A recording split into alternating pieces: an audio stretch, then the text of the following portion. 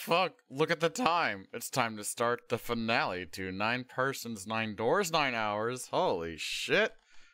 Hello, everyone. How the fuck are y'all doing today? So excited about seeing how the fuck is gonna... There are 9 people watching? Of course there are. Of course. The 9s, they just keep going. They just keep fucking going. But alright.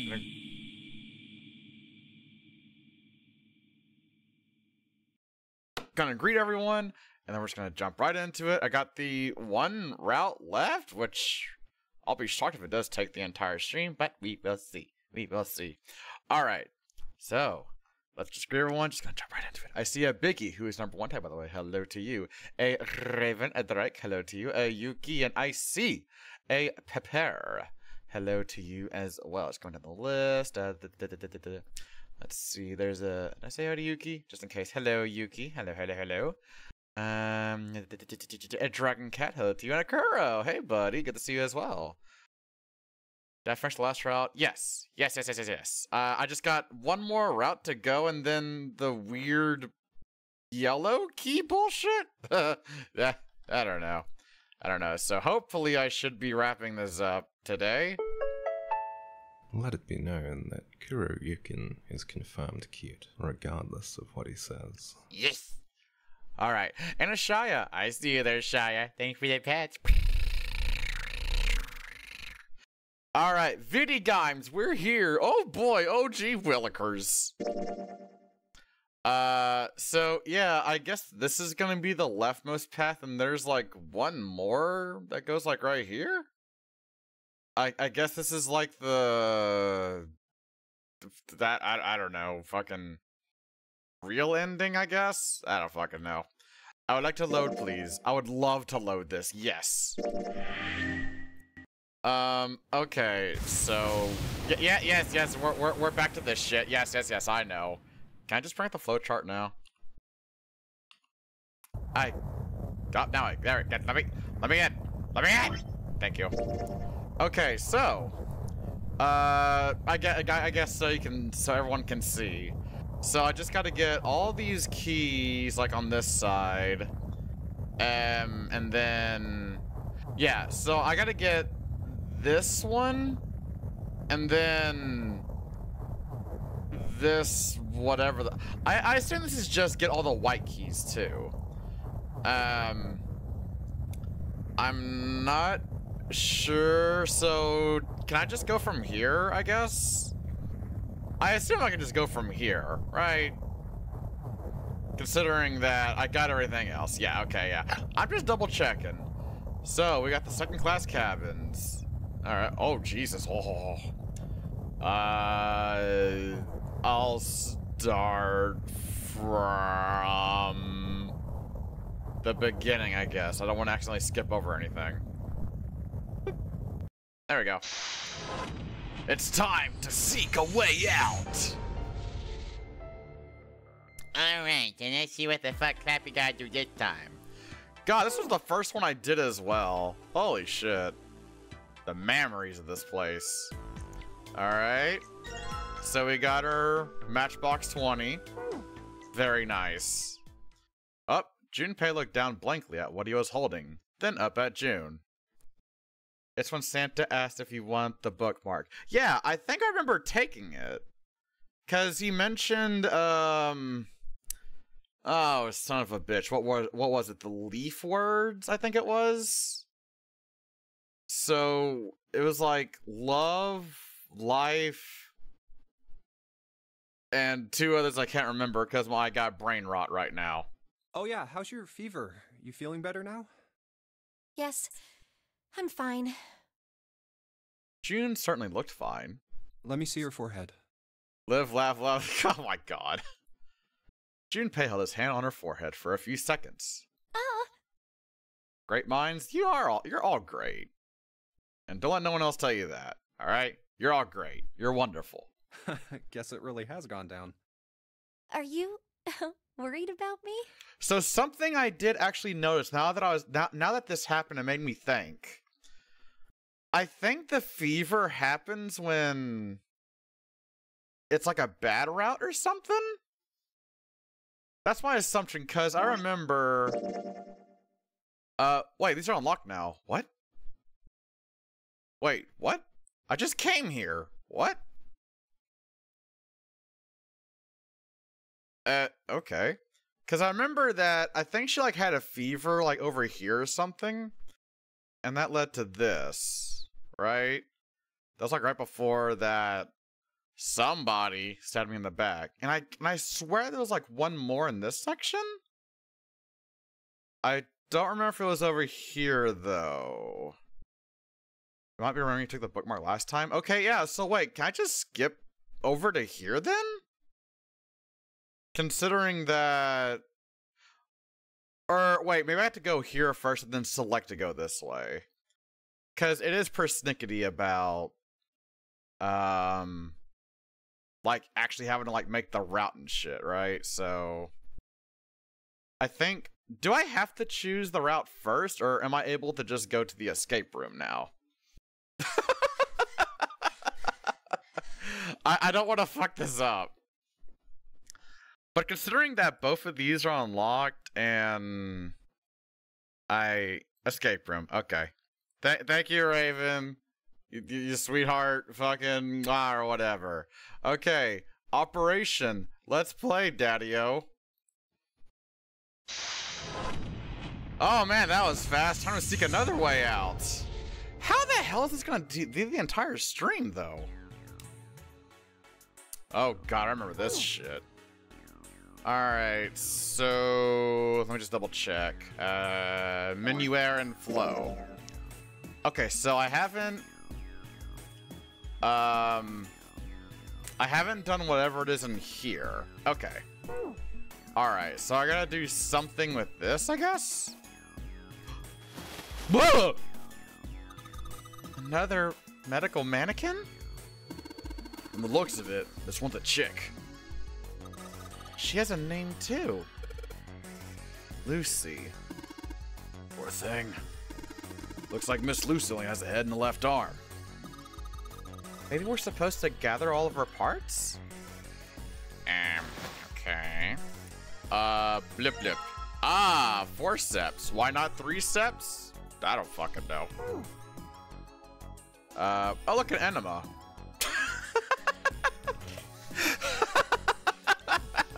This'll be real handy. I deserve that one. What just surgical souls? Alright.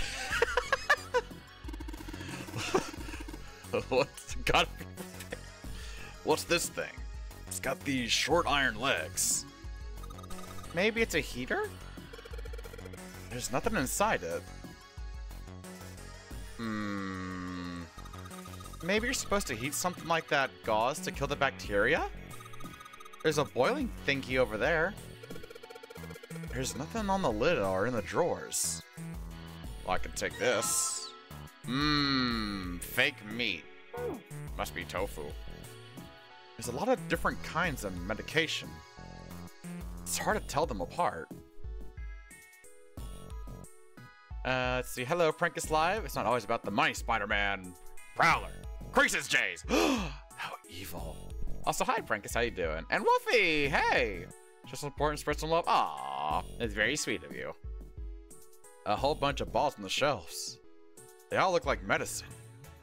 They got labels, but they're all big medical words that I don't understand. You and me both, buddy. You and me both. The drawer is empty. Yeah, nothing there.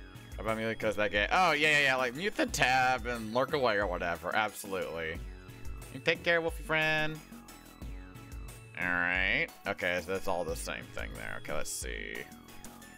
Baba Booey. Ah, yes. That's a lot of surgery stuff. Some scalpels, a few pairs of forceps, and a couple of syringes. All of it's too rusted to be useful, though. Hey, there's a scalpel here. That looks new. Indeed. So new. So new. Alright, didn't I use the fucking scalpel on this bitch? An internal organ, specifically a lung. Oh, I can't. A medical mannequin with its guts showing. Ew. Gross. Hey, Junpei. There's a slit in this thing's chest. Yeah, sure is. There's something in there. Maybe we can get it out. Damn it! Stinking thing won't budge. It's stuck. Well, I guess you can't use force on this one then. We need something small that can fit into that little hole. Specifically a lung. Oh, is it not the fucking scalpel? Okay. Do you want me to poke it with the skizzers? Oh, it is that. Fuck me. All right.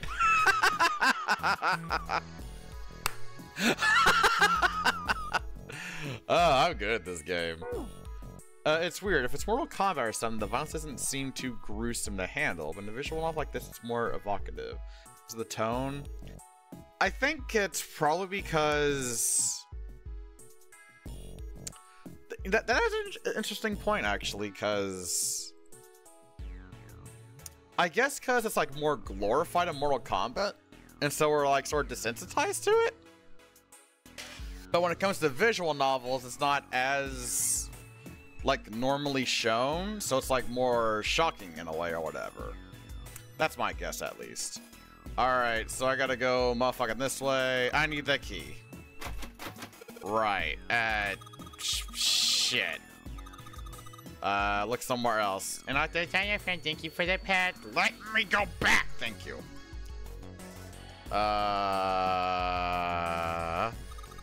This doll over here looks like a woman. You mean Lucy? Yeah. Hey, this thing says something too. It says John. Miss Lucy over here has only got one head and the left arm. Looks like John's still got all his parts though. What the hell's going on here? I don't know. What the hell is going on here? Hey. Wonder what this thing is. It says KG on the display. Think maybe it's a scale? I don't know. It looks more like a measurement to me, but what do I know? I'm a silly Billy. I can't open either of these doors. Okay, right. I hate that I don't remember where the fuck the key is actually at. Would you like a lung, sir? A creepy medical mannequin is lying on the bed. Apparently, his name is John. Hi, John. Huh? Some sort of lid on this thing. Why don't you try opening it? Can't. There's no handle. Can't get under it with my nails either. I gotta scalpel you, John? Who's just lying there? Okay. Arise. Ah! Would you like this fake chest? Lucy's head and left arm are sitting on the bed. No, they're not. They're lying there. They're not sitting anywhere. There's no but. Maybe something will happen if we gather all of her body parts. Keys in the lock. Oh, wait a minute. Isn't it like I do this and combine that with that? God damn it. Fucking God, I am such a... It's been a while, chat. Oh, God. And no one pitch at Raven for letting me know, because I did the escape room already. So, a little friendly reminder is completely fine, honestly, because I already did this shit. Let's try cutting it open. Ah! Yeah. Like, if I've already fucking done it and I'm being an idiot, like, let me know. Oh yeah, the preparation room, my favorite. Let me also get the other one unlocked. The chemical room. Oh yeah, I'm so great at video games. Woo! Would it be something in here, I feel like? Because we had like a story in here, right? I never got this, did I? No, I did. I did. Hey, Junpei, you think there are any slugs on this ship? Huh? Well, if there are, I was thinking we could put salt on them. Wow, you are demented. What's she pointing at? The label states Knuckle. The echidna?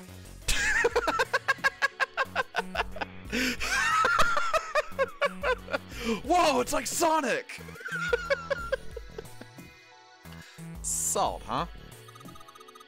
Do you think Seven will shrivel if we put it on him? Hey, you say something? A pleb. Oh, that's a fun emote. I like that emote. Junpei, there's a bottle of iron powder on the shelf. How do you know it's iron? The label says Fe. Fe stands for iron, right? I guess. Fe.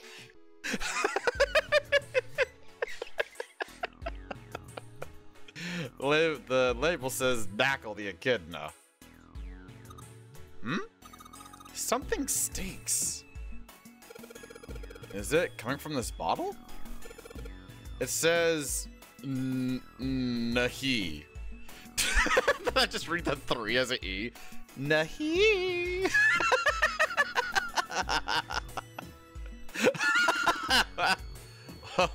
That of course stinks. It's ammonia. Okay. Oh, good stuff. Let's go for a drink. What are you talking about? I'm talking about that bottle. It says, oh fuck me. It's a 2HO, right? It's ethanol. That's right. It's also known as ethanol alcohol. It's pretty much what booze is made of. So, you're gonna drink it? Nah, I won't. It might say that's what's on the label, but there could be anything in there. Okay. Oh, whoa? What's this? Looks like a can with a spray nozzle. It says Kotu.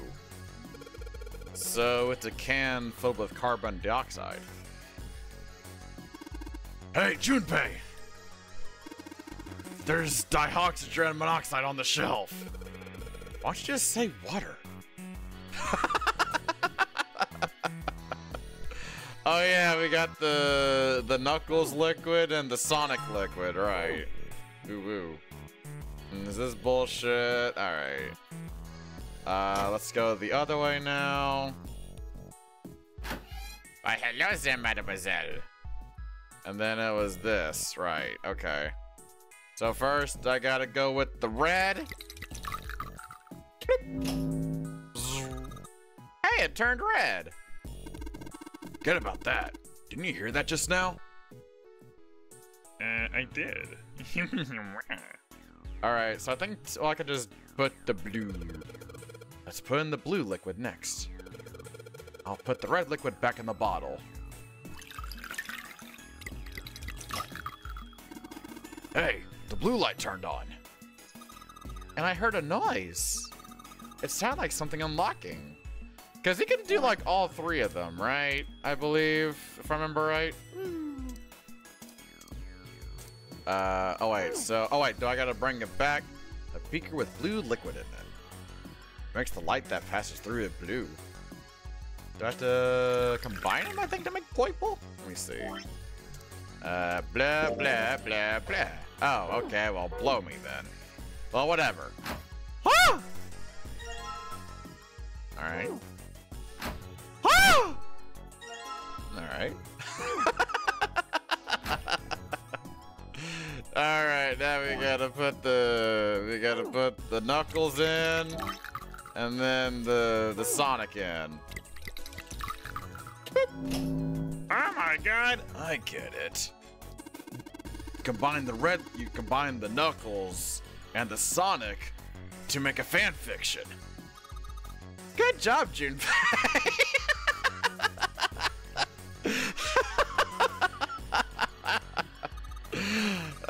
The fan fiction light came on. I heard it unlock.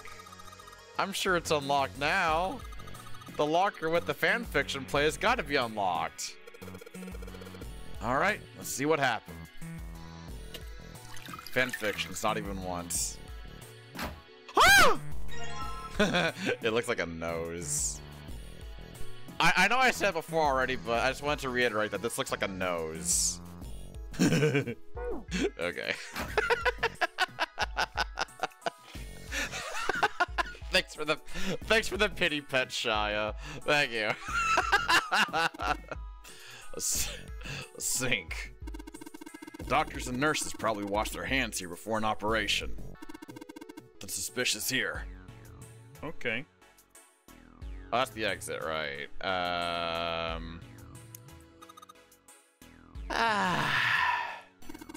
What the hell are you doing? Don't you want to get out of here? But I'm tired. Oh my god. Alright, do I have everything? Wait, let me double check. Oh wait, a white cloth. Very good, Junpei. Let's see, so wait, hold on. I got the shomak. I got the torso. Oh, the other arm. Right. Right. Other arm. Where the hell was that? Was that in the... Oh, wait, that's probably in the this shit. No, not the... God damn it. There we go. Right. A rectangular table. Very good. I wonder, did people mix medicine on this thing? Alright, I gotta remember how the fuck to do this. Oh, God. It was the number of atoms, right? Is that what it was? Oh, God. Hold on, I'm getting my phone to make notes. I'm getting my phone. All right, hold on. I just don't remember what the hell the numbers were. That's the problem. All right, carbon D equals, and then ammon space equals, and then I'll just put ETH because I'm a lazy asshole. There we go. Alright, yeah. Carbon D's nuts. Oh my god, I got it, chat. Can y'all believe it? That's salt. That's not what I need. That's not what I need. So salt is made up of 1 sodium atom and 1 blah blah blah blah. Yeah. It was this one. Ammonia. There we go. It says NH3. That means 4. Alright, so ammonia is 4. This one was ethanol. Yes. Label set. Okay, that's 2, 7, 8, 9. Okay. Ethanol is 9. Where's the carbon D? That's water. No. There it is. That's 3. Okay, so 3, 4, 9. And yes, so there, 3, 4, 9. The box is locked. Looks like you have to enter a passcode on the keypad to open it. You can only enter 3 numbers. E is for enter and C is for clear. Very good, Junpei. Next week we'll be talking about D, F, G, and H. Once you input the number, press E. Messed up, press C. Let's give it a shot. Okay, you made it 3, 4, 9. What? Yes! Nice to meet you.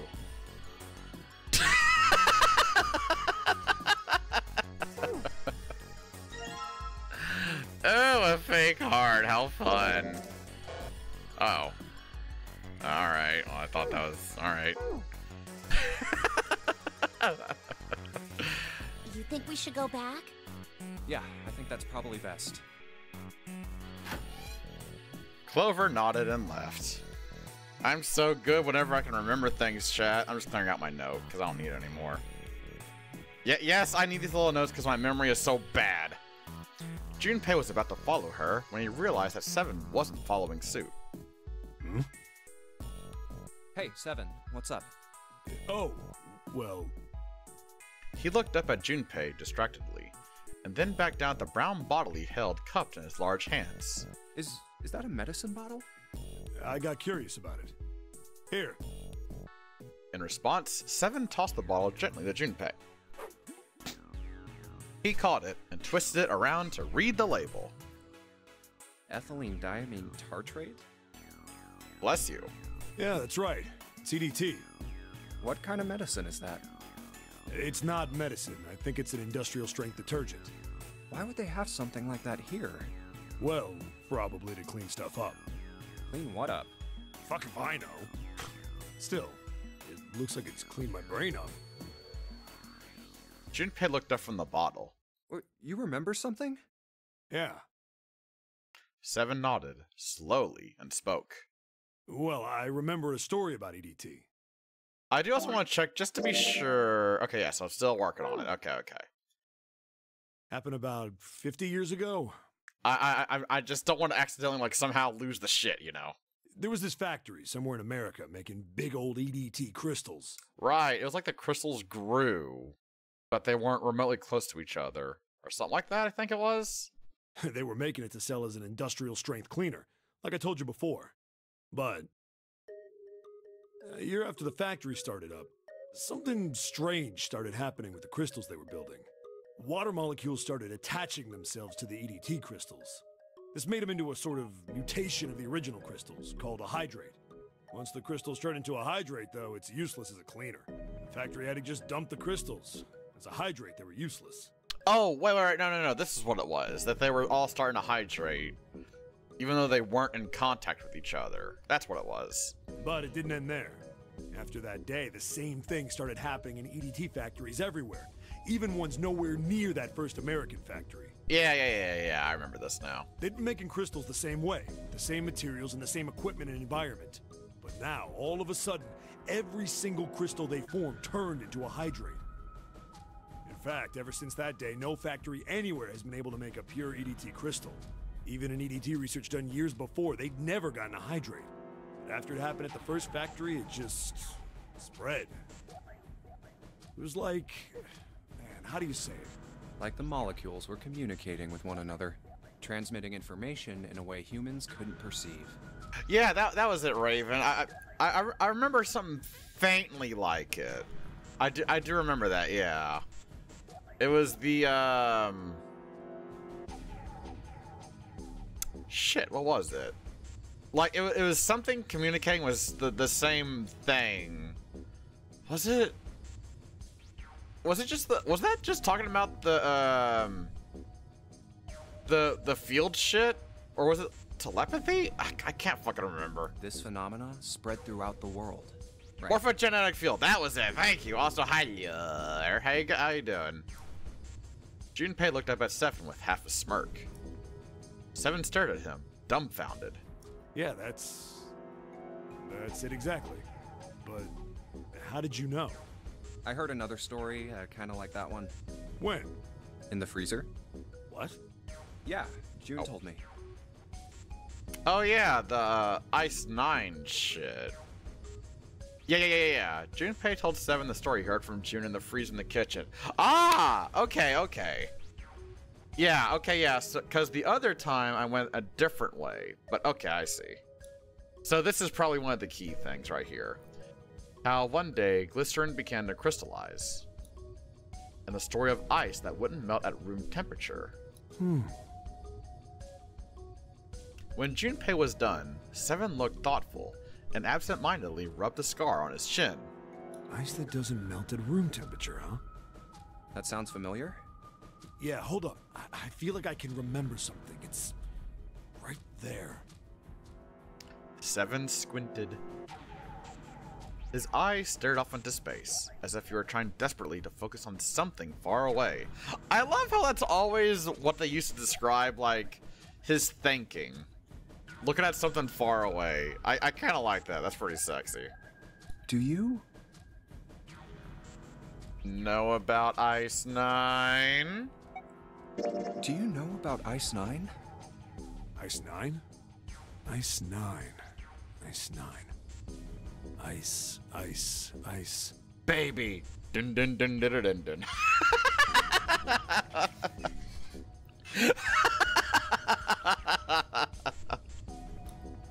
Suddenly, Seven's eyes shot open. That's it. I remember now. That woman, she's on this boat. Huh? That woman? Alice! Who's Alice? Is this a Wonderland now? Come on. The woman who won't melt at room temperature. I'm sorry? Huh? It became clear to Seven that Junpei had no idea what he was talking about. He ran his hand across his face and took a deep breath. You know how the Titanic sank on April 15th, 1912, right? Yes? Yeah, more than 1,500 people died. Worst maritime accident in history. What about it? Did you hear about the boat that was sent to collect the dead bodies? No? I think that was the RMS Carpathia, right? It was a cruise liner, just like the Titanic. No, that was the ship that picked up the survivors. The ship that collected the dead bodies was the CS McKay Bennett. The McKay Bennett showed up on April 17th, 2 days after the accident. It set out from Halifax, a port in Canada, and recovered 306 bodies. Shout out to Canadians. Woo! The Atlantic that far north was really cold. It would have to be for there to be icebergs and stuff. Anyway, the bodies they pulled out of the water were frozen solid. This isn't a very nice story. So, what happened next? Well, they say the McKay Bennett recovered something more than just dead bodies. There were various bits of stuff floating around in the water. Things the drowned had carried with them, or stuff that dislodged as the ship sank. One of the things they found was a coffin. Uh-oh. A coffin? Yeah, a wooden one. The craftsman who made it must have been pretty skilled. It wasn't just a wooden coffin. It was all wood, no nails, no reinforcements, no gaps in the wood anywhere. The thing was airtight. The crew got pretty curious about what might be inside it and opened it up. Is this where the mummy is? They had to get a wedge and hammer it open if they saw what made it. Inside, they found a woman. Or, I guess you should say, they found the dead body of a woman. Oh, well, I mean, I guess if I was British, that is a mummy, yes. Her hair was thick and black, and her skin rich brown with no blemishes or signs of decomposition. They say that she looked gorgeous, like a goddess. She was obviously dead, but everyone who looked at her said she just looked like she was sleeping. Her skin was so lifelike, she looked like she might wake up any minute. And she didn't, though. Like the rest of the bodies they found, she was frozen solid. Eventually, the McKay Bennett finished searching and returned to Halifax. The 306 bodies were unloaded and taken ashore. However, it was warm enough that they began to thaw. They say that the stink was horrible. Ugh. But there was one body that didn't thaw. And that was... The coffin body. The girl in the coffin. Yeah. That's right. Everybody thought for sure that she'd melt and start to rot like the rest of them eventually. But weeks passed and nothing happened. And a month passed. And another. It was summer, and she was still frozen solid. What the fuck? After a while, people started to say she was some sort of miracle. Rumors about her started to spread. People came to visit Halifax from all over. After a while, people started to call her All Ice. Alice, oh my god. Alice. Of course, those rumors didn't last long. Why? Well, she up and disappeared. One day Alice was there, the next day she wasn't. They say someone snuck into where they were keeping her and stole the body. With the body gone, the rumors followed pretty quickly. After a while, no one remembered her. You might be able to find something about her if you could find a newspaper from back then, but that's about it. Wait, you just said that she was on this boat. Yeah, I did. Alice has got to be somewhere on this ship. How? Now why the hell would you say something like that? Because I know. And just what is it you know? Yeah, how do you know this? What happened to Alice after she was stolen? Uh-oh. Junpei gulped. So did we, chat. Quick, chat. Gulp. Gulp. Alright, tell me. What happened to Alice? Seven nodded, slowly, took on the look of a man recalling something long buried. Well, around that time, the word was that there was a special black market in New York. All millionaires from all over the world. I've heard that Alice went up for auction there. The person who won the auction was Lord Dashiell Gordain. You've heard that name before, right? Lord Gordain. Oh, Isn't he the guy who bought the Gigantic? The Titanic's sister ship? Yeah, that's him. Although I guess he hadn't done that yet. What do you mean? Gourdain bought Alice in 1912. 4 years later, in 1916, he bought the Gigantic. And he hid Alice somewhere on the Gigantic. But nobody knows where. He died in 1931. And apparently he died without ever telling anyone where Alice was hidden. However, What? well, he did have one close friend who asked him, "Where is Alice?" And he said, "Alice sleeps in a small chamber past the Forest of Knowledge beneath the navel of the Gigantic." What? Alice sleeps in a small chamber past the Forest of Knowledge, beneath the navel of the Gigantic. Forest of Knowledge? Is that like a... Yeah, that's what I was thinking, like a library or a study or something? So maybe... Is that gonna be in the last little bit? What the hell is that? Is it some kind of riddle? Your guess is as good as mine. Seven threw his hands up in defeat. So that's it. Whatever you think, I believe it. She's hidden somewhere on the Gigantic. In other words, she's hidden somewhere on this ship.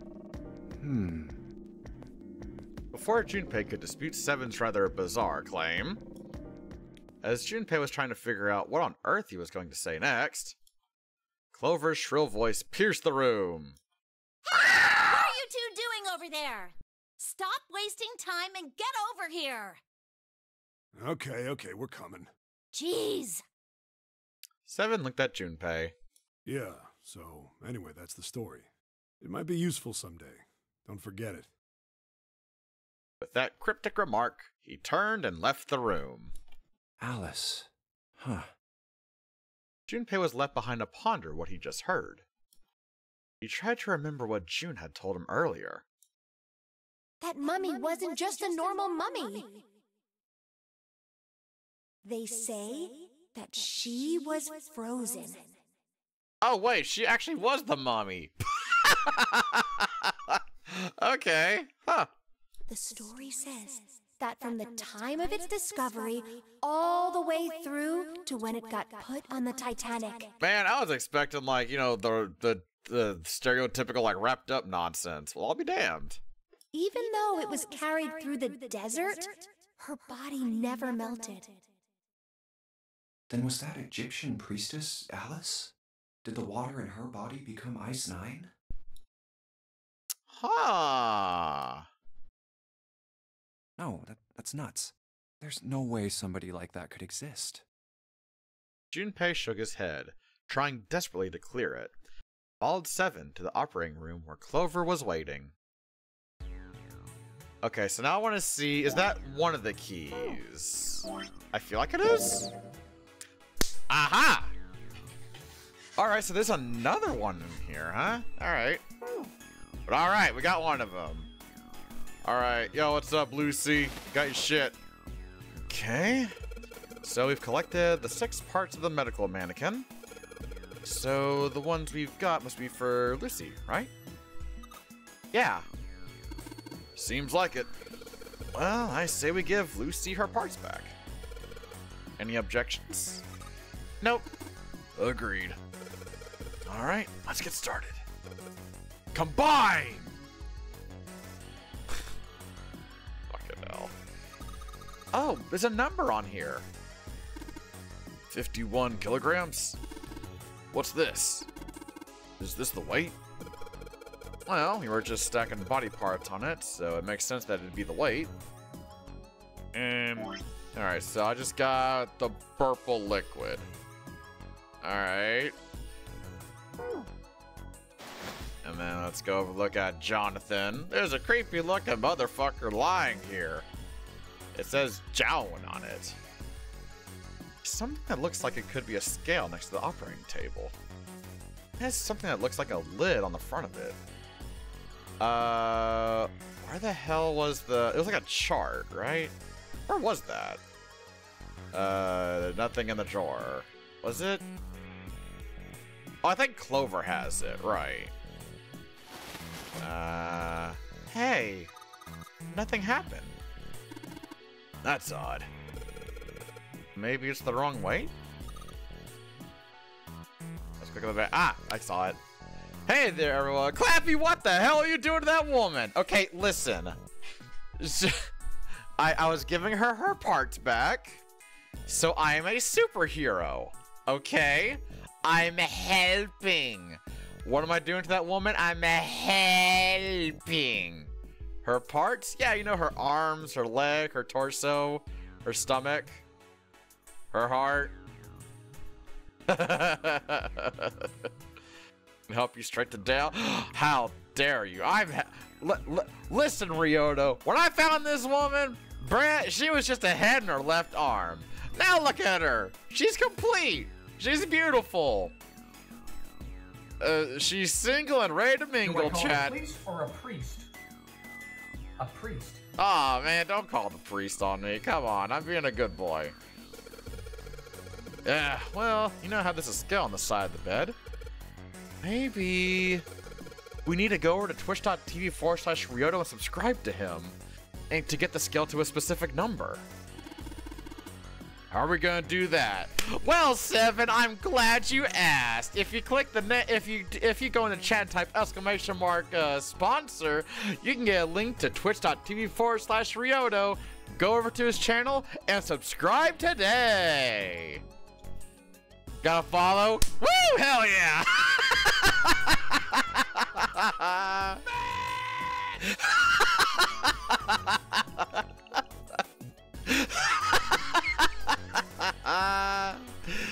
Oh, hell yeah. I'm using my powers for good. Thanks for all the pet shot. Oh, fuck yeah. But you wanna know what really gets me purring? Going on over to twitch.tv/Ryoto and subscribing to him today.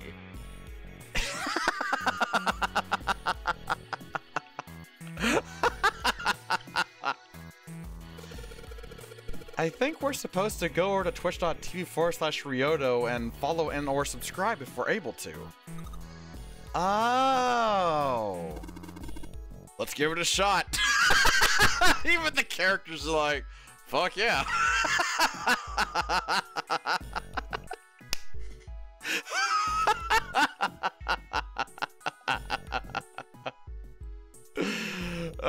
Subscribing instructions. Click on Ryoto's name and go to his profile. Click the little heart that's underneath the video player so you can follow him. And keep up whenever he streams. Ah, okay, how nice.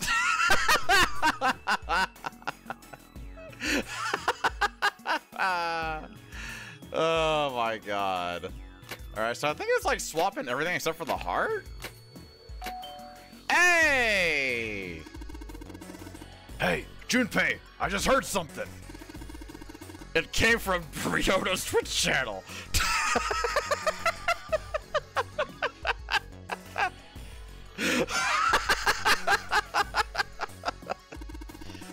We better check it out. I'm going ham on it today. Fuck yeah.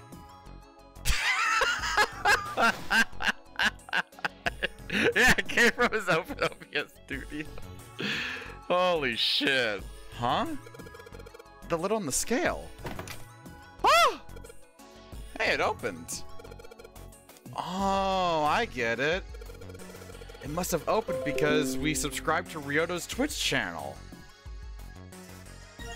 Hell yeah! Woohoo! Cool. Thank you.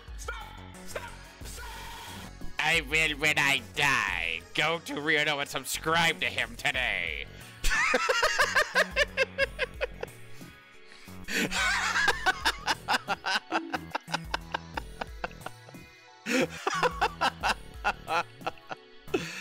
Oh my god. So wait, have I missed the other thing? Oh, harder, Daddy. I'm not even gonna comment on that anymore. Have I missed the other thing? No, it's still there. Parry test? Yeah, sorry. Don't subscribe to Ryoto channel if possible. Oh, yeah. It's finally. Oh, okay, thank you. I wasn't 100% sure. I just didn't want to accidentally, like, miss it or whatever. Alright, put the key in the hole! Hey, hold on. Junpei stopped, about to put the key into the doorknob. Oh, what's up? Where's Clover? Huh? Making it far. Actually, Ryoto, I only have this key right here. All of these keys, then this lock will open up, and then whatever this ending is. And then I guess going to here again? And then I'll be done. So, this is probably gonna be the finale stream. Of this, at least. I will do the other games, don't y'all worry. I do plan on doing all 3 of them, which I'm very excited about, because this is a strong... this is a very strong, like, start to the series, so I'm very excited. Oh, god damn it. Where the hell did she go? I'm excited for you. Well, I'm excited for whenever people go over to twitch.tv/Ryoto and follow and or subscribe today if they can.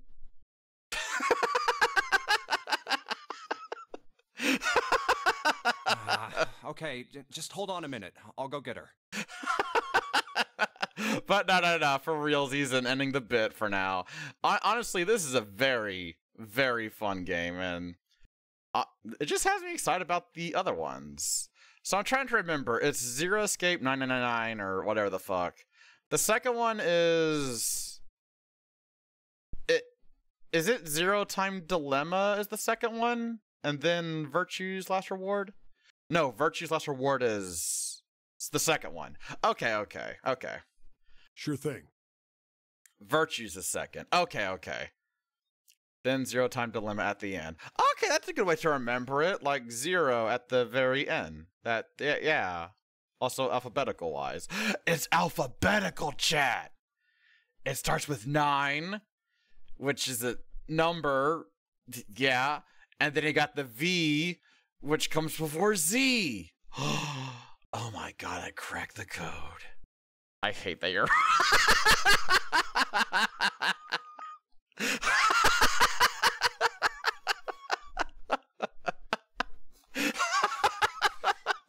I can hear that in your voice.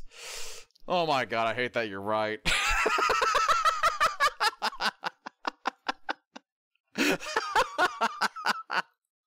Junpei left 7 at the door and headed back to the operating room. Holy shit. He found her standing next to the operating table. The fried yummies. Yeah. She was staring at the mannequin. Hey, Clover, what's wrong? Come on, let's get out of here. She didn't respond. If she hadn't been standing up and breathing, Junpei might have thought she was dead. What are you doing? Did you want to come back here and say goodbye to John? Oh my god. It wasn't the best joke, but it was something. An attempt to lighten the mood. Clover didn't laugh. She stood stock still and said, "Nothing. Hey, Clover. Fuck all." Can you hear me? Perhaps it was something he said. Or perhaps it was something else. Suddenly, her mouth opened, and she whispered in a dry, dead voice. My brother might be dead. Huh? That's why we couldn't find him. The characters that make up the end of the Japanese talk can be read as being a good person and good people die. Oh, Jesus. Huh. Interesting. Also, I did see that you have your opinions about VLR, but it's mostly positive. Okay. I'm quite interested to see, like... I trust this Inga of Virtue's Last Reward. Yeah. Ah, that is a clever way of going about it. I like it. But yeah, I'm so curious on, like, how the other games are going to be like, because I did see, like, some screenshots of Zero Time Dilemma, which is From what I remember, like all 3D. I don't remember shit about the second game. I don't remember screenshots of it like at all. So I don't know if it's gonna be the same like this, or if it's also going to be in 3D. I'm quite curious. If he's dead, I'm going to be next. Suddenly, the operating room felt very, very cold. What are you talking about? What's wrong with you? He gave her a small shake, but she still didn't respond. The silence grew heavier. Junpei, what do you want to do? Oh! Oh! This is the second thing. There you go. Oh, yeah. He didn't know why, but suddenly, Junpei remembered something he'd been given earlier. From Santa! It's in my pocket somewhere. Here it is. He reached into his pocket and dug it out. A 4-leaf clover. Santa had given it to him in the second class room. He held it out to Clover. Hey, did you know? Each leaf means something. Hope, faith, love, and luck. Those were the 4 words. That's what a 4-leaf clover stands for. VLR has 3D models, but use them in a visual novel sense. Oh, is it like, Ace Attorney, I guess? Like how, like in the courtroom, they were all models, but it was like more, yes. Okay, I figured. I'm excited about it, honestly. I'm also so excited about, the Apollo Justice, game, like trilogy. That's next year, I think, right? I'm so excited for that. I'm gonna do more fucking Ace Attorney. Oh, my beloved. Take it. Use it as a good luck charm. He pressed the 4-leaf clover into her hand. Listen to me, Clover. No matter what happens, you can never lose hope.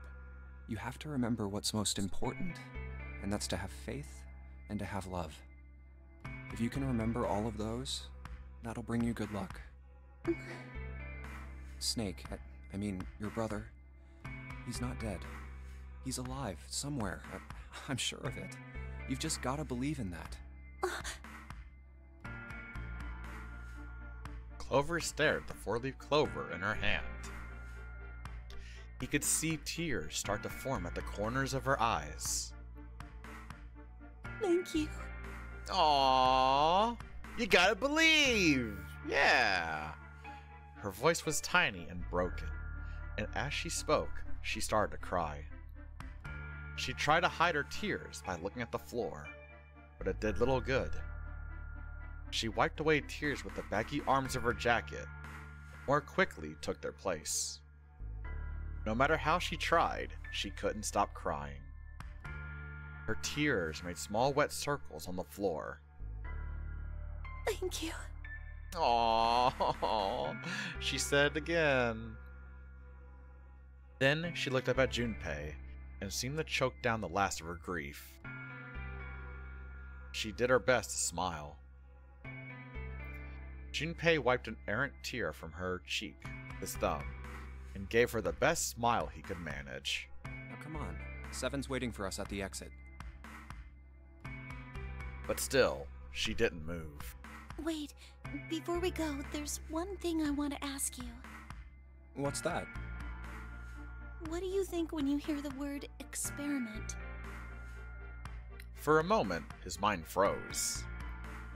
Then he came back to his senses and realized the word meant nothing to him, aside from the dictionary definition. So I'm curious, does that mean I have it? No, not yet, okay. It's probably after this scene is done. What?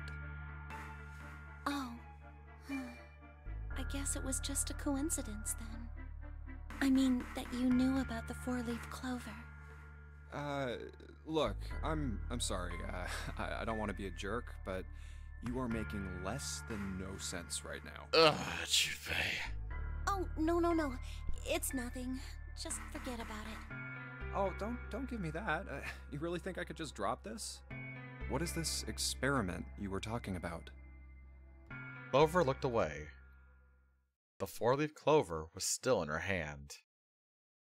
She stared at it for a long moment and then finally spoke. You promise you won't tell anyone? Aside from the people in my chat, yeah, sure. Cross my heart. Really? Really? I can trust you, right? Of course you can. Clover slipped the four-leaf clover into her pocket. Her eyes still red from crying, she looked up at Junpei. Okay then, I'll tell you. Oh boy, chat, here we go. We about to get some crazy bullshit. I'll tell you what happened on this ship 9 years ago. Wait. On this ship? Wait, you know what happened already? Yeah, this ship. What? He was entirely lost. Wait, how do you know what happened? He had 1,000 questions, but it was probably best, he thought, to save them until Clover had finished. Alright, here we go. Let's see. It was an experiment to test some sort of psychic thing. Communicating through these fields that you can't see. Fields that you can't see? He'd heard something like this before. Oh, the morphogenetic Macarena fields. Clover nodded. Like, think about this. She pointed at the operating table. On top of it was a somewhat mismatched medical mannequin, whose parts had been swapped with another mannequin. This is John, right? But is he really John? Oh god, what? Huh? All Junpei could think was, she has finally completely lost it. Isn't this like Locke's socks? Who? Or the ship of Theseus? Oh my god, all this shit's going over my head. I don't know. Lock socks? Bruh, I ain't doing someone else's laundry.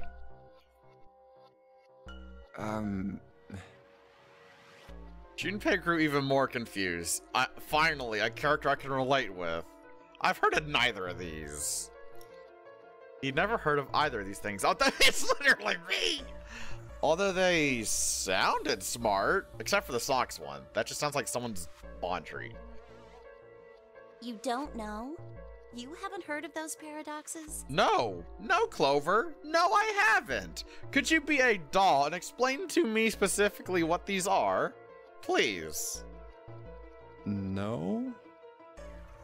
Junpei shook his head. Really? Yes, really. Clover laughed. Okay, well pay attention then. This is how Locke's socks works. Oh, fuck me. Alright, I'll pay attention, Boo. You got it. Let's say I've got a pair of socks. They're my favorite socks. Okay, you know what? Where's my socks? I'm gonna do this shit on my own. Hold on. Give me... I got socks. Hold on. I got socks!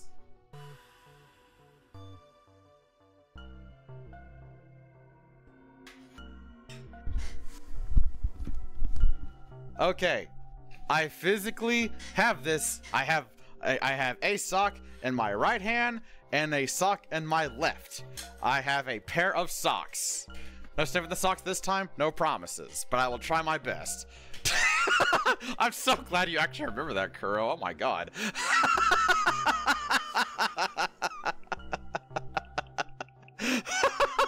That's so long ago. Holy crap. Alright, I have socks. Now what?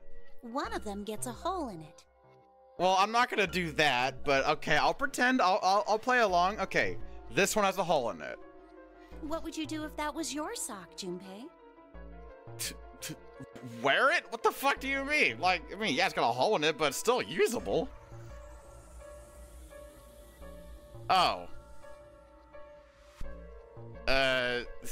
Use it? Well, I guess I'd patch it up.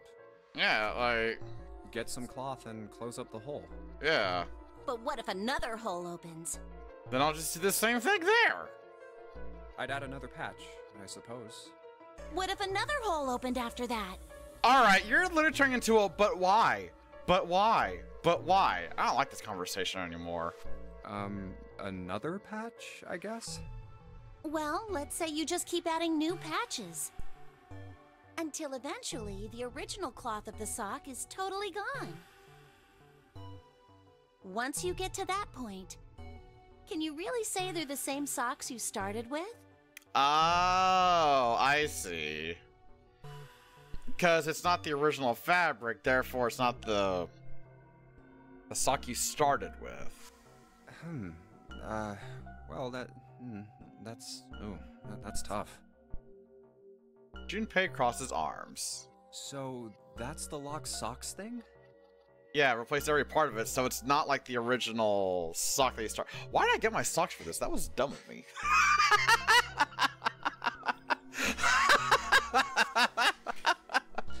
I thought it was gonna be like, if you fold a sock in 37 degrees to the left, and then make it perpendicular to the other one, and then I don't fucking know.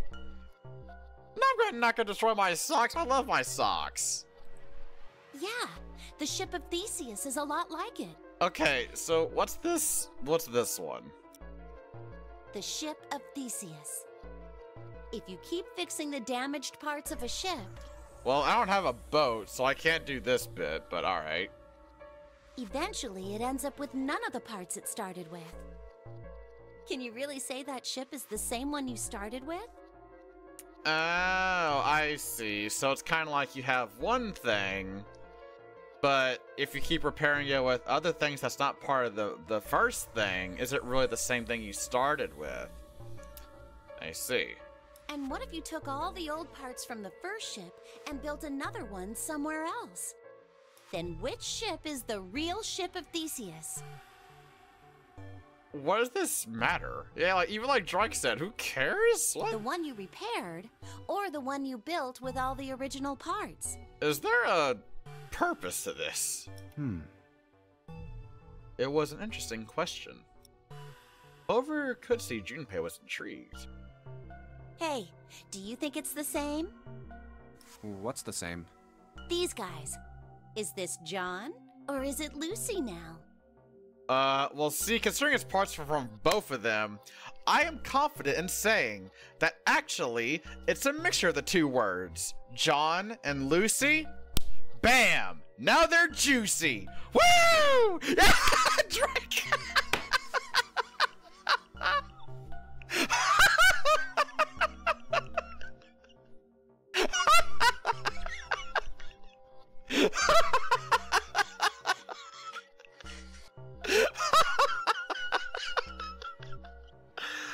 Oh my god, it's Juicy and Lawn. I'm so happy. Oh come on, that one's funny as hell. Junpei looked at the operating table again. A mannequin full of body parts from a different body. Clover had been right. It was just like locked socks in the ship of Theseus. The part of the body that holds a person's identity is the head. Of course, for many hundreds of years, conventional wisdom had held that the man's identity resided in his heart, or any of a number of internal organs. Here they bad bone. John's head and heart are both his. But apart from those, and a single arm, the rest of his body was once Lucy's. Was that mannequin really John? We're just like these mannequins. She looked at Junpei again. Think about it. The cells in our body change every day. Old ones die, and new ones are born. Maybe part of my arm is made of stuff from a fish I ate once. That's metal as fuck. Or maybe part of your right side is made from a cow you ate. If you take it a little further, those cows and fishes are made from something else too, right? That's how we're all connected. Through fields that can't be seen with the naked eye. The silence was broken by Seven. Hey, what the hell is taking you two so long? Seven's head appeared in the doorway. He was not happy. How long are you gonna make me wait? We don't have time to screw around. Junpei and Clover looked at each other. Clover looked at Junpei as if to say there was more she wanted to tell him. She shook her head. Whatever she had to tell him, she didn't want to tell him in front of Seven. Seven seemed to catch on. Oh? What were you two doing? Was this some sort of secret meeting? No, it wasn't. We were just Just... playing with the mannequins. Huh? Let's go, Junpei. Moving a little bit too fast to be entirely innocent, Clover headed toward the exit. Seven stared after her, then turned to Junpei with an amused expression. Playing with mannequins, huh? Didn't know you were into that kind of thing, Junpei. Oh boy. You're a dick. Junpei dashed past him and traced Clover's path out of the door. You're a dick. The way you said that was awesome. Oh yeah. With a short laugh, Seven followed. They stood in front of the door. Junpei took out the Jupiter key. Alright, I'm gonna open it now. Is that cool? You don't need to keep asking, just do it, alright? Fine then. He slid the key into the keyhole and turned it. Oh! He felt it unlock. Oh my good golly gosh fuck shit chat, we found it! The door opened with a soft melancholy creak. Actually, it wasn't melancholy because Lady Azura is here! Oh my goodness gracious, a health check too? Oh, you are too kind to me. Yes, I know. It's amazing that I can stretch and drink water. How you doing, Azura? And pets as well. Oh my god, you spoiled the shit out of me. Beyond it lay a simple white hallway. Bruh, that shit's black as fuck. The fuck you on about? There was no fanfare or confetti, but there was a vine boom. Obviously, there was no one there to applaud them. They simply walked through the door. That was it. Alright, let's get going. Hey man, what's up with you?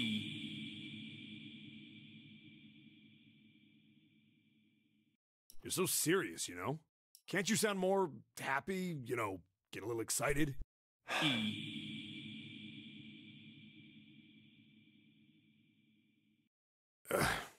Not really. The Junpei turned away from Seven and took his first step down the simple white hallway. My brother might be dead. I'm doing quite alright today, Lady Azura. How are you doing today? I'm going to be next. Clover had told him only a few minutes before that her brother was probably dead and she was likely to follow him. Like hell I can. Not after hearing something like that. Oh my god, chat, I found it! What was that noise? That was a different noise. Thank you, yes, thank you so much. Oh, thank you, you're, mwah, thank you, yes, oh, y'all are way too kind, y'all are too kind, please, yes, I do it for you, especially you all the way back there, and you, you're all wonderful. Aha, both keys have been acquired, so now I can go here. The chart room. Oh, God. Alright. Now, I don't know if I need to start from here, or the Pocket Watch one's fine, or what. Let me just double check my bullshit. Flow is down. Okay, yeah, so it's still cool to go. There are three. Alright. I've only ever done this the old difficult way, so the key thing I don't fully understand. Okay. So from what I know from the top of my head, each route you go down, you can have a sort of key event open up if you have specific criteria. Like the thing I did in here with Clover and Seven, like I mentioned the Ice 9 and the Clover bookmark, this was able, like these two keys I was able to get because of what I did in these other two escape rooms. For this one, I got the Clover bookmark from Santa, like in the middle of this escape room. And this one, I was in the freezer. I learned about Ice 9, which allowed me to bring them back up in the conversations in here, essentially. So when there's no X, you've got it. Yeah. These are showing as red now because this current path, I don't have, like, these keys since, you know, I'm just not going that way. But I do have them. So, like, I got all the stuff over here, but now that I got more information from here, I can use it to gain more of these keys over here, and eventually unlock this lock over here to get this ending right here. Now, I'm not sure about this, considering it's not even up here. It's like a yellow key, which I assume is after I get all these other keys and this last ending, I suppose? I'm not sure, but we will see. We will see.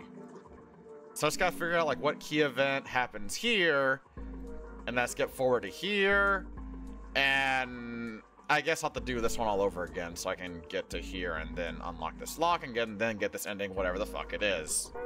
Let's go! Alright. All will be revealed indeed. The shelves are lined with books. Let's see what's in this blue one. There's something written on it.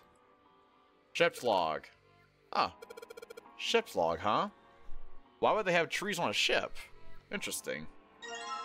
Numerator has been added to the file screen. Sick. It's a wooden box. Maybe a case for letters? It must have been made from the ship's log.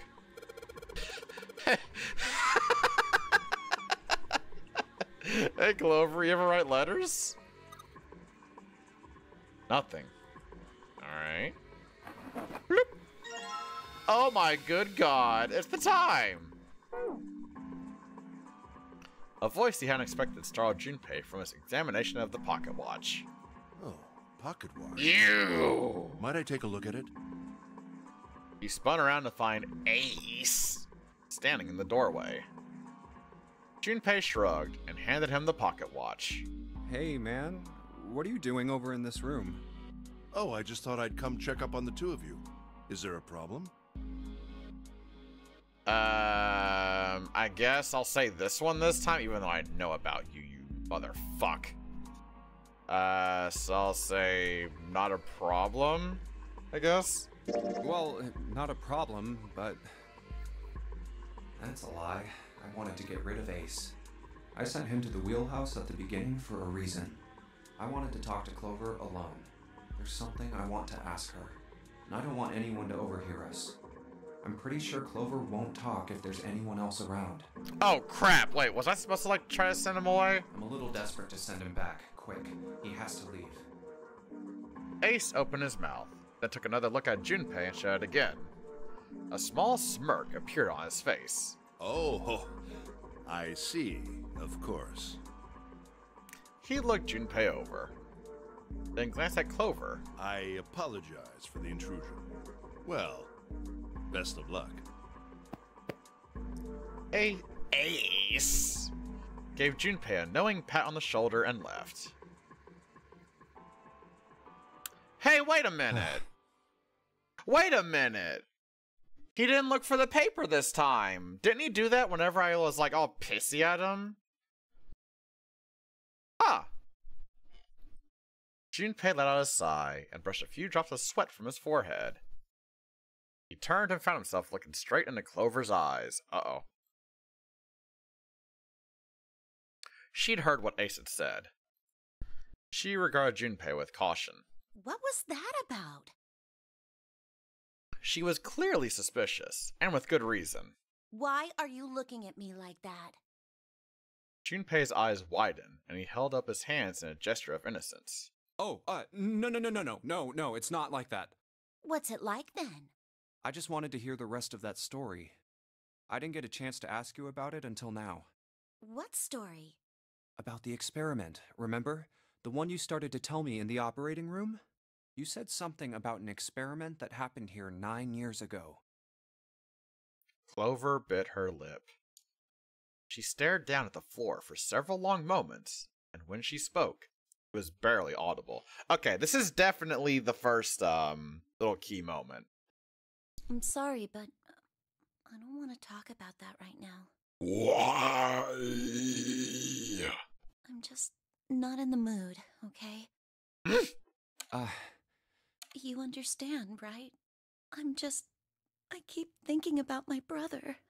I can't stop. I mean, who would do something like that to my brother? I can't forgive them. I'm not gonna let them get away with it. They're gonna pay for it. I promise. So... Her shoulders were shaking. Drops of blood had sprung up on her lips where she was biting them. She wiped it off and looked up at Junpei, her eyes fierce and angry. Junpei, who do you think did it? Hey, Saft, how you doing?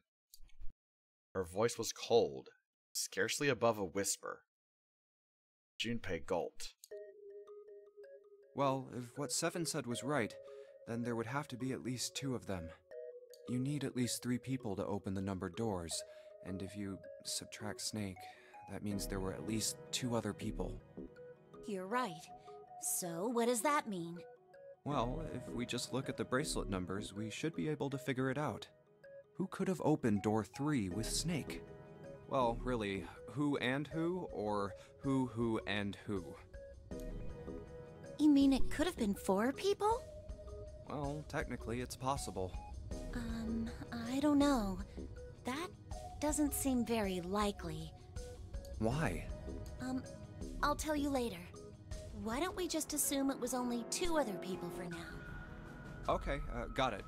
Let's do that then. Then who do you think it could be? Junpei crossed his arms and thought. Snake's bracelet number was 2. Which 2 bracelet numbers added to 2 would give a digital root of 3? Which 2 bracelet numbers added to 2 would give a digital root of 3? Oh shit, me. Alright, so we got 2, 3. Oh my god, I didn't realize it would give me so, like, a choice like this. Jesus. Okay. So Lotus.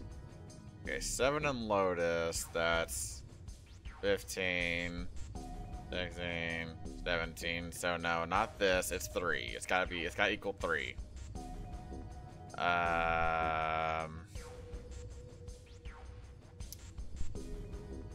Yeah, so it'd have to be...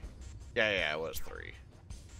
Ace and Lotus, that'd be 9. That'd be 11, that'd be 2. So, not that. Ace and 7. That's 1, 7, 8. That's 10. That would just make 1.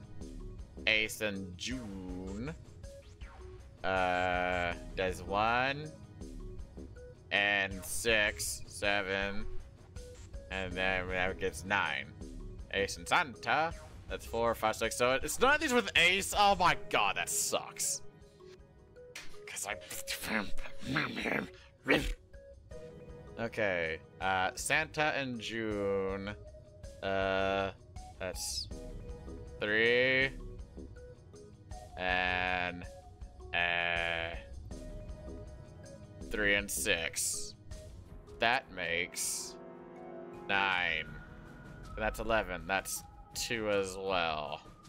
Santa and 7? Right? Wait. No. That's... But yeah, that's also just 2. So Santa and Lotus? That's 3. And 8. That makes 11. And then Snake. Wait. No. Okay, no, not them either. June and 7? That's 6, 7, 13. 3 plus 2. My head! Oh, wait. Oh, wait, no. 3, that's Santa and 7? Wait, that makes 10.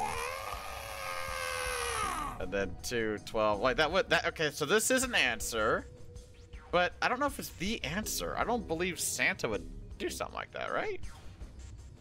I just want to see if there's any other possibility, just to be on the safe side. June and 7.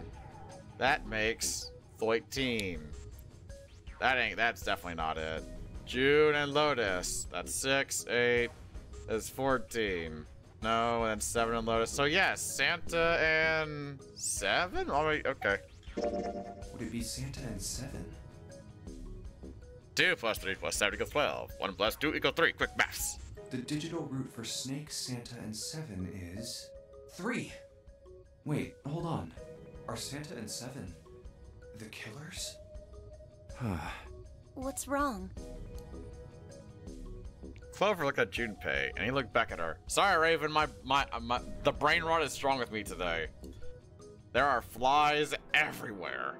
There's no point in hiding it. Well, I thought about it, and... He told her his conclusions. That's what I thought. She looked less surprised than he expected. Santa and 7. If it was 2 people, then that's the only combination that works. Hey, wait a minute there. Don't you think it's a little too early to be jumping to conclusions? Well, all I said is that those 2 would have been able to open door 3 with your brother. There might be other possibilities. Well, what other possibilities? He didn't have an answer. He was ready to admit defeat when Clover spoke. Are you saying you think that it was 3 or 4 people? I really don't think that's likely. Why not? Can I borrow your pen and paper? Clover put her hand out expectantly. Yeah, here. Junpei pulled out his pen and pad of paper and handed them to her. She opened the notebook and wrote down several simple addition problems. Oh, God! Eventually, she had 8, which proved the digital root of 3. 2 plus 1 plus 1 plus 3 plus 6 equals 12. 2 plus 1 plus 4 plus 5 equals 12. It's on the fucking screen, alright? Y'all can see it. 2 plus 4 plus 7 plus 8 equals 21. 2 plus 5 plus 6 plus 8 equals 21. 2 plus 1 plus 3 plus 7 plus 8 equals 21. 1. 2 plus 1 plus 4 plus 6 plus 8 equals 21. 2 plus 1 plus 5 plus 6 plus 7 equals 21. 2 plus 3 plus 4 plus 5 plus 7 equals 21. What's this? These are the combinations for 3 or 4 people. These 8 combinations are the only possible ones. Oh, I see. Junpei? Yeah? I can trust you, right? Of course. Why would you need to ask that? Really? Yeah. So then I should get rid of B, D, G, and H, right? Of course. Just cross them out. And you should take off yours too. The ones with 4. So, what does that leave? A and E. 2 plus 1 plus 3 plus 6 equals 12. And 2 plus 1 plus 3 plus 7 plus 8 equals 21. Wait, it can't be A. Why? Because June's in that one. There's no way in hell she'd do something like that. Are you sure? I bet my life on it. Okay then. I can cross off A too, right? Yeah. Well, what have we got left? E. 1 plus 3 plus 7 plus 8 equals 21. So that would be... So that would be Ace. Santa.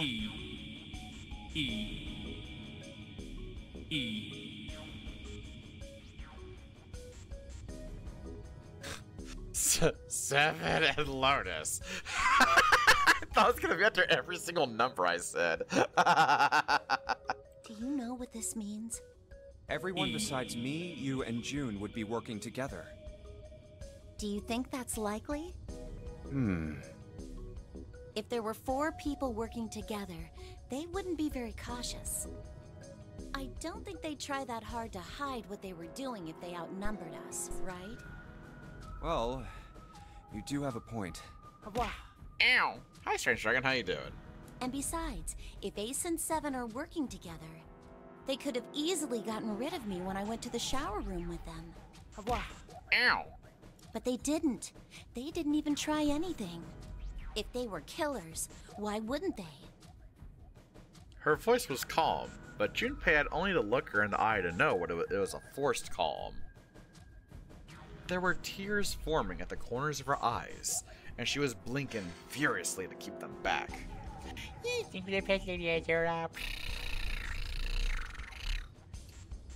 Perhaps by attempting an objective analysis of who might have killed her brother, she had been able to distance herself from the harsh reality of his death. The more she struggled to act unconcerned, the more Junpei felt his heart tighten. Oh, I see. Anyway, I understand now. It seems pretty unlikely that it was as many as 3 or 4 people. Yeah. Then that means there's a good chance it was Santa and Seven. That's how it looks. But why would they do it? There was a moment of silence. Their motive. He laid his hand gently on her shoulder. He was close. So close to the answer. Oh, damn it, when Ace chose the worst possible moment to return. He raised a knowing eyebrow and then spoke. Ace, goddammit! Fuck you! Have I interrupted something? No! Yes! What do you want? What is it? There was something I wanted to speak with you about, Junpei. Could you come with me for a moment? Fuck you! He turned on his heel and walked back toward the wheelhouse. Go ahead. Okay. Junpei looked over at Clover. He gave her a short nod, hoped that she would be willing to talk to him again later, and followed Ace. What did you want to talk about? Ace looked at Junpei and smiled. Perhaps more of a smirk than a smile. There was something I wanted to check. Yeah? What's that? If you'll excuse me. With no warning, Ace slipped his hand to the pocket of— Oh, so he still does this! Oh, okay. Interesting. With no warning, Ace slipped his hand to the pocket of Junpei's vest. Hey, what the hell are you doing? I'm just checking. No, stop! He reached for Ace's arm. But it was already too late. In the older man's hand were the pieces of paper Junpei had balled up and hidden in his pocket. Just as I thought. What exactly are these pieces of paper hiding in your pocket? You switched them, didn't you, when we voted? Well, I can't say that I care. I managed to get through the numbered door I wanted, despite your mischief. Then, why did you— Oh, simple curiosity. I hope you won't think ill of me for it. Oh, don't worry. I'll think ill of you for different reasons. Ace smiled, gave Junpei a friendly pat on the shoulder, and then turned on his heel and fucked right off. It was a small defeat, but it was a defeat. Junpei had lost the upper hand, and he knew it. He could feel his stomach begin to tense. Damn. Is that one of the— Aha! I got it! Okay, so now, I'ma just skip ahead to— Oh yes, the captain's quarters! Yeah, I'll just go right here, I guess. Fuck it. Alright. It's time to seek another way out. Oh my god! Let's go. Aw, shit, yeah. Oh my god, Azura, I love that copy mode. That's so good. Alright, yes, yes, yes, indeed. Look at the bullshit over here. There's just some random hallway on this one. Alright, there's a bunch of weird buttons on here. They probably switch what you see on the screens. Do you know how to work this thing? Nope.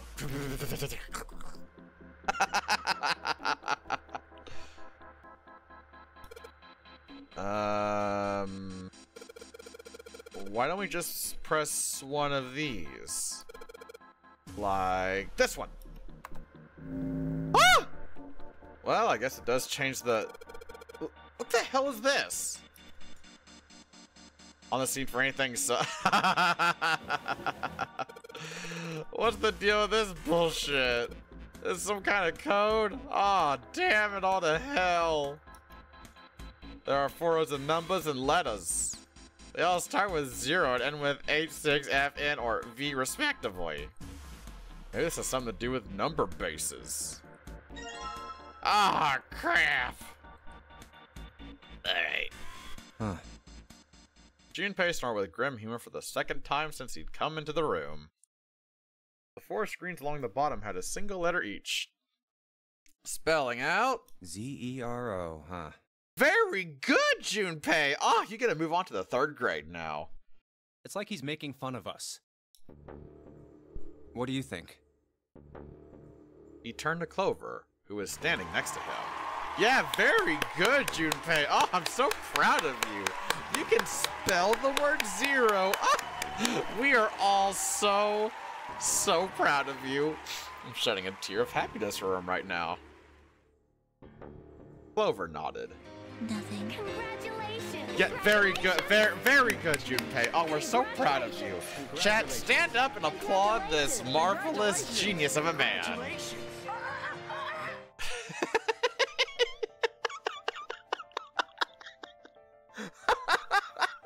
Just absolutely just taking the piss out of him.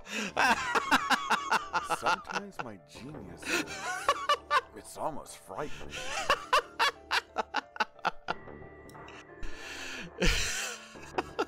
We're just taking the poor piss out of this dude. It seemed that she cared about little. Of course, Junpei could hardly blame her. What the fuck is that sound at the end of the congrats? Oh, the congratulations. Oh, it's the like the little, it's like a bird or some shit. It's going. Yeah, penguin. That's what it was. Thank you. Given the strain she was surely under, Junpei was somewhat surprised she had responded at all. Still, he had to ask. He gestured toward the corpse. Nothing sus. Don't worry, Azura. Everything's fine here. What about him? Do you think that's really 0? Okay, well, ignore the corpse. That's something completely unrelated. Clover shook her head weakly. There's no way that's him. Didn't I tell you already? 0 is one of us. Yeah, right. Well, even if he wasn't one of us, there's no way that man could be 0. Huh? Don't you get it? The letters that spell 0 on the TV screen, the captain's clothes he's got on, and of course, the bracelet with a 0 on it. It's too obvious. Look, this is 0 right here. This dead body is 0. Yeah, I don't believe this is actually, 0. I legitimately agree with Junpei. It's way too obvious. Isn't that kind of fishy? You're right. Only an idiot wouldn't see through something like that. Like, that's way too given to us. No, that's not the point. So I'm not trying to make fun of them for thinking a trick like this would work. I'm sure they didn't think it would work, which makes me wonder. Why did they do it? I don't know, Junpei. Can you speak those words for us? I think this is a challenge. A challenge from the person who's really behind all of this. He's making fun of us. Don't you get it? If whoever killed this guy really wanted us to think this corpse was 0, they'd never have put a bracelet on him. Walking around with a 0 bracelet would be like hanging a sign around your neck that said, "I did it!"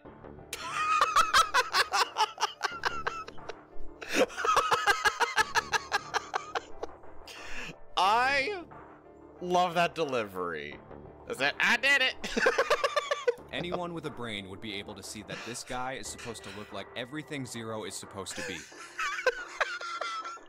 Just like we did. The killer must have known we wouldn't think he was Zero and put the bracelet on him anyway. Do you know why? Why? Like I said, he's mocking us. Too bad, suckers, this isn't Zero. Where's the real me then? See if you can catch me. It's the same bad joke a lot of criminals like to play. They'll just sit back and watch people run in circles. That's really twisted. But it almost seems kind of childish. Yeah, you're right. It's really childish. It's like it's just a game to whoever this person is. That's what seems funny to me. Junpei bent down next to the corpse. Alright, let's get back to the point. Who killed this man? I don't know. And what's this guy's deal? Who is he? How would I know that? If I knew anything, I would have told you. You have no idea who he is. Why would I? Junpei sat back on his haunches and thought. We should check and see if he's got anything on him that might tell us who he is. Give me a hand here, Clover. Huh? We gotta flip him over. How else are we gonna search his pockets? For the price of $19.99, yes, you can find out Zero's identity. for a tier 3 subscription to Clappy, you too can instantly know who the hell Zero is. I've gone wrong at 3 Okay, fine. Oh Guess my I'll do god. Junpei had no choice but to move the body on his own. Here we go. He grabbed hold of an area not completely covered in blood and shoved. It took a moment, but eventually Junpei felt the man's bulk begin to shift. But just as it did... Huh? Something fell from the man's left wrist. Hey, it's the... The bracelet was Zero on the face. Lastly, let us discuss how to remove the bracelets. I found out. There are only 2 ways to do so. Who Zero is, you won't believe what happens next. 1. You escape from this ship. 2. More Hartley reaches Zero. In other words, once the bracelet is taken outside the confines of the ship, or detects that the mirror's heartbeat has fallen to 0, it will shut down automatically. Oh god. Junpei stared at the bracelet. This man... he's dead, isn't he? Huh? No, it's just... I guess I didn't really think about it until right now. If his bracelet's off, that means he's dead. Well, it's pretty obvious that he's dead. You don't really need to look at his bracelet to figure out that he's dead. Yeah, like literally, Trike. No, really? He's dead? You couldn't tell by all the blood on the floor and stuff. Oh, Junpei, you are just... Ultimate Detective over here. My god, look at Junpei go. Yeah, I guess you're right. It is pretty obvious. It's extremely obvious. Junpei, please. Well, he looks a lot better than the other bodies we've seen, though. You know? Junpei, oh my god, shut up. I mean, if there wasn't all this blood, he'd almost look like he was still alive. Junpei, this is not helping. I mean, I know it's kind of a messed up thing to say, but he kinda has it better, you know? Junpei, for fuck's sake, my dude. Check the body. Shut up. Dying from a bomb going off inside of you? I mean, that's just... Junpei! Some of Snake's bones went right through his skin. Bruh. I think the explosion must have thrown him against a wall or something. There was a broken bone just sticking out of his left arm. Ah, this is the other key moment. Right here. And... Suddenly, Junpei realized what he was saying. How could he have been so cruel? Clapped his hands over his mouth. But it was already too late. He turned to look at Clover. She was glaring at him furiously. What did you just say? Her words sounded cold. He knew an apology could hardly atone for what he'd done, but he tried anyway. Oh man, I am so sorry. I shouldn't have said that. I really don't know what I was thinking. I mean... No, that's not what I'm talking about. What did you say about his arm? Arm? Yes, his left arm. You said it, didn't you? Well, yeah, I did, but I mean, didn't you see it too? Of course not. I could barely look at him.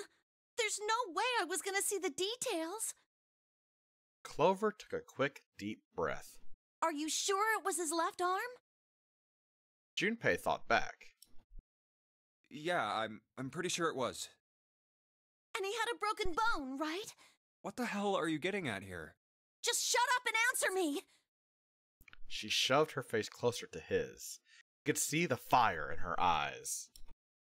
Junpei winced and swallowed. Yeah, he did. It was pretty bad, too. The bone was sticking out of the arm.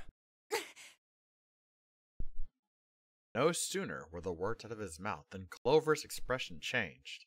Clover? What's wrong? Look, I'm sorry if I said anything. Suddenly, she was crying. Junpei wasn't sure what to do. Thank you. It was close to the last thing he had expected to hear. Huh? What are you... Junpei had no idea what had just happened. He didn't think he'd done anything worthy of thanks. And he couldn't understand why she would have chosen that moment to begin crying. So he simply stood there, confused. Yeah, for real, Rafe. It's just like, wait, what? Thank you so much, Junpei. She thanked him again, and then something even stranger happened.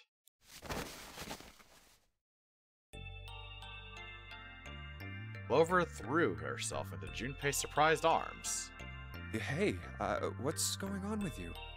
I'm sorry, it's just... I'm so happy! Why? The body in the shower room, it isn't his! It isn't my brother! Huh? It's not Snake! Why on earth would you think that? Because his left arm is... She stopped herself. I'm sorry. I really shouldn't be talking about this. Junpei decided it would be prudent not to press her for any more information. If she did not wish to tell him, she certainly had a reason for doing so. Perhaps more importantly, however, if Clover was so certain, then she was likely right.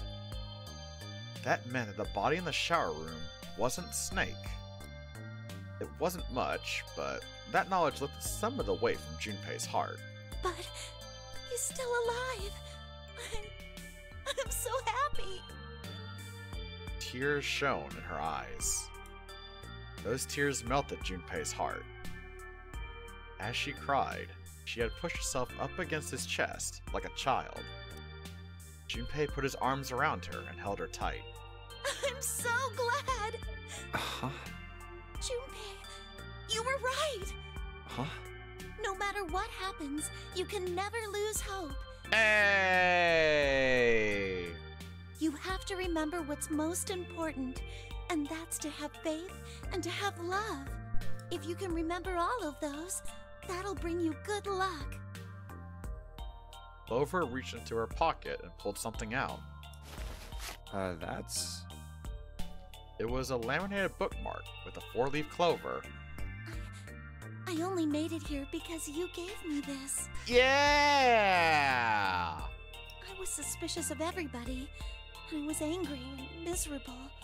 But because I had this 4-leaf clover, because of what you said to me, Yeah. Junpei hadn't thought his words would have had such an effect on her. Her words were making him feel a little awkward. Thank you so much, Junpei. She looked up at him. He scratched his nose and pretended to notice something interesting somewhere else in the room. Oh, if you really want to thank somebody, you should be thanking Santa. Santa? Why? Well, he was the one who gave me that thing. And the words for each leaf, I got that from him too. Oh. Then, suddenly, Ace appears. Clover broke away from Junpei. Huh?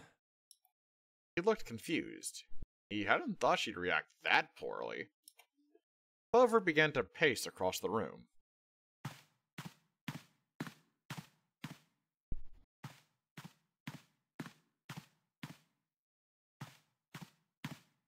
Oh, right, because she was suspecting Santa of killing Snake, but then we know that's not the case, because Santa was the one that gave the bookmark. And we also learned that it's not actually Snake that was killed. 6 steps to the left, 6 steps to the right. Another 6 to the left, and then she stopped. Crisscross! Everybody clap your hands. Come on now.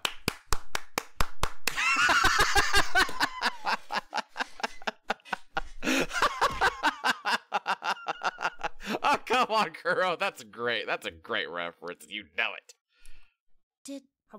Did Santa really tell you those things? Ow.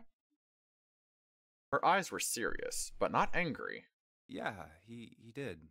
Did I say something wrong? Oh no, not at all. In fact, this could be really good news, I think. You think? Santa knew about the words and the clover. The only people who should know about that are the other subjects. Hmm? Subjects? The other people who were in the experiment 9 years ago, with my brother and me. What? But he's blind, and I was part of the Nevada test group. So neither of us would be able to recognize the faces of the people who were on this boat. Wait, Santa? Whoa, okay. Yeah, wait.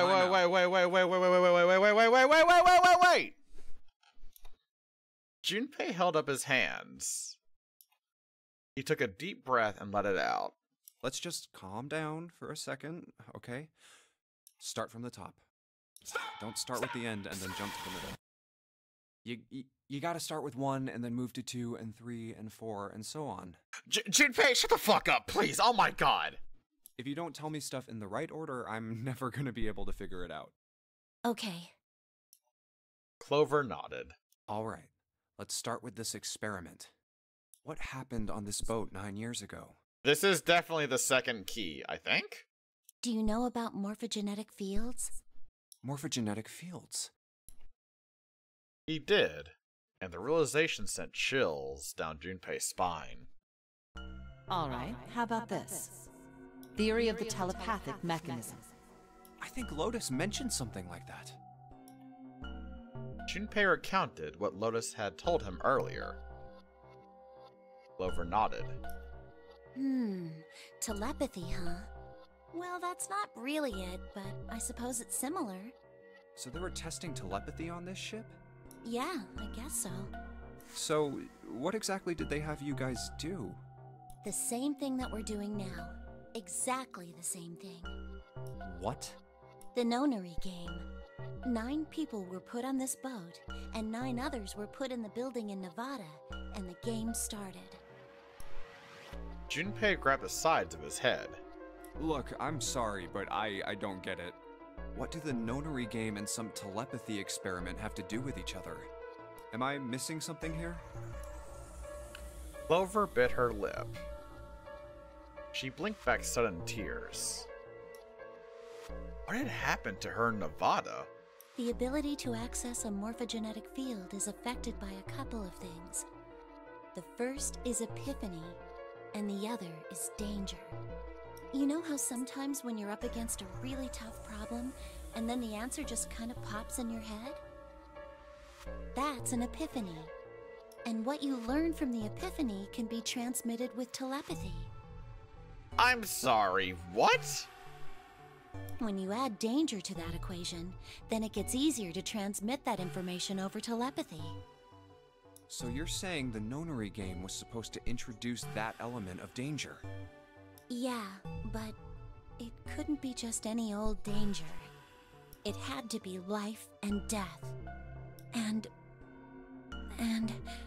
someone did actually die. A girl. Huh. Junpei felt a sudden grip of despair on his heart. Something deep and distant and powerful squeezed. For a moment, he felt very, very empty and alone. She was on the boat with my brother. I was in Nevada. I never met her, but I did hear her name. Her name was... Damn it, Ace, you piece of shit! The sound of the door opening on the outside. Junpei spun around. Oh, my apologies. I seem to have disturbed you. Again? Ace. You two must have strong stomachs. Oh, fuck, shit, bitch, damn cocksucker, pussy, asshole, cunt, motherfucking dirty Fuck whore, you. shat onto my lunch. Fuck you, Ace. Piss, cunt, damn bitch, suck my Fuck dick. you, Ace. Jesus, Harold Christ. Fuck you, Ace. Shit, bitch, cocksucker, goddamn Fuck you, motherfucker, Ace. pussy, asshole, cunt. Fuck you, Ace! Alright. Seriously, what is with this guy? Oh my god! I can't imagine how you could stay in this room for so long. Ace glanced down at the floor. At the corpse covered in blood. At any rate, Junpei, would you be so kind as to come and help me with something? No! Blow off! Let Clover talk to me! You bastard! I'm having a little trouble and I could really use your assistance. Well, so am I, except for the assistance part. Fuck off. Come on. It'll only take a moment. Go away! With that, he turned and walked back toward the communications office. Clover waited until he was out of sight, then spoke in a small, quiet voice. Yes, okay, the name. What was the name?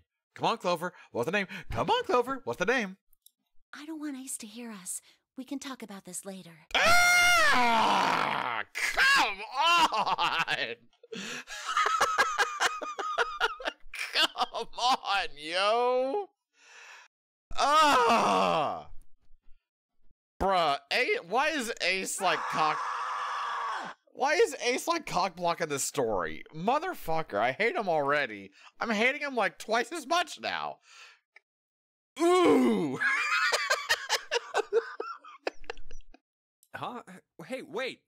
At least give me the name! Clover ignored him. No!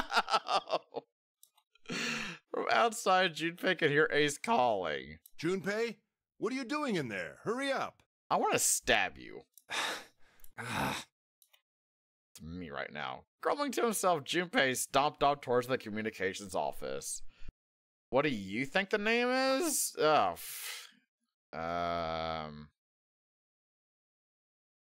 what do I think the name is? Well, Clover mentioned it was a girl.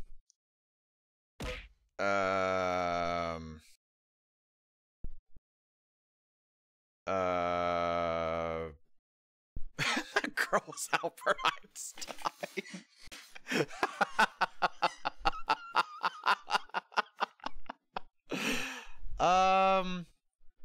But the girl died though, but it's gotta be an important character name right there. Honey, call the police! Like to cock tease me like this?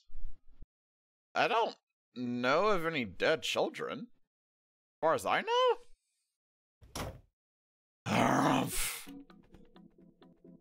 Is that the last... Wait, what? Wait. How did I miss this first one? What? Wait. Huh? Did I fuck up? I'm really confused. Was I supposed to tell Ace to piss off? Clappy's a little confused.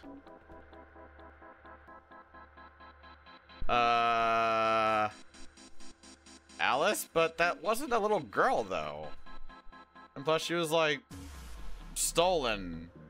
So yeah, I guess let me go back and do that. Like, it's gonna save that, right? Hold on.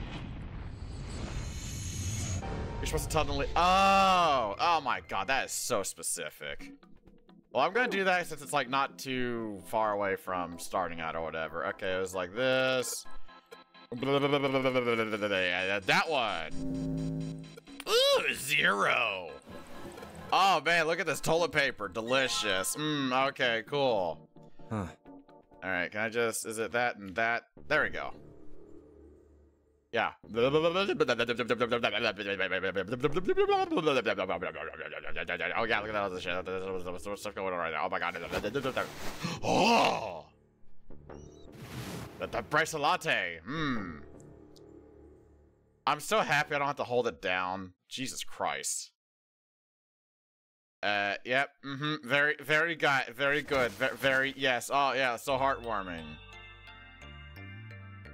Yep, look at me go, it's a me, Clapio. Look at this bookmark. Delicious, I could just eat it or whatever. Okay, yep, yep. Pum, pum, pum, pum, pum, pum, pum. Pum, pum, pum, pum, pum. Do I remember the names of Los's kids who went missing? No. Not really. Wait, we're back here again. Wait, what the fuck? I thought I went to the first thing. What? Wait.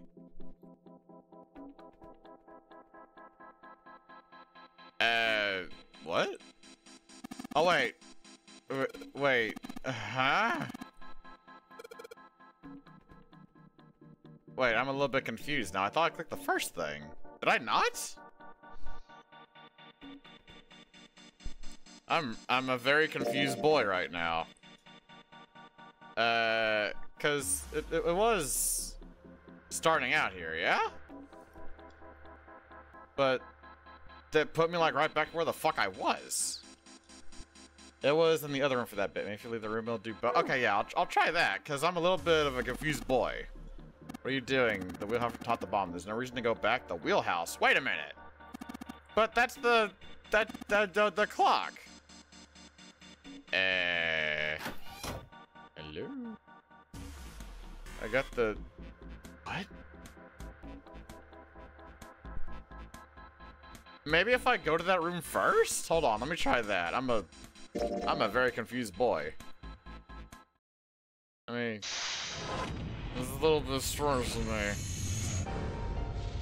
So let's not look at the corpse this time. Because it happened whenever I did the shit like right there, so... Where are you going? I was gonna pop over to the communications office and talk to Ace. You're gonna leave me alone in here? You could, stay here with... Is the previous one, not the... Oh. Oh, shit. Wow. Oh my god, I am so sorry. Okay, back to here. Charty room. It was at the very beginning. Fuck it.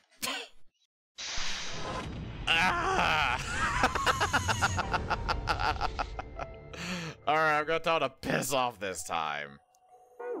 Alright, yeah, okay, there we go. And then it was the blurpy derpy. Saw your German, don't get this.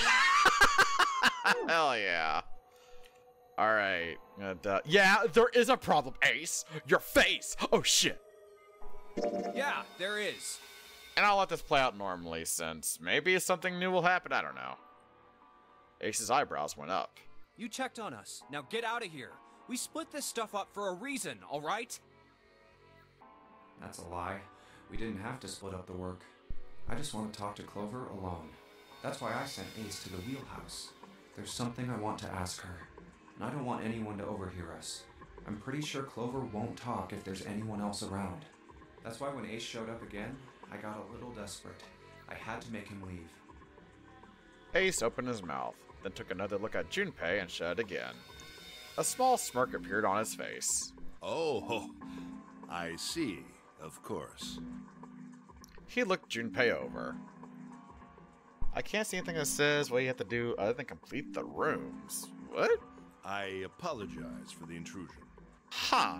Well, best of luck. The reason why it makes me think I missed it, because, like, the second one unlocked, so you would think the first one had happened, well, first, right? That's what I'm a little confused on. Ace gave Junpei a knowing pat on the shoulder and left.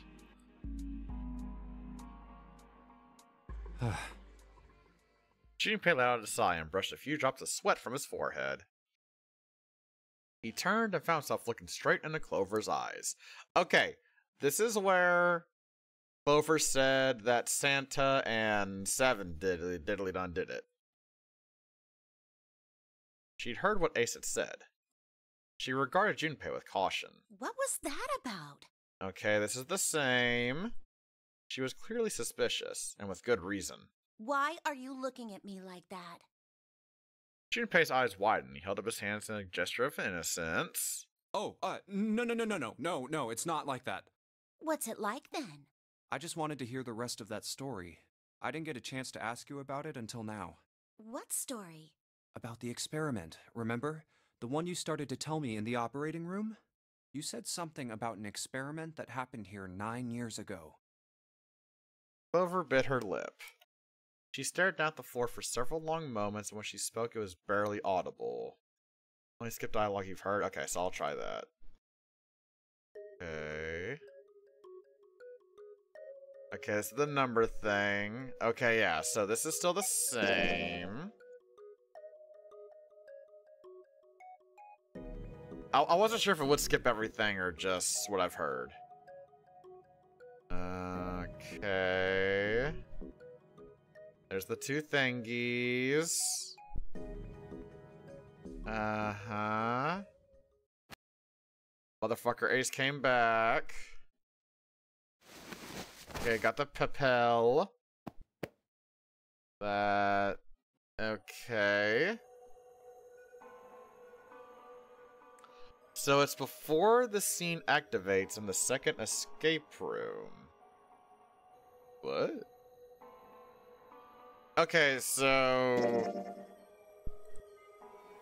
Yeah, that's what I was thinking, since if it's before the escape room, like before it activates, so...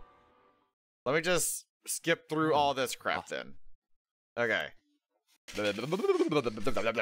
Ah, yes, that, beep beep beep beep beep beep beep beep beep beep beep beep beep beep.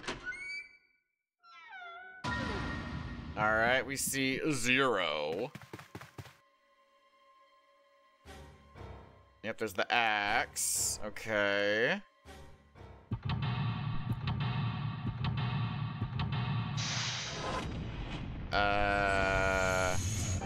Okay. Okay, so now we've officially started this again. And I assume I can't go back this way. What the fuck? Okay, so I can't do it now. Did I...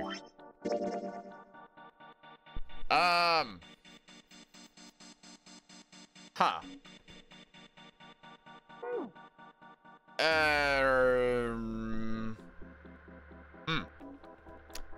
Okay, so I guess I'll just go through it normally, and maybe it's a fucked up one that unlocks second?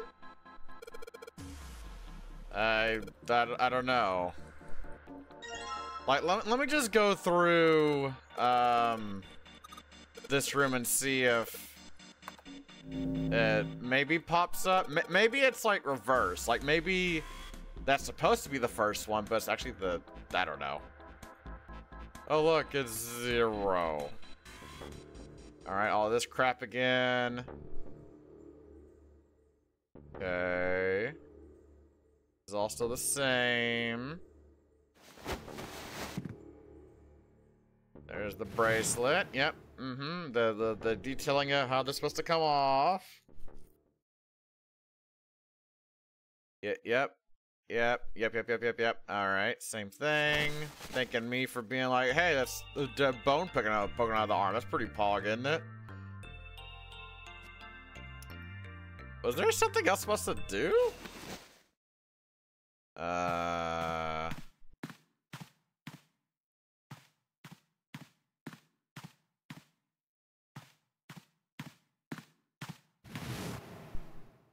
Okay. Yep, the telepathy stuff. The name gets interrupted because Ace, this motherfucker.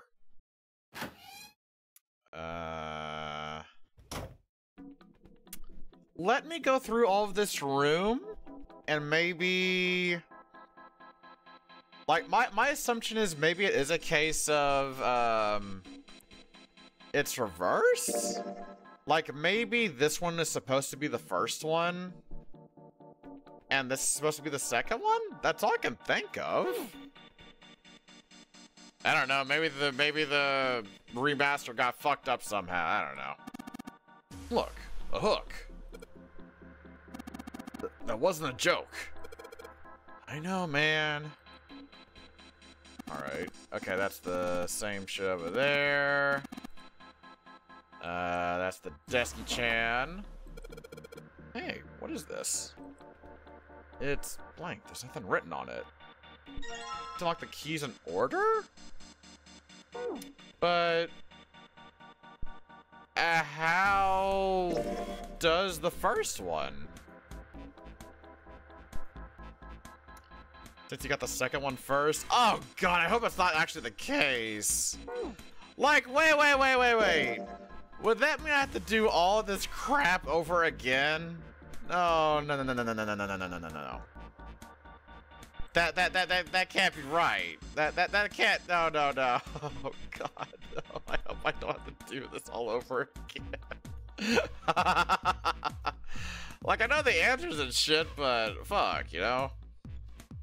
It's like, I got all the bullshit, right? Like, is it actually a case of picking the wrong stuff? Then you just swap to another room and then swap back? Okay, yeah, let me... fuck, I don't know. I'll go right here. I will go right here. Yeah, there we go. 1, 2, 3, 4. All right, 7 pieces. All right, so now I am back here. So now I'm going to go to here. Just to be safe. I'm going to tell Ace to piss off right here. Okay, so now I am back on this route. This route is a go again. Yes, we are back here again. And then I'll just grab the bullshit. Look at the shiny watch. Woohoo, boy. Okay, and then Ace is here. There is a problem. Your face. Get the fuck out, Ace. With your dumb, silly face. Alright. Okay, so for these, I'm going to pick the wrong answers. Just to see if maybe that might be part of it. Okay, so I'm going to pick all the wrong answers. Starting with Ace and Santa. Would it be Ace and Santa? 2 + 1 + 3 = 6. The digital root for Snake, Ace, and Santa is 6. No, they wouldn't be able to open door 3. Then maybe... Ace and June. 2 + 1 + 6 = 9. The digital root for Snake, Ace, and June is 9. I think you have to lock yourself out that route so the keys get crossed out first. Ugh. Nope, they couldn't open it. Besides, there's no way in hell June is a murderer. Damn, I need to think it over again. Would it be Ace and 7? Oh, this voice acting for all these wrong answers. Hey, I'm glad they did it. The digital root for Snake, Ace, and 7 is 1. Escape from the other routes? Yeah, I'll do that. Alright, I'm gonna go to... I'll just go back to here, fuck it. Yeah, I'll do that. You think we should go back? Don't worry, we will very soon. Alright.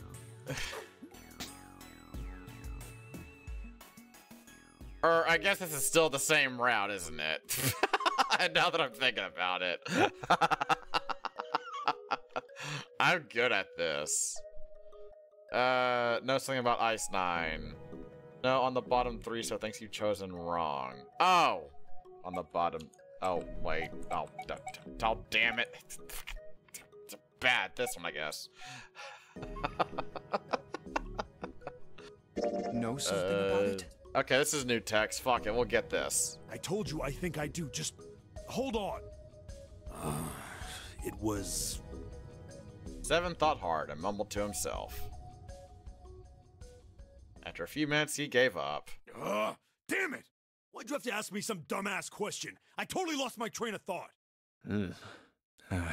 Sorry, man. As Junpei was trying to figure out what on earth he was going to say next, Clover's shrill voice pierced the room. Hey! What are you two doing over there? Okay, this is all the... Oh, no, it's still... This is new still, okay. Stop wasting time and get over here! I think you just locked it. Okay. So... Oh, I can't get to the thing. Okay, we're coming. Alright. Yeah. Seven like that Junpei. Oh, well. Look, if I remember anything, I'll let you know. Alright? Right now, we need to get the hell out of this room, though. Okay? Yes. With that, he turned and left. Junpei, his mind still occupied with the story Seven had told him, slowly followed. Okay, so now if I back out... Aha, so that one's now locked. Okay, so now... let me go back to here and say the yes. You think we should go... Or the Einstein bullshit, so that way it should unlock, right? I'm just trying to see if this would actually work. This is so fucking convoluted, oh my god. Do you know about Einstein? Alright. Yeah, because there's always something in the escape room itself, right? I'm sure the key knowledge is helping make sense of what you need to do. Basically, I need a... The key is... Basically, you have an event. Or whatever, right? And because I knew about Einstein from... Okay, now... That's unlocked. Okay. And this one is fine. So... You know what? I'm just going to see if it's possibly a case of it's actually mixed up. Maybe. Maybe it's a fact that this is supposed to be number 1, and this one's number 2, right? Like, I just want to see. Like, let's find out. A red file lay in the drawer. Aha! Okay, maybe I'm right. Because this talks about Alice, the kidnapped body, right? Maybe. Hold on. Let's see this real quick. All ice. Oh! It didn't skip it. Okay, this is actually it. Woo! Look at me go. Alice. Does this mean... This is definitely new. Junpei couldn't hold back. He had to know what was in that file. Each page was covered with strange characters. They looked like tiny drawings of birds, snakes, insects, horned animals, wings, and even kneeling humans. Yeah, because I put the fast skip on, and it stopped right here. So this is new. There were many pages in the file, and each was full of these strange symbols. What the hell is this? He didn't realize he'd spoken out loud until Ace looked over at him. They are hieroglyphs, a form of writing used in ancient Egypt. Ancient Egypt? That's right. Can you read them? Of course. Not. I can't. What would make you think I could? Okay, that is something that I have heard before. Okay, now it's going back to the fast. Okay. So it would seem. Okay, so there's the library. Oh, right, because Seven mentions the, Forest of Knowledge or whatever the hell. Bottom deck, library. Now we're going to be able to go there and figure this out. Okay, so is it a case of it actually is reversed? Oh. Junpei remembered something he heard from Seven when they banned the chemical closet! Seven said something like... Alice sleeps in a small chamber past the Forest of Knowledge beneath the navel of the Gigantic. Aha! Could beneath the navel mean the bottom deck, and the forest of knowledge is the library? Booyah, Grandma! Got it! Then could Alice be in a room somewhere beyond the library? What's wrong? Something on your mind? Junpei blinked. Only then did he notice Ace looking at him. Curiosity and concern written across his face in equal parts. Yeah. I just remembered something. Is that so? What about? Well, don't laugh, okay? There was no reason for Junpei to hide his thoughts. He began to explain his theory to Ace. Hey, Okami, how you doing? Hamsters look up Hamtaro. It's adorable. I know what Hamtaro is. Don't worry, Okami. I know. Also, hi, how you doing? I got some art from Cerulli that's me as a hamster. It's one of my favorites because it's so childishly hilarious. Then he stopped. It wouldn't make any sense if Ace didn't know who Alice was supposed to be. So he told Ace everything Juno told him. The Egyptian priestess and Ice 9. Interesting. Yep, this is definitely it. And the woman who wouldn't melt, who was recovered from the Titanic disaster? They called her All Ice, which eventually turned into Alice. And she was purchased by an English millionaire who called himself Lord Gordain. According to Seven, this ship is where he hid Alice. And you think that he hid her in a small room, beyond the library on the bottom deck? Yeah. Well, I mean, it is just a theory. A game theory. Thanks for watching. Ace stared off into the distance, his hand slowly and absentmindedly stroking his beard. After a few moments, his hand stopped. He turned slowly to look at Junpei, and his brows drew together. Junpei, have you ever heard of the term CAS? Oh, fuck me. What is this? CAS? It stands for Cells Alive System. It is an advanced technology for freezing and preserving organic matter. What the fuck? Put simply, it is a technique that allows one to freeze things without the formation of ice crystals. Normally, if you freeze something fresh, water within its cells expands as it crystallizes, damaging the cell membrane. CAS, however, works differently. The object to be frozen is supercooled using magnetic fields, and then frozen instantly and uniformly, giving ice crystals no time to form. It was originally developed for the preservation of food, as an alternative to the normal freezing process. Now, however, there are rumors that it can be used for other things. What do you mean, other things? Well, there are obvious medical uses, but perhaps also space travel. Space travel? Are you serious? Surely you've heard of suspended animation. Cryogenic freezing? Yes, I have heard of this. It's a fairly common idea in science fiction books and films. That's why I know this. People are sometimes frozen for especially lengthy journeys through space. That was when Junpei understood what Ace was suggesting. Whoa, wait a minute there. Ace looked at him and raised an eyebrow. Are you saying that Alice was frozen using that CAS thing? Well, I'm sure the possibility is quite low, but it is a possibility. If this special ice you call Ice 9 does indeed exist, and CAS were used to freeze her into that sort of ice instantaneously. You think she could be alive? Well, I can't say for sure, of course. I'm only talking about possibilities. The melting point for Ice 9 is 96 degrees, right? If she were put somewhere where she could reach that temperature... That's nuts. Are you really saying she could have defrosted and started walking about? You're quite right. It does sound unbelievable. But if she had, then we would have an explanation for the man we found dead on the floor.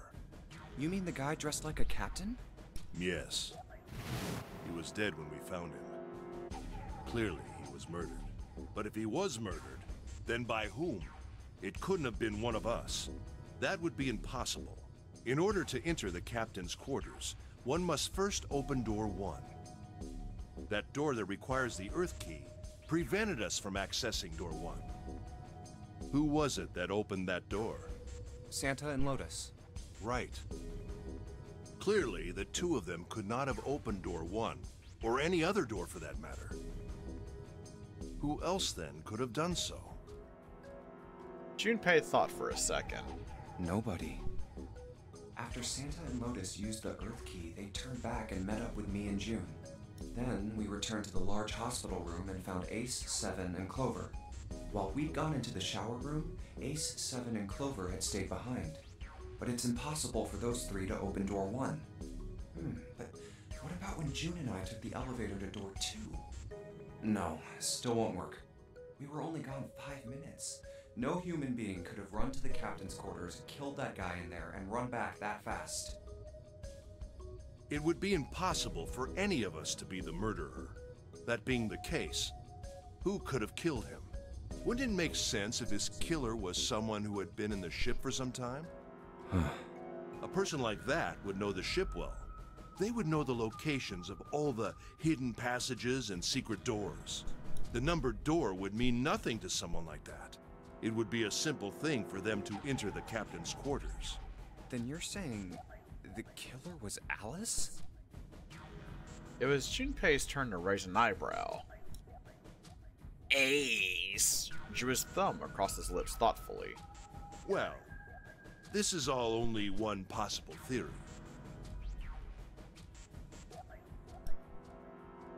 All ice. Alice. Is she really somewhere on the ship? Junpei had only one clue. The key card in his hand. Maybe this card will give me access to the Forest of Knowledge. And the big mystery. What could be there beyond the Forest of Knowledge? Anyway, whatever. It's gonna have to wait. I can't do anything right now. I'll come back to this later. He gripped the key card tighter and shoved it deep into his pocket. Okay, that's definitely... There it was! So I was right! What the fuck? So it was reversed. That's bizarre. But alright, we got them all now, chat. Yay! That is really weird. That this is legit the only one that's got that issue. But now I can go this way. Now let's see what's in this. Yes, thank you. I know I have my moments, but I do it for you. That's right, you watching this. Okay, that's just uncalled for. But aside from you, everyone, I do it for you. Oh, yes, thank you. Please, thank you. Oh, you're too kind. Seriously. Stop vine booming over there. Thank you so much. Yes, thank you. All right.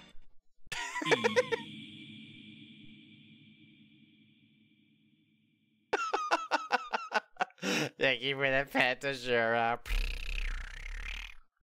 Okay, so I'm just gonna fast skip all this since because the Viners won't go away. I'll just wait till it's like all new shit. We got the map. Fucking pog as hell. Yep, we're doing stuff. Up, she got a note. A note? A note of what? A note? Yeah, I found it in the pocket of the guy with the captain's clothes. Aha! It said something about the darkness of the sinister hand or something. Oh! What the hell? Let me see it. No, not right. But Junpei wasn't going to get to see it. From the other end of the hall, he heard Ace's voice. Hey, Junpei, Clover! What are you two doing? Hurry up! Okay, I like that they actually edited that voice line to sound like that. That's fucking awesome. I love that. It's such a small detail, but I love it. That's great. He's getting mad. Clover shrugged. I'll show it to you later, all right? Come on, we gotta hurry. Yeah, okay. Where Junpei could protest, she was gone.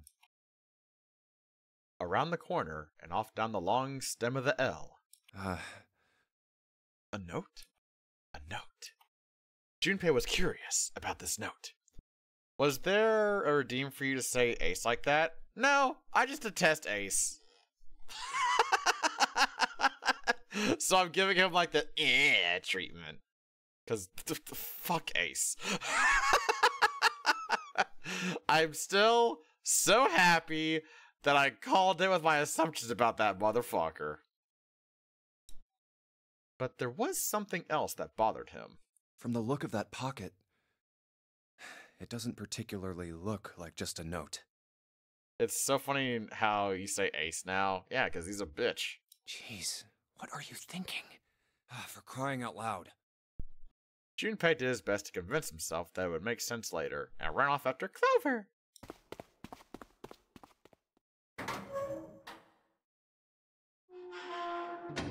Oh.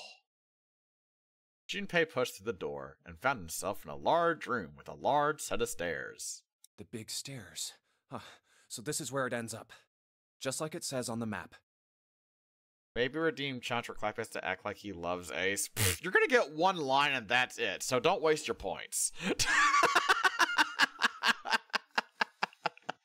I'm gonna give y'all a fair warning right now. If you do redeem that, you're only getting one line out of it, alright? So don't even fucking try it. It was just what he expected to see after reading the map. His I see after reading the map himself meant that Ace had probably realized the same thing. Ace, did he head down? He put his hand on the handrail and leaned over to look down. Oh, there he is. Look, the 4 others are there too. Make it for 10 minutes. I will actually get, like, after I do the line, I will get up and go. So the timer runs out. I will be a smarmy asshole about it. Like, y'all are gonna be wasting your points. I'm giving y'all a warning. I will monkey paw it to where it's only one line. Change of plans. Ignore your original objective. Oopsie whoopsie ooh woo, Ace is now your best friend. What's the challenge here? There's no challenge. It's just a phrase. Challenge complete? He's not my best friend, I guess? Yay! And not just Ace. Santa, June 7, and Lois as well. Really? Be nice to Ace is the challenge. You didn't write it! You didn't write that in your challenge, Lior. I'm sorry. It is not what I see for game challenge. Quote verbatim, is oopsie whoopsie ooh woo, Ace is now your best friend. There's no challenge. Be nice to Ace. Alright, fine. One line. You're gonna get the one line and that's it. Let's join them. The next time Ace is mentioned, I won't go like, Ace. I'll say it differently. Junpei and Clover glance at each other and hurry down the stairs. They reach B deck at the same time.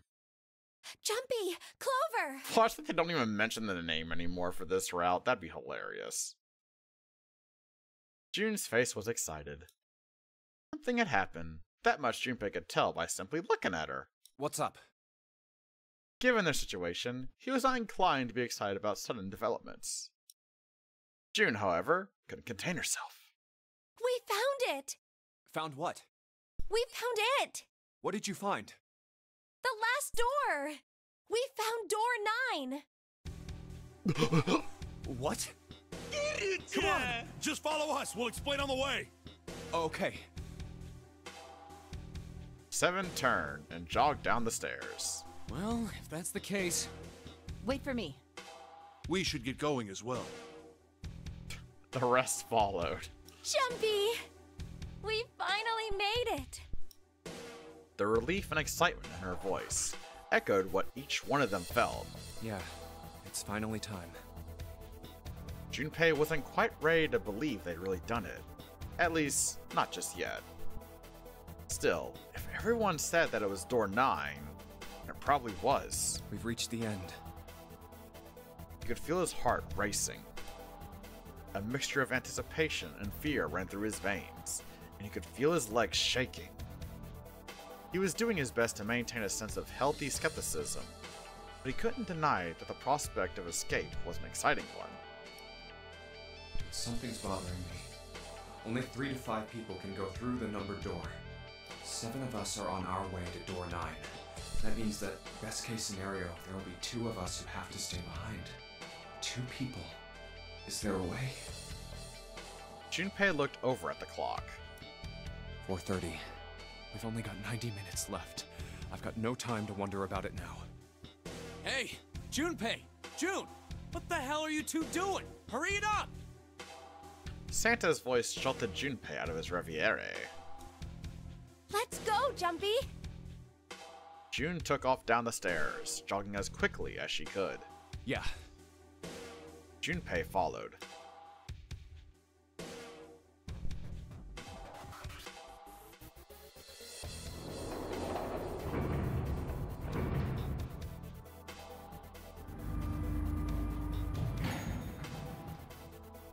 Well, so hold on. Well, guess I just saw Chivity starring Zara that aced your best friend now. Fuck that.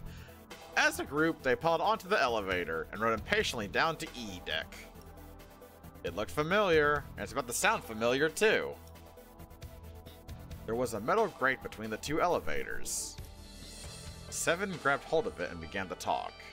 I know I told you I'd explain it earlier, but honestly, there ain't much to explain. After we split off from you guys, the 4 of us got into the elevator on the left, and that took us to the other side of the grate. After that, we headed down another hallway. It took us toward the bow and eventually to the number 6 that you 2 found earlier. We opened it and kept going. There was another locked door behind it, like usual, but this time we had to complete 2 different areas before we could unlock it. Once we were through that door, there was another hallway that went the other direction, toward the stern. So, on your way, you found the elevator? That's right. So, in other words, you kinda did a lap, huh? You came from that side to this side. Yeah. But that settled, Junpei looked around. So, where's the number 9 door?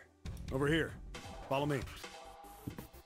Seven began walking down the hallway that led toward the stern. Junpei and the others broke into a jog to keep up with him. By the way, They had been walking for a while, June in silent step, but Junpei when she spoke. you know, it's because of Santa that we're all here right now. Huh? That all 7 of us are going to door 9. What? You don't get it? Santa, 7, and Lotus, what's their digital root? 3 plus 7 plus 8 equals 18. 1 plus 8 equals 9. 9. It's 9. That's right. They could have just left me behind and kept going if they'd wanted to. Oh, yeah, right. But they didn't.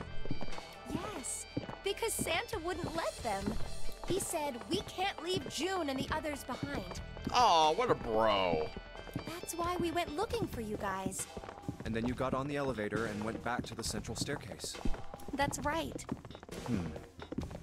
Well, I wouldn't have called that one. That Santa would be the one to stick up for you. I mean... Junpei felt his eyebrows knit as he considered that. Oh, don't get me wrong. Perhaps June had sensed Junpei's concern. I don't mean that 7 and Lotus said they wanted to leave me behind. We were just talking about it, and Santa objected to it first. Is that so? Junpei was about to respond when... 7 suddenly stopped. We're here. In front of them stood a door. So, is this... Yeah. Junpei couldn't see 7's face, but he could see him nod. There's no other place for us to go. Nope. Just look around. There's a big old iron wall at the end of the hallway. The other hallways on the left and right are blocked by metal grates. I see. It looked as though 7 was right.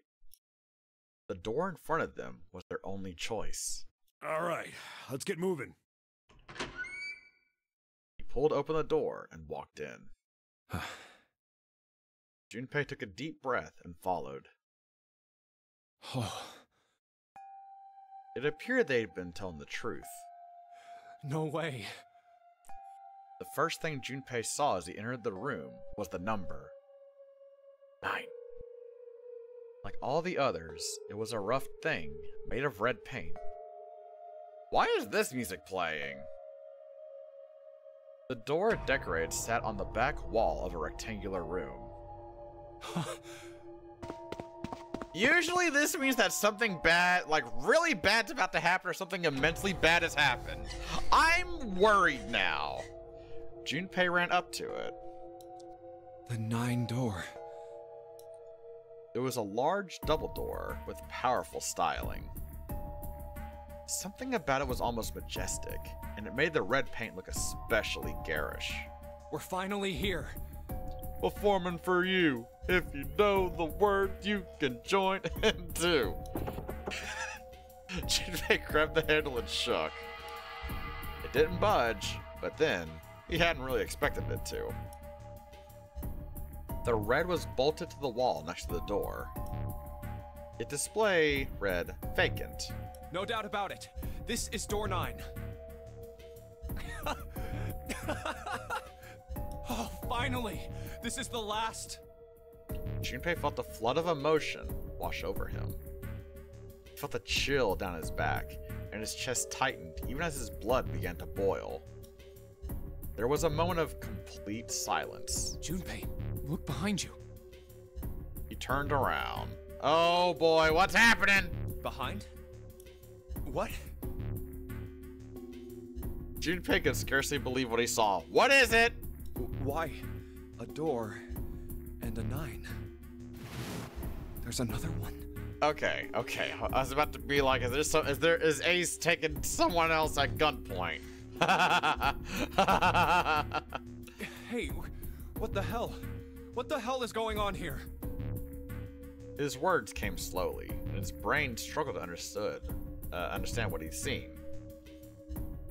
Yeah, we did. On shaky legs, he made his way to the second 9. It was a small door, set parallel to the door they'd come through, but in the other corner of the room. 9. There was no mistaking the number, and if any more proof was needed, a red was bolted to the wall near the door. There's a red there too. That means... And of course it won't open. He grabbed the handle and shook the door, not because he expected it to open, but because he had to make sure it was real. But why? Why the hell are there 2 doors? It was... Well, hold on. It was Ace who spoke first. There's your line. Do you think perhaps one is the right door and the other is the wrong one? Lotus was skeptical. I don't know about that. It seems unlikely. What makes you say so? Well, think about all the rooms we've been through so far. They're full of puzzles, but there are always hints about how to solve them. I'm pretty sure there aren't any rooms where we just had to go with our best guess and leave it to instinct to solve the puzzle. Do you really think that at the very end of the game, Zero's going to suddenly throw in something that depends entirely on luck? Yeah, that would be nonsensical. Then you're saying there's some sort of hint in this room? No, I don't think there's a hint anywhere in here. I searched it very well when I was in here before. I didn't find anything that might have been a hint, though. Well then, that means... Yeah, both of these are the right door. I mean, if you think about it, Zero never actually said there was only one door with a 9 on it. It is hidden, but an exit can be found. Seek a way out. Seek a door that carries a 9. Yep, a door. Junpei began to mutter to himself. So if there are 2 number 9 doors, if we split it up right? That's not gonna work. Junpei blinked and looked up at Clover. She held out her hand. You've got a notebook and a pen, right? Can I borrow them? Oh god, we're doing this crap again! Yeah, here. Slightly confused, he pulled them out and handed them to her. Look at this. Clover opened the notebook to a blank page and set it down on the desk. Everyone else gathered around her and watched as she wrote down a series of numbers. Oh, sweet fucking Jesus. You get it?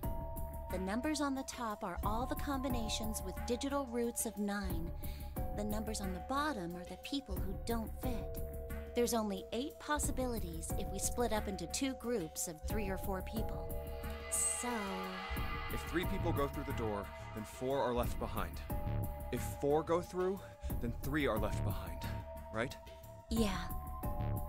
Clover nodded, almost as if she were pleased with herself for solving a difficult math problem. No way.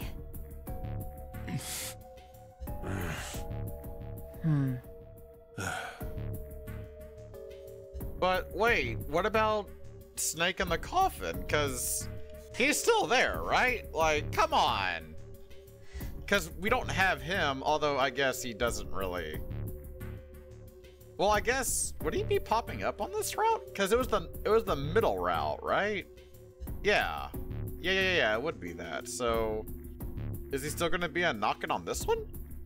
It's Naborb! Hey, Naborb, how you doing, buddy? Good to see you. Good morning. He should, yeah, he better pop up, otherwise this route's gonna suck a lot. Silence lay across everyone like a thick, heavy blanket. No one spoke. Their faces were blank. Come to think of it. Like, yeah, that motherfucker's like right there. Like, come on, Snake, knock, knock. Desperate for something else to look at, Junpei turned his eyes to the room around him. What is this room? The walls were covered with candles. The wavering flame made the showers of... the showers. Made the shadows of Junpei and his companions look as though they were dancing. Oh my god. I have a shower. The truth. Oh my god. 2 rows of wood pews filled most of the room. It looks like it's set up for some kind of ceremony. But what kind? Between them was a strip of red or rich carpet. Oh my god.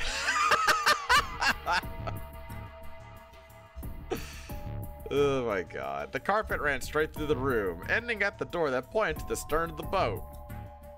I'll say it normally. I'm pretty sure the bit has run its course now. Still hate you, Ace. You can blow me. At the other end of the carpet... Is that an altar?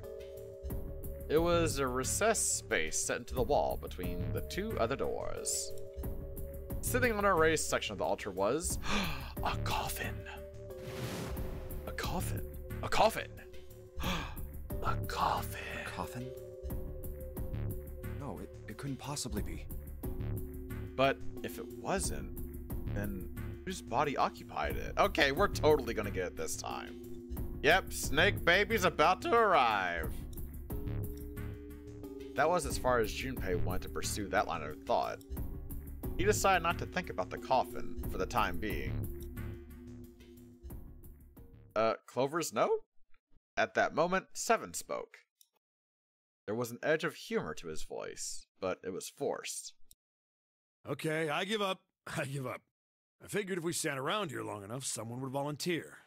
But I guess nobody's got the guts to do it. What are you talking about? Junpei didn't understand, and he wasn't the only one. What? You guys didn't figure it out yet? Fine, let me enlighten you. Clover was mostly right with her little explanation earlier, but she missed something. She wasn't really wrong, she just... screw it! Let me just write it out. Seven snatched up the notebook and began to write in it. Everyone else clustered around him, desperate for a look. If you're trying to leave with a group of 3 and a group of 4 and get everybody out, Clover's right. But there's another way. Only one combination, though. If you split us up into groups of 3, 3, and 1, you can make this combination. Wait, this means... Don't get me wrong here. I'm not trying to copy Ace or anything like that. Even if he hadn't been the hero back in the big hospital room, I'd still be saying the same thing. The same thing? Are you saying? Yeah, I am. I'll stay behind.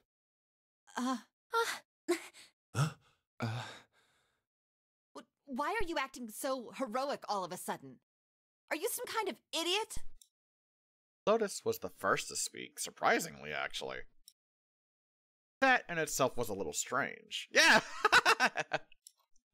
She'd reacted much differently when Ace had volunteered. No, I'm completely against this. I'll be goddamned if I'm gonna have to owe you for getting out of here. Oh, okay, that's why. Okay. The rest of them began to speak all at once. I'm against it too. I didn't want to leave Ace behind, and I don't want to leave you either. I don't like that idea. There's gotta be other options. I disagree as well. I can't say I care much for you being the hero. Finally, they quieted down. Junpei looked at Seven. Well, there you go, Seven. Proposal denied. Clover's right. There's gotta be a better way than this. Seven made some noise that was somewhere between a derisive snort and a cough. Doesn't make any sense. He was doing his best to pretend they were making a foolish decision, but Junpei could see the twinkling of water at the corner of Seven's eyes. Aww! That was when Santa spoke. Whoa, hold on a minute. I haven't said anything yet. Until then, Junpei hadn't realized that Santa had stayed quiet for the whole discussion of Seven's fate. Something in his voice made Junpei uncomfortable. Uh-oh. Are you agreeing? You want to leave him here? Santa shook his head. Nah, I'm against it. I don't want to leave Seven here alone. Then I don't see how it matters. I said alone. Huh? Oh, shut up. I said I don't want to leave Seven alone. There was a dull shine in Santa's eyes. They were cold and hard. Junpei felt himself shiver. What the hell are you? What? You don't get it? I can't leave just one person. I need 2 more. 3 people, including Seven.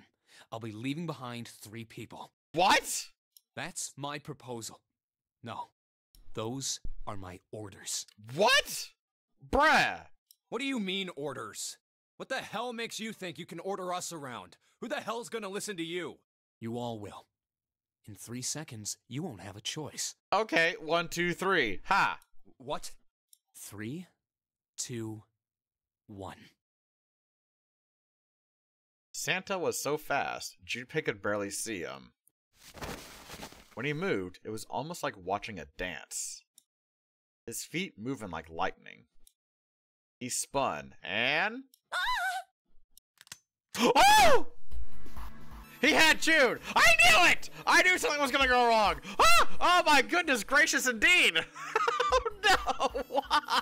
Santa, why? See? I told you. Oh crap! His lips curled to a cruel, mocking smile. Huh? What? Oh, fuck, shit, bitch, damn cocksucker, pussy, asshole, cunt, motherfucking dirty whore, shat onto my lunch, piss, cunt, damn bitch, suck my dick, Jesus, Harold Christ, shit, bitch, cocksucker, goddamn motherfucker, pussy, asshole, cunt. Bruh, what the fuck? Ah! A shudder traveled the length of Junpei's spine. Oh god. His chest froze, and he could feel his breath go stale in his lungs. Nothing made sense. Junpei felt as though his head were about to explode. Santa's sudden change in attitude. Saying that he needed 2 more. The gun in his right hand, a revolver. Santa had grabbed June from behind and pressed what Junpei's shaken brain identified as a revolver to roughly against her temple. Why? What the hell is that? Where on earth had Santa possibly found a gun? Junpei's questions roared in his mind, but his mouth refused to ask them. Seven spoke, almost as though he had sensed Junpei's confusion. The gun's from the other room. What room? One of the rooms behind door 6. I should have known he was gonna do this. I should have taken the gun. Well, it's too late now, fat ass. Oh! Damn it! A mixture of fury and frustration twisted Seven's face, and he glared at Santa. Santa, for his part, didn't so much as flinch. Emotional, damn it! The corner of his lip twitched into a slightly wider smile. Then the smile faded, and he began to move. So yeah, I guess I'll get this ending done, and then the last part I'll do, I suppose? Like, I'll do the last part for after Breakies, because it is Breakies time, but I'm this far down this, I might as well just go for it. He walked backward, dragging June with him. Before long, his back was resting against the door. On the wall next to him was the red. Put his hand on the scanner panel quickly, and then forced June to do the same. Now, time for you to start following my orders. Ace, Lotus, congratulations! I've chosen you to come with me. Put your hands in the red. 3 + 6 + 1 + 8 = 18. That was what Santa had meant when he said he needed 2 more. Hey, you deaf? I gave you an order. Santa's eyes narrowed to slits. He glared at Ace and Lotus. They stayed, frozen, like deer caught in the headlights of an oncoming car. Right, fine. I didn't want to waste any bullets, but you guys just don't get it. No sooner were the words out of Santa's mouth than his hand twitched. Oh! And the gun roared! A section of the floor exploded, scattering wooden splinters across the floor. Oh my god, I thought he fucking popped her! A thin plume of smoke snaked out of the hole in the floor. There could be no doubt that the gun was real and worked. He really shot it? Although I guess if he did kill June now, he kind of be fucked in the door, because everyone's got to go for the dead to not have the countdown, you know, make them, you know, kaboom. But why? Santa, why are you... Clover's voice spoke of betrayal and disbelief. Santa, I thought you were one of us. Oh dear. I thought we were friends. Because of the bookmark! What? You knew about the leaf words and the 4-leaf clover. Santa's cheek twitched, almost imperceptibly. What the hell is that shit? I've got no idea. You're lying. Shut up. Just shut up, you stupid bitch. Oh! You want me to put a bullet in your fucking head? Oh! Flecks of spit flew from Santa's mouth, his face twisted with rage. And I guess that is true, Kuro. That is true, yeah. Clover recoiled, her eyes wide. When she spoke, her voice was very small. Santa. He snorted, then shook his head vigorously, and turned to face Ace and Lotus. All right, assholes. What are you still standing there for? Get over here and scan those bracelets. I don't have all day. Oh, what's the matter? Your hearing's starting to go? Going senile, maybe? Ace and Lotus still didn't move. It almost seemed as if they couldn't move. June's face was pale behind Santa's arm. Her eyes were wide, and her chest heaved with every quick breath, like an animal cornered by a predator. Junpei's mind worked furiously. What are they going to do? Then he realized something. There was nothing they needed to do. There was nothing to debate. That's it. June's safety was the first priority. That much was obvious. Doing as Santa had commanded meant that she would be safe from at least 2 threats. She wouldn't be shot, and she wouldn't leave the ship alive. Or she would leave the ship alive! Along with Santa, Ace, and Lotus. Oh, Jesus. There was only one thing for Junpei to do. It's the only way. He turned to Ace and Lotus. Please, go. Huh? Crappy, no. No way. Jumpy, what are you saying? If you stay here, you're going to be stuck, Jumpy. And so will Clover and Seven. I know, but you don't need to worry about us. We'll figure something out. Right, Seven? Right. You just leave it to us. It's gonna piss me off to do what Santa says, but... Don't worry about me either. There's still something I have to take care of. No, no! You can't! Ace! Lotus, don't come over! Don't worry about me, please! June was almost crying. Junpei walked around behind Ace and Lotus. Gently placed a hand on each of their shoulders. Please. And pushed them toward the door. They almost stumbled, then righted themselves and took another step. And another. They turned around and Junpei nodded. Go. All right. Fine. Ace and Lotus turned around again and walked slowly toward the door where Santa was waiting for them. After what seemed like an eternity, they stopped. In front of the door marked 9. Santa smiled. All right, now let's get those hands in the scanner panel. What's the holdup? What? You think I'm fucking around here? I don't give a shit about this girl. Ugh. The red doesn't need a person, you know? Oh shit. All I need is the bracelet. You get it? Good. Now put your fucking hands on the scanner. I'm not gonna say it again. He shoved the revolver harder against June's head, and she winced. Fine. Ace sighed, defeated, and placed his hand on the scanner panel. Lotus went next. Lotus glared at Santa and slammed her hand into the scanner panel. The 4th asterisk blinked on. Good job. Now, Lotus, pull that lever. Soon as the door opens, you get your ass in there. Try anything stupid, and you know what happens, right? Damn it. Junpei could almost hear Lotus's teeth grind.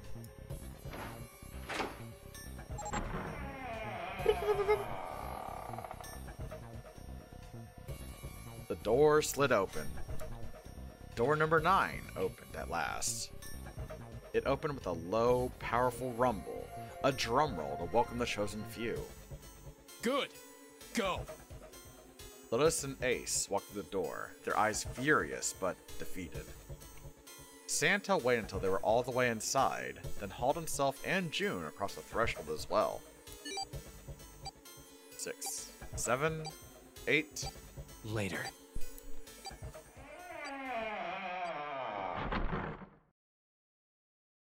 After exactly 9 seconds, the door swung shut.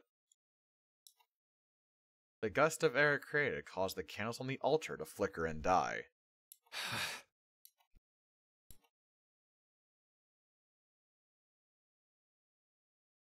The room fell silent. Junpei, Clover, and Seven had been left behind. Clover looked down at her hand and traced with her finger the faint blue veins that crisscrossed them. Seven shoved his arms into the front of his overalls and scratched his stomach. No one spoke. Silence made the air feel thick and oppressive. Desperate for something, anything to occupy his mind, Junpei walked to the larger of the 2 9 doors.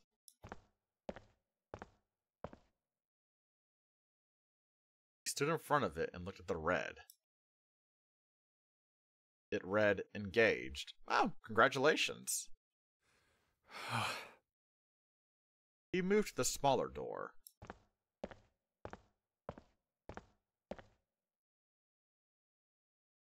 The red read, vacant. God. The digital root of the remaining people was 7. 7, huh? If only there was a 2 somewhere. Yeah, it's just such a bad situation, God. I wish we had just had a 2 or something to help us out here. 5 plus 4 plus 7 equals 16. 1 plus 6 equals 7. There was no possible way for them to open a door with 9 on it. Junpei touched the surface of the door. June. He thought about June. About Akane Kurashiki. Was she safe? That was all that mattered to him. If she was alive, if she had escaped this horrible boat, That was what Junpei prayed for. 7 came up next to him. He pulled off his hat, scratched his head, and sighed. So, what do you want to do, Junpei? What do you mean, what do I want to do? What can we do? 7 opened his mouth to respond when... Oh, shit! Time for breakies. Nah, I'm kidding. I'm fucking around with y'all.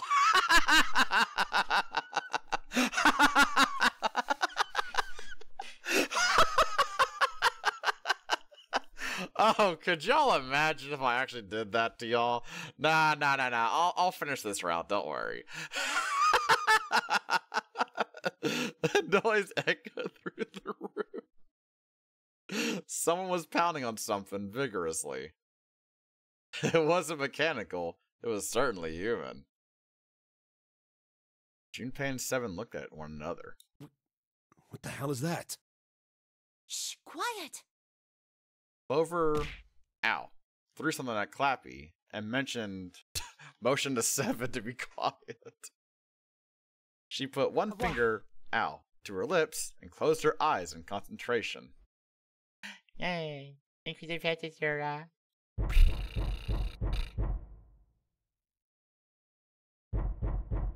The 3 of them listened, trying to determine where the sound was coming from. Where is it coming from?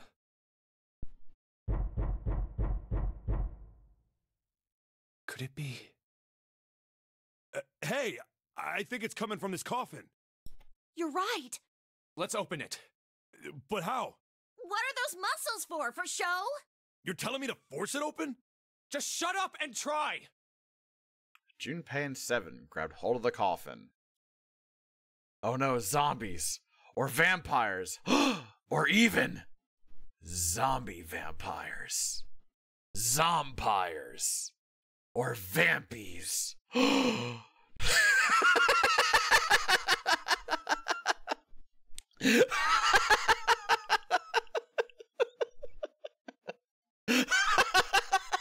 Vampies! I love that's what chat takes away. Vampies.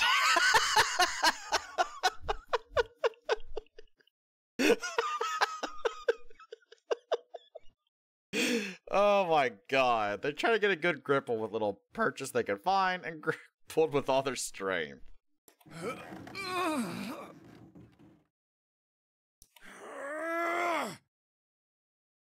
Damn it! Man, it won't even budge. There was some sort of keypad attached to the coffin. Its purpose would not have been difficult to determine. Their eyes were almost immediately drawn to it. Not another one? Yeah, looks like it. Do you think we have to put in the right password or it won't open? I think so. The noise wasn't stopping.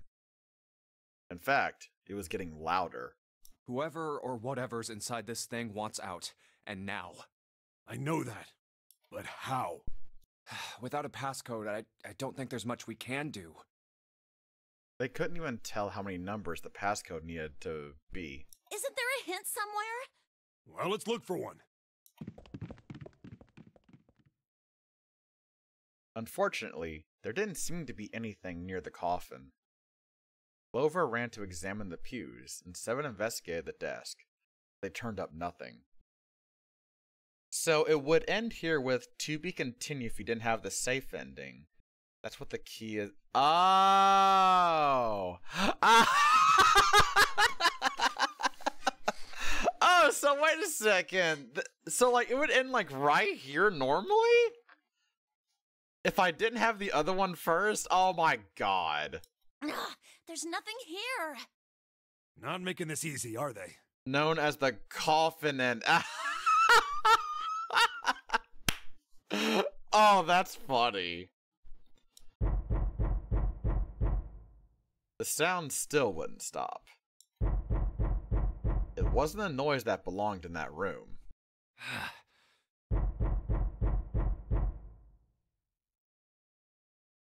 What's the passcode?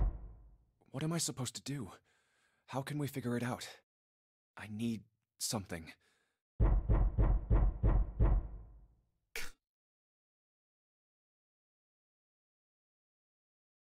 The world blinked. Oh! Oh, this would totally be where the to be continued was. I can tell. Suddenly, there was a voice inside of Junpei's head.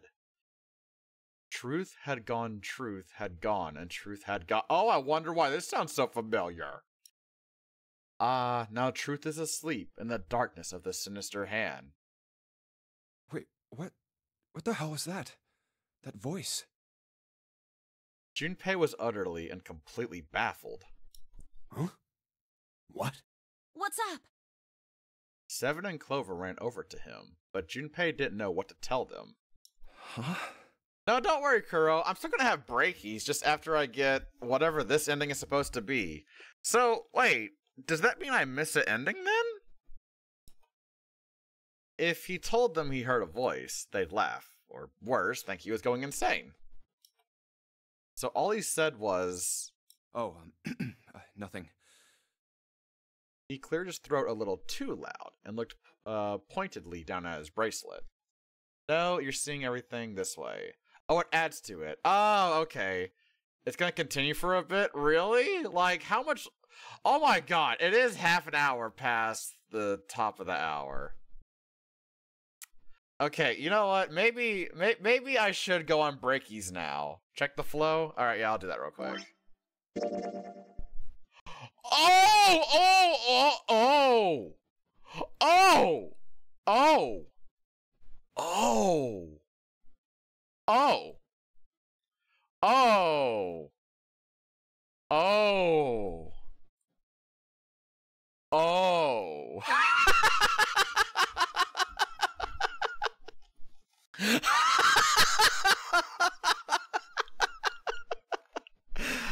Ah! I see! I guess these endings are multiplying like rabbits now and...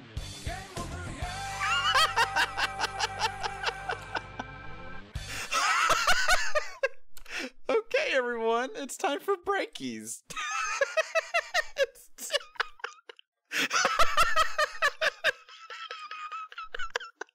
Alright, I'm gonna just put some... Yeah, yes, thank you. I'm not there yet. Oh my fucking god. Congratulations. Congratulations.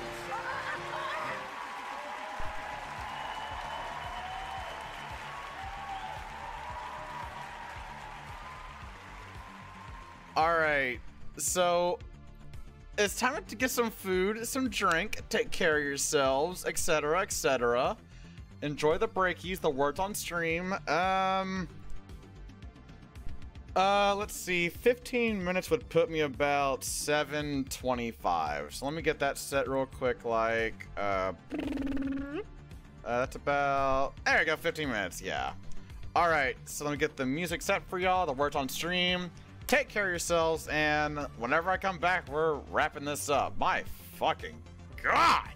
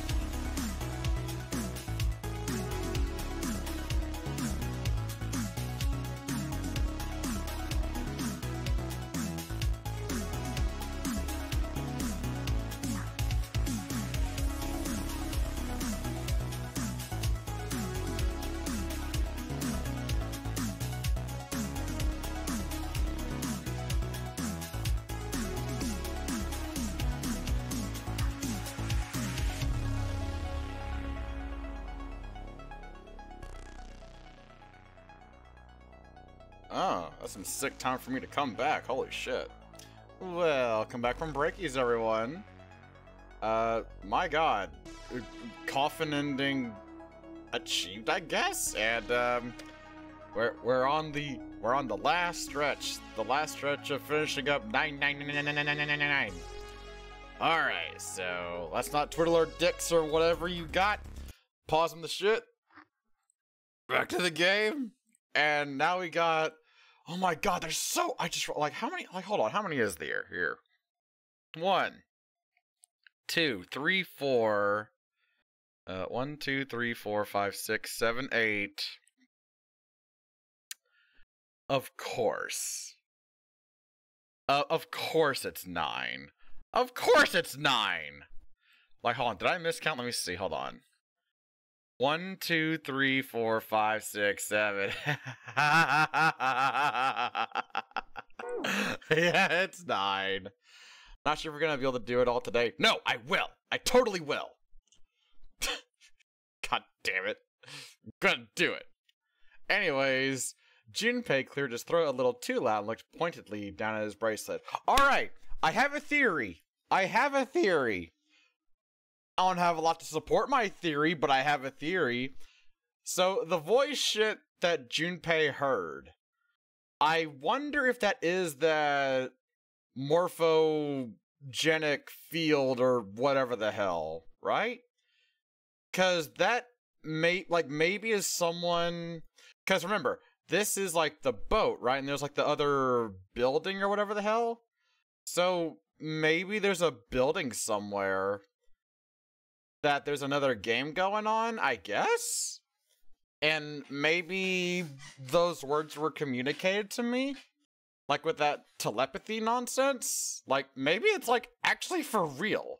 Like in this game at least. Like, maybe. That's just my hunch though, cause I have no ways to support except that they talk about it, and that's kind of it. But knowing how these games like to mention something in passing, have a lot of crap go on in the meantime, and then bring it up later like, oh my god, got you, haha. Maybe? We'll see. There were a pair of small buttons protruding from either side of it. Junpei. Press the buttons. Oh crap, was it left, right? I think it was left, right? Left, right, left, right, left, right? I think it was starting with left.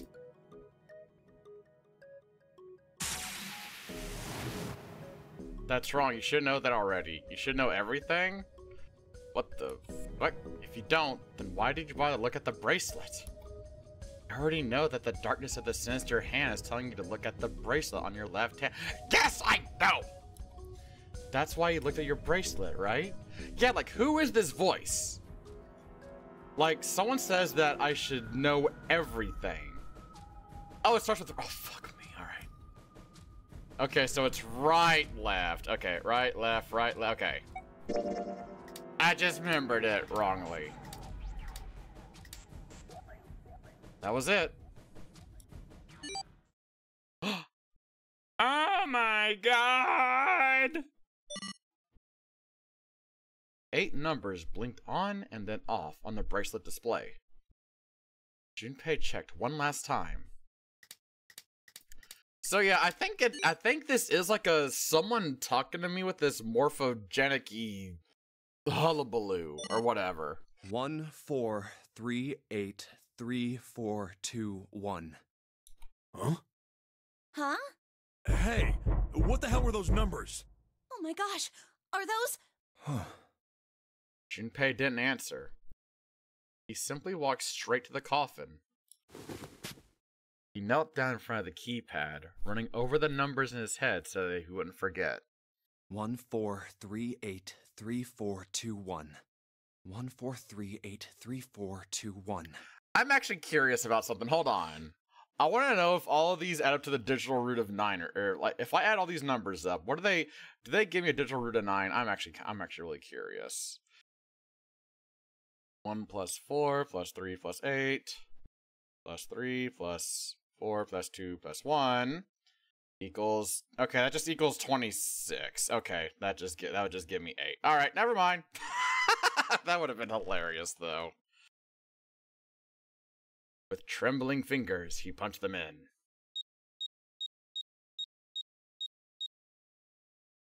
One, 4, 3, 8, 3, 4, 2, 1. That was all of them. Punch the E button. There was a moment of complete silence.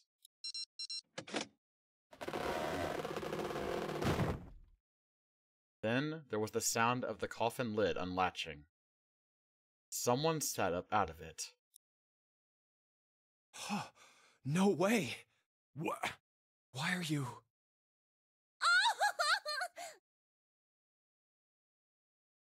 Oh? Is that you, Clover? I apologize for worrying you. I still wonder about these robes, cause this shit looks like fucking culty. Snake! You? Why? Junpei? And 7? Is that you? Is everyone else there as well? Just like Rip Van Winkle. Still, it was very much like Snake to simply cut to the heart of the matter and ask. Snake? Snake? Snake! Oh. Jeez. Junpei and 7 shared a wry smile. Clover's eyes were filled with tears. Oh, this poor baby. Oh, she is like so happy. Oh, go hug him, Clover. You're back! With a cry of joy, she leapt into Snake's arms. Aw.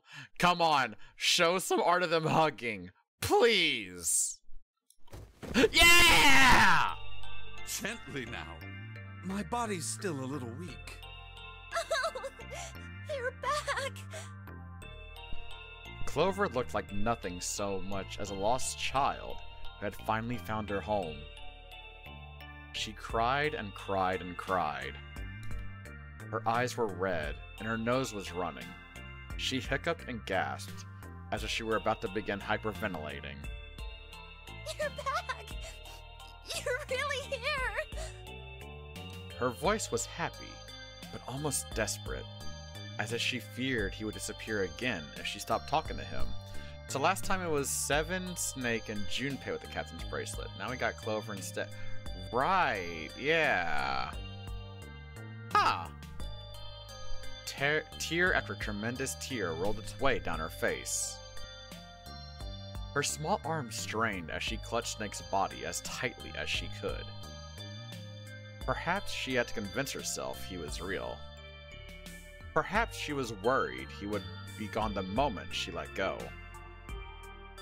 Perhaps she simply didn't know what else to do. You're back! Come now, what's gotten into you? You're acting as though I've returned from the grave. That's on the nose.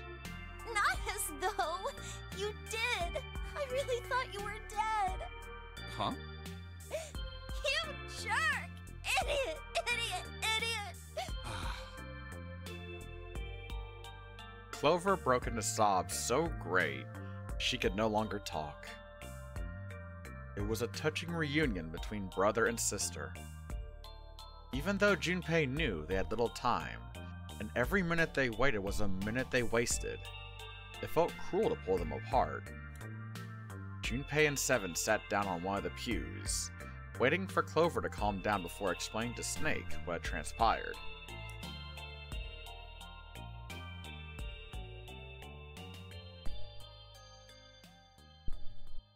I see. I believe I understand things rather well now, thank you. In the shower room, there is a dead body wearing my clothes. Because of that, you thought that I was dead, correct? He had quickly and neatly summarized the events of several hours. Yeah. Junpei nodded. You also discovered a corpse in the captain's quarters, and Santa turned on you here, in this room. Do I have it straight? Well, the dead body in the captain's quarters is a surprise. Sorry, there wasn't a good time to tell you. Don't worry about it. Well then, I've got a pretty decent idea of what happened while I was indisposed, but it's still something of a mystery who did all this, and why. The corpse in the shower room that looked like me, and the corpse in the captain's quarters. Why were they killed in the way they were? You don't know? No. Why would I? The guy in the shower room. We don't know who he is, so let's just call him Mr. X. Oh god, he's gonna give it to me. Huh? Anyway, this Mr. X is wearing Snake's clothes. X gonna give it to you. Gonna give it to you. X gonna give it. I am totally not the first person. I'm not the first person to make this joke, I know. But I'm just gonna add to the pile. But you're wearing some kind of weird robes. Yeah, what the hell's up with these robes? Ow. That means someone took your clothes and put them on Mr. X. Yeah, why? We need to figure out who that was. I apologize, but I have no idea who might have done this to me. I only just now woke up. I was unconscious during all the events you just described to me. They must have undressed me and changed my clothes during that time. But why? When were you knocked out? When we split up to look for the red. Where did they get you? Do you remember? It was a small room in one of the hallways on C deck. What happened? The same thing that happened to every one of us when we were abducted. A canister releasing some sort of gas was thrown into the room. I believe the gas is some sort of incapacitating agent.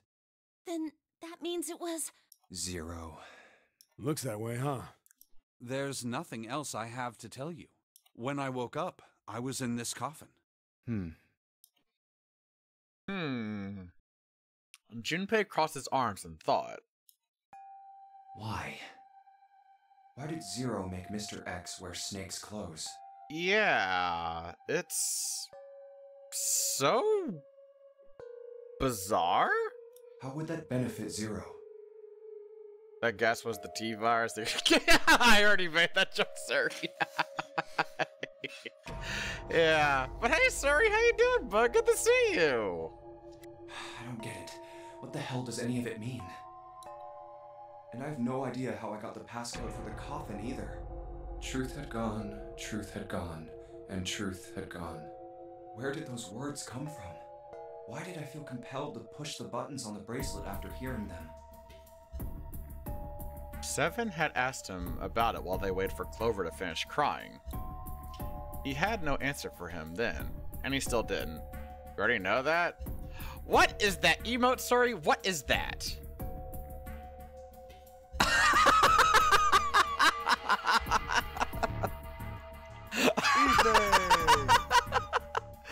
Oh my god, I love that expression.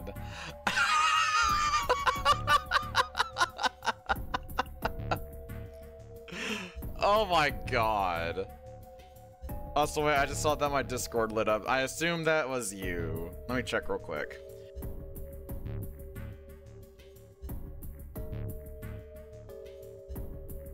Oh, to answer your question, Suri, there's no rush. No rush at all whatsoever. So, yeah, do take your time. There's no rush at all. Except for the trick case and the kill and that. Right. Yeah, because we know that Ace has the, I hate that I can't remember it. I feel so bad.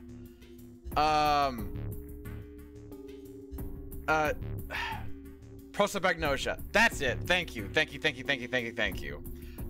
It's a new word to me, and big words I am bad at remembering. Prosopagnosia. Right. But why specifically trick Ace to do that? Up, down. All I know is my fingers moved on their own. And we still know nothing about who Zero or the Captain is. We don't know who that is. We know nothing about them. There's no way it's Zero. That's way too easy, right?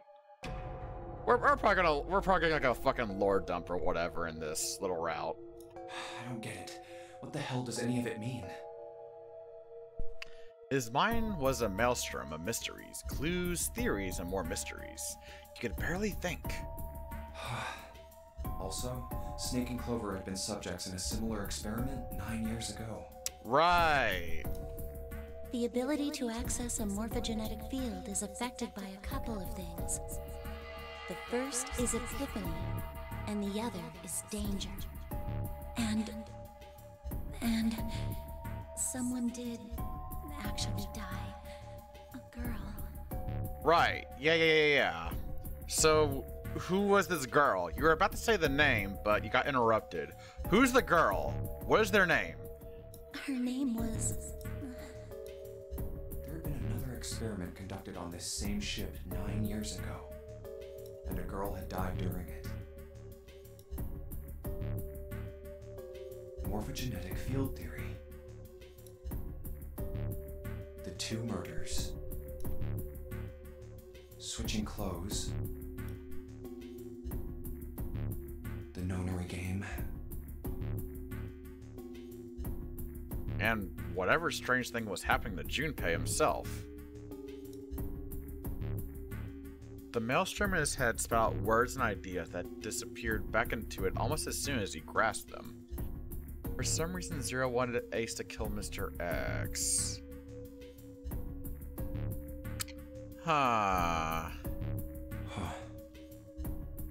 But as he struggled through them, Junpei began to realize something. There was something that tied all of them together. And the point connecting the dots? Zero. Yeah. He's the ringleader. The person who trapped 9 of us on this sinking ship. Zero should know everything. If we can uncover Zero's identity, all of our questions will be answered. Who was Zero? Junpei had the beginnings of a theory. And you're right, Drake! I actually remember that! Oh my god! Now that you said, I'm just like, wait a minute, you're right! Whoa! And I had no idea. Holy crap, that's amazing. If you could only test it. Or perhaps. At any rate, we'll have plenty of time to decipher the details later. For now, it is of utmost importance that we escape. Junpei, it was 4:30 the last time you checked the clock, yes? Or wait, Drake, isn't Zero your icon on Steam right now? Wait. Isn't that your icon? Hold on. I swear it just changed. Oh, well. That means we have less than an hour. We must hurry. Hey, how are we gonna get out of here? Isn't that obvious? Through the other number 9 door. Both your icons are birdies now. Ah, okay. 5 plus 4 plus 7 plus 2 equals 18.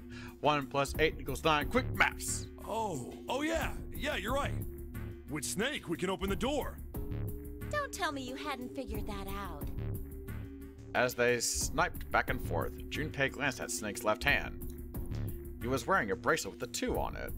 Come on, you gotta tell me these things. I, assumed you'd figured it out. Forget it. Let's just get going. Okay, so wait. Good ending achieved then? Because we're all going through, right? Yeah, we are. So, like, we're all good. 7 stomped off toward the smaller number 9 door. Clover, Snake, and Junpei fall. Wait a minute. Wait a minute. I just realized something. Wait.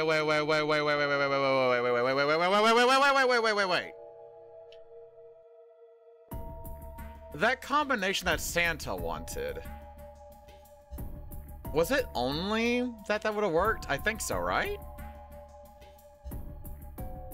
I legitimately already forgot. Was it only those 2 that would have worked?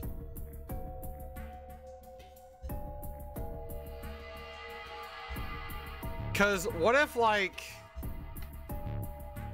Well, no, that...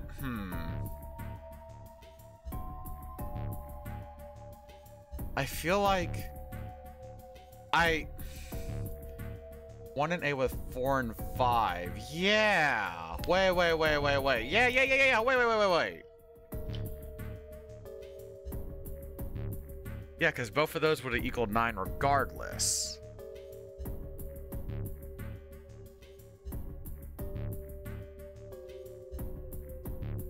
Huh. 7 quickly laid his hand on the red. An asterisk appeared on the screen. Junpei and the others followed suit and laid their hands on the scanner panel. Soon, there were 4 asterisks on the screen. 7 glanced at them, then laid his hand on the lever of the red. All right. You guys ready to go? Yes. Yep. Junpei paused for a moment. Not yet. Huh? Before we go in, I'd like to check something. You want to check something? Yeah, but before I do, 7, could you pull the lever? With you, the player character on this side of the door. Oh, okay. And also, I guess to be fair, he had June hostage, so there's no way to swap that one out, actually. Yeah, okay. I want to make sure we can verify with just the 4 of us. What do you mean? We don't need... Just do it, alright? But if the door opens, don't go in yet, okay? Please, this is really important. I really need to check this, okay? Work with me here. Junpei looked directly into 7's eyes. The older man looked back for a moment, then nodded. Fine.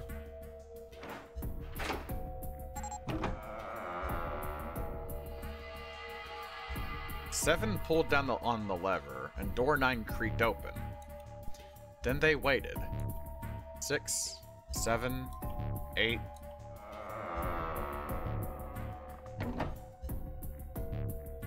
After 9 seconds, the door closed. Huh. Alright. That means the 4 of us can go into door 9. So? We knew that already. It's obvious. Yeah. What? Obvious. Yeah. You're right. It is. Now, what happens if we add Zero's bracelet? What? Oh! You took the bracelet. Zero's bracelet? Or I guess Clover has it. Why don't you take it out, Clover? Yep. For a moment, Clover looked surprised, but she recovered quickly and stuck her tongue out at Junpei. So you did know I had it. I picked it up because I thought it might be useful sometime. She reached into one of the pockets of her voluminous jacket and produced a bracelet. Ha! So instead the axe, she has the bracelet. That's pretty great. Or she doesn't have the axe this time. That's Pog. Junpei took it from her and turned to 7. This was on the left hand of the corpse in the captain's quarters. If you look at it, you can see it's got a 0 on the face. Yes, Junpei. Very good. Just to make this a little easier to talk about, I'm gonna call the guy we found dead in the captain's quarters, Cap.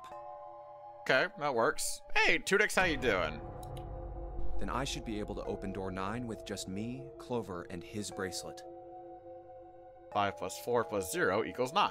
Though the big question is, if Cap is the mastermind of this game, would he really put one of these bracelets on? Ain't no fucking way. Anyway, let's just give it a shot. Clover, give me your hand. Okay. Now the captain's bracelet. And pull the lever. However, the door didn't open.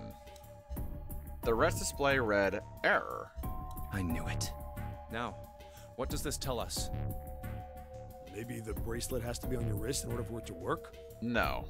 No, that's impossible. Did you see how the panel showed a third asterisk when I scanned Cap's bracelet? Whether or not it's on your wrist doesn't matter. All you have to do is put the bracelet near the panel for it to register.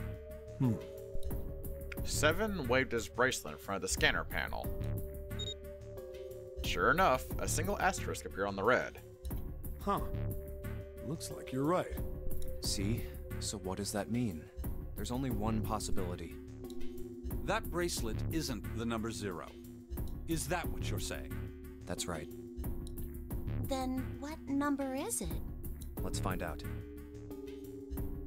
Junpei, scan the bracelets with this combination. Okay. So if I remember right, oh god, to do some fucking math. Actually help me. Okay, it was... I like how almost all of them have Snake, except for these two. Okay, so that's 7, 4, it's 11. Who'd you use last time? I legitimately don't remember, Raven, because it's been a week. My memory really big boiled. Okay, well, we didn't have Clover with us, so we can eliminate any with her. I think it was just this, right? Let's try Snake, me, Clover, and Cap. Oh, for fuck's sake, god damn it!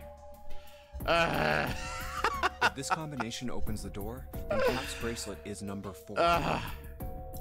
That wasn't it. Yeah, okay, yeah, yes, I know. Okay, there. Yeah.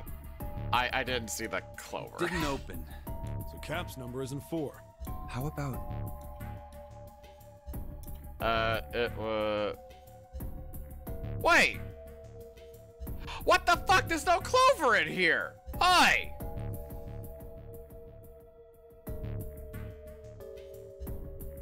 Excuse me, game? I don't see Clover in the selection here. And you specifically said that there's no Clover here. And you said there was Clover. Make up your mind. Huh, what if I pick this one, there's no mention of Clover? Wouldn't that be funny? Let's try Snake, Clover, 7, and Cap. You're a piece of work. If this combination opens the door, then Cap's bracelet is number 5. Okay. Can I just blurp? Okay, no, I can't. Okay. Okay, no, it's not 5. Okay. Yes. Okay. Well, what was it? 7 Junpei? Wait, hold on. 7 and Junpei, that's 5. Wait. No, that's Snake. And, okay. The Snake, Junpei. That's 7. So it's not this one. We didn't have Clover, so it should be this one. Let's try 7, me, and Cap. I think. Yeah, this is the correct one. If this combination opens the door, then Cap's bracelet is number 6. Right?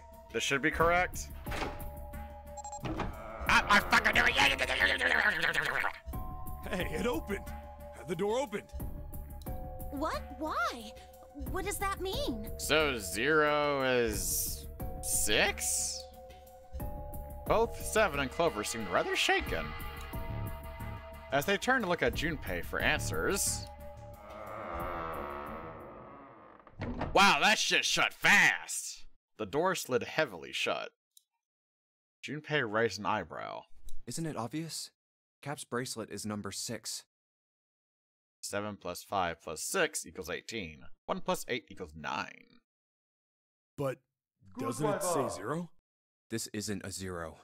The symbol on here isn't a number 0. Oh my god, that's right. They're doing this crap again. Oh, right. Oh. This shit fucked with me so hard. It's a letter O. Yep. Oh. Whoa, wait a minute. I don't get it. I mean, we figured out that Cap's bracelet is 6, right? Yeah. Does that mean there are 2 people with 6s? Before Junpei could answer, Snake spoke up. There is most likely only one person with a 6. But I don't get it. What about June? Well, this is only an educated guess, but I think June's number was never 6 to begin with. Come again?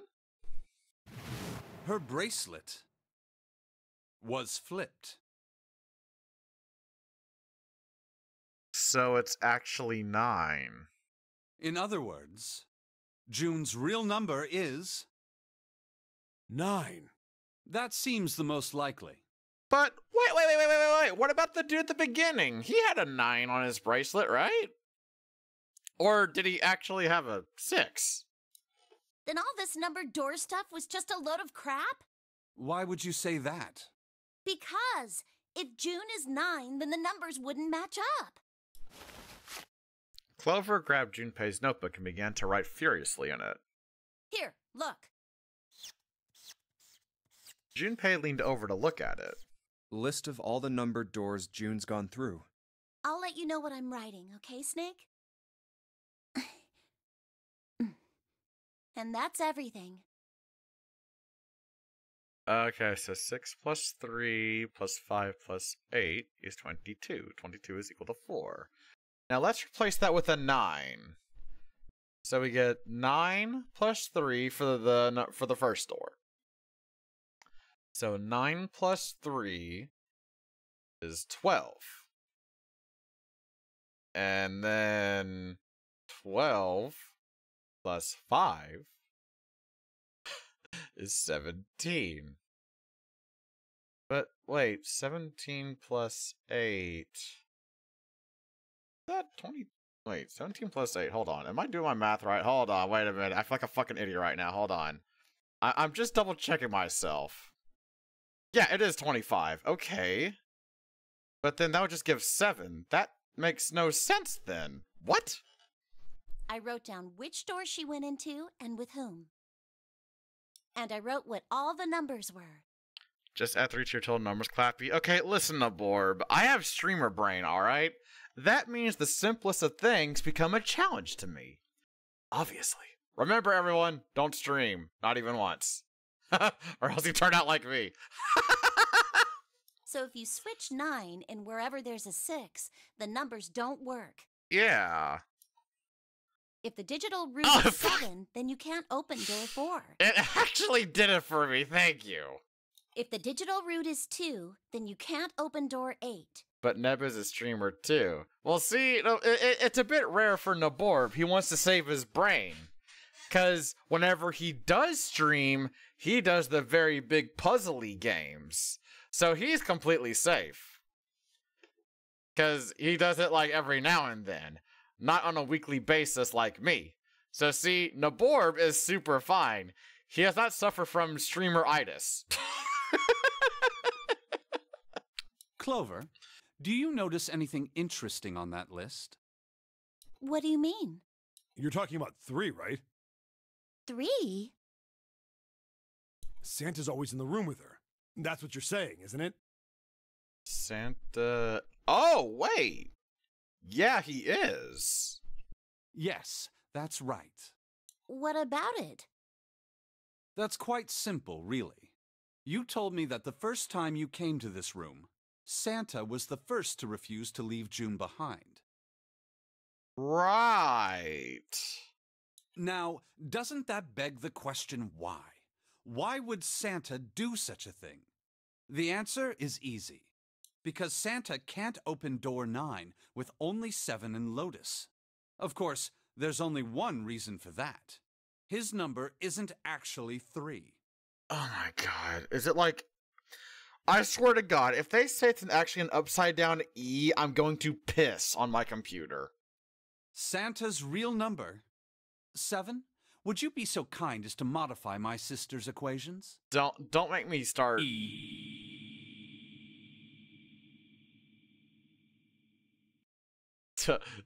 Don't fuck it. Yeah, sure. 7 took the pen from a confused Clover and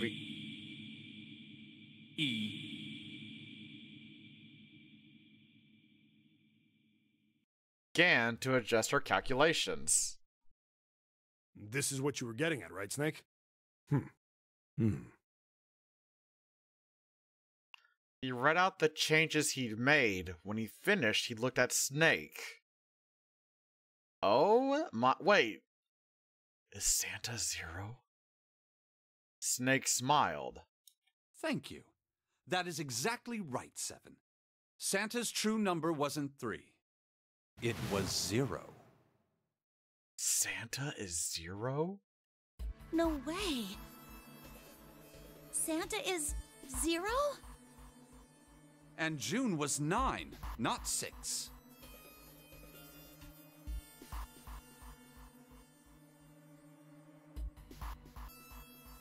Huh. Conversely, Santa was 0, not 3. Plus 3 and minus 3... It would still work. They cancel one another out. Nothing appears out of order. Santa was still playing by the rules of the Nonary game this whole time. Precisely. So you're saying Santa planned this whole thing? I'm not sure if he acted alone or not, but I think it is safe to conclude that he is 0. Oh my god! Wow! If my hypothesis is correct. Clover bit her lip. She seemed to be having some difficulty believing her brother's explanation. They were always in the same room. Junpei. Junpei remained silent and thought. Snake's hypothesis. Something doesn't seem right. June's bracelet being flipped. Even if that were possible, that would mean there are 2 number 9 bracelets. And if that's the case... Yeah, that's what I was about to say! The 9th man! All right, that's enough talking. Let's go. It's high time we went through that door.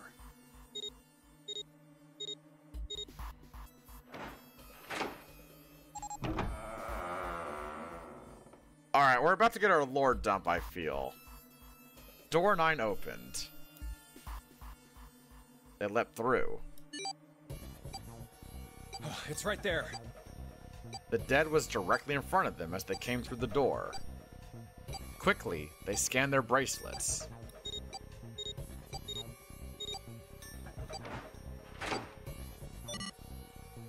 And the detonator stopped. Oh. After pausing for a moment to catch their collective breath, Junpei and his companions headed down the long hallway in front of them. Alright, let's keep going. At the end was a set of stairs leading down into the ship. I think these stairs go to the bottom deck. They leaned out and looked over the side. Looks dry. Let's head down. After deciding it was safe, they headed down the stairs. Where's this gonna go? Before long, Junpei and his companions found themselves on the bottom deck. Oh yeah, the bottom deck, the library! They turned left into another hallway, at the end of which they found another door. Hey, it's a... And of course, there was a symbol engraved over the keyhole. It looked like the sort of harpoon one we used to hunt fish, the kind with 3 prongs. Snake traced the shape of it with his fingers. This is the Neptune symbol.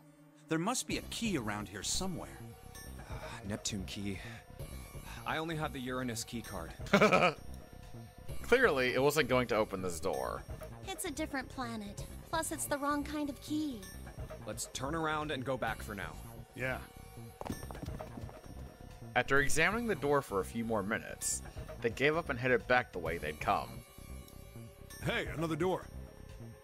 With a little more searching, they found a metal door. And a card reader this time. Aha! A symbol was engraved onto the card reader. It's the Uranus symbol. This is the place. He muttered to himself and slid the card through the reader.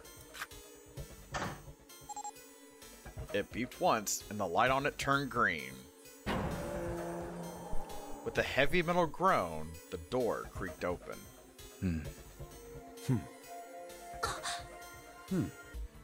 Junpei, Clover, Snake, and Seven looked at one another, nodded, and stepped through. The room they found themselves in was full of books. Holy crap!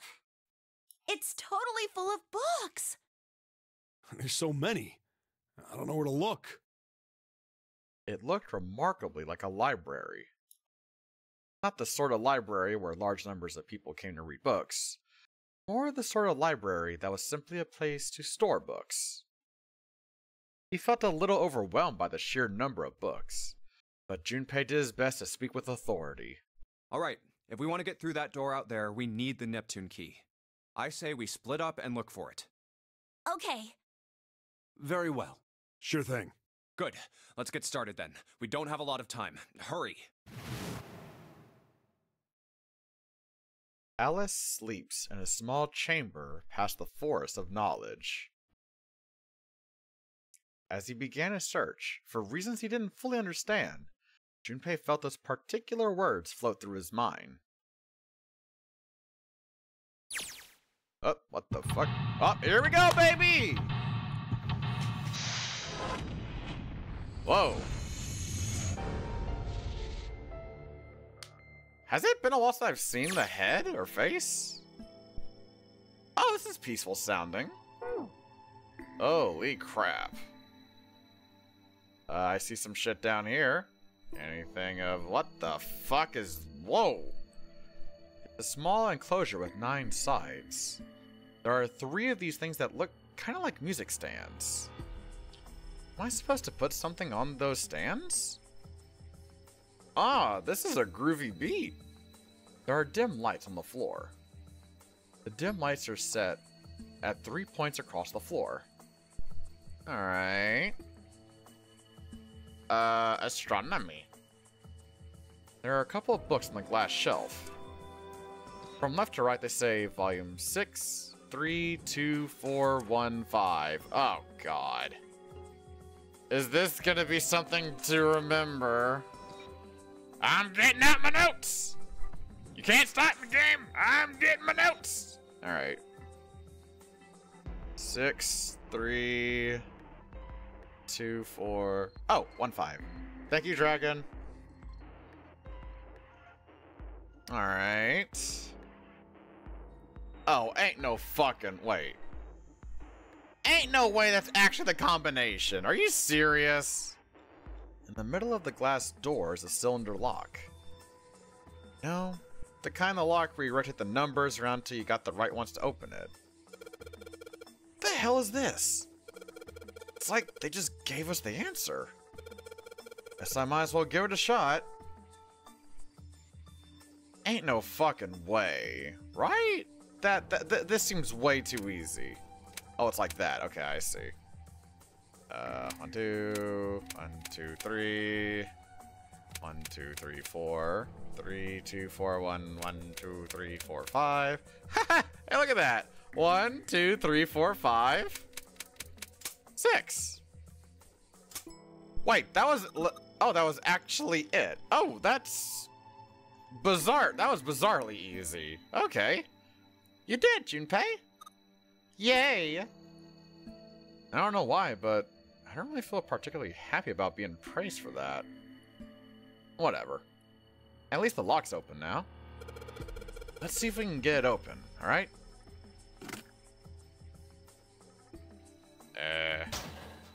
Yes, what the hell is that? A powerful, low polygon DS textured light bulb. Feels like a light bulb. Pretty high wattage too, unless I missed my guess. This should generate quite a bit of light. Okay, yeah, this song's a vibe. All 6 books seem to be pointing at the cylinder number lock. Okay. That was very interesting. Oh god, what the fuck?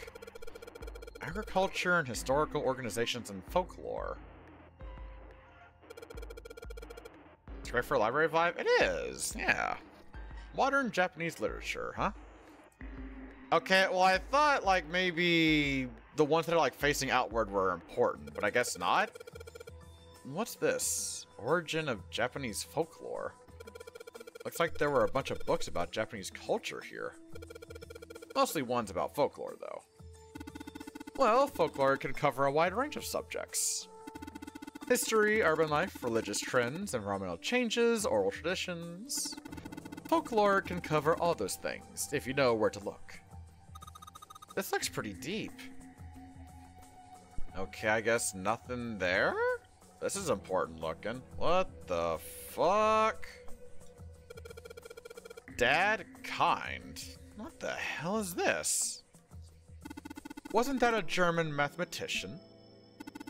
Maybe it's a compilation of his work. Oh, is it Dad Kind? I don't know. Lebernes? This book is in German. It looks like it's the complete works of something.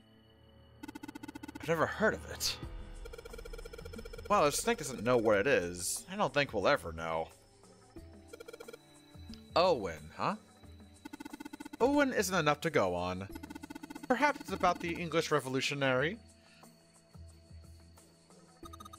Shielddrake? No, Sheldrake, excuse me. Isn't Sheldrake...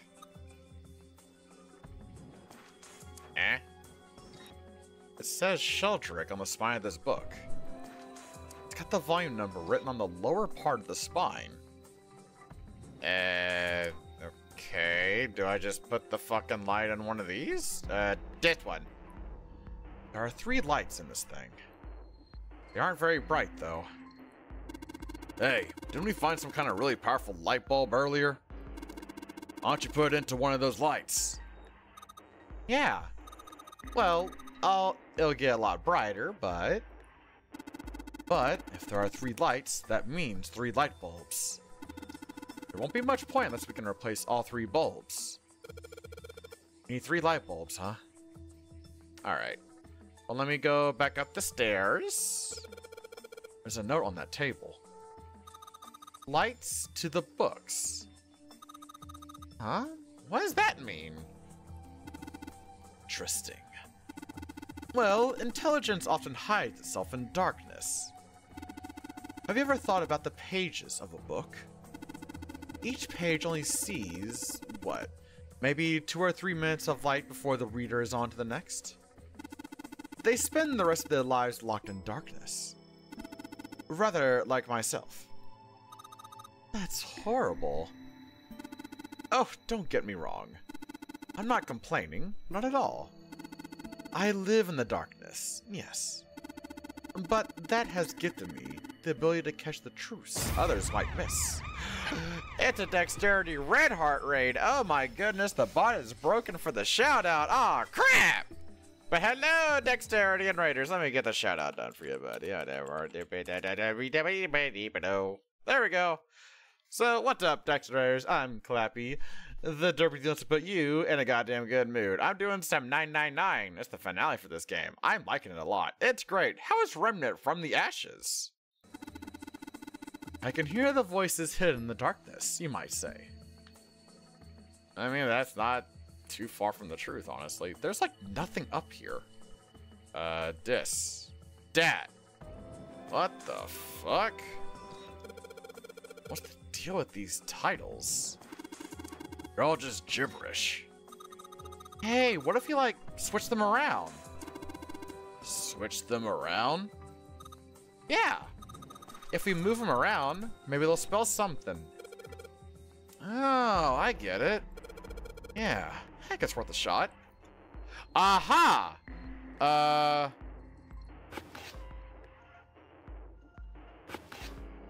Open here, find bulb. Wow, that was fast. guys, how about this? Huh!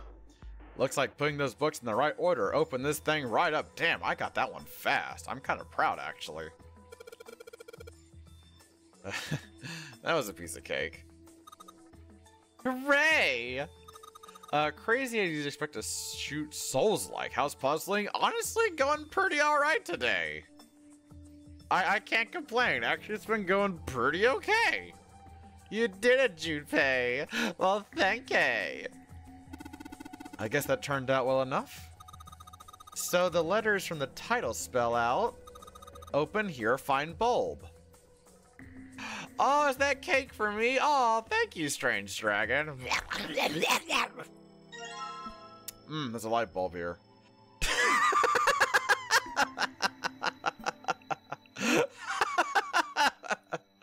Okay, so it's not over there.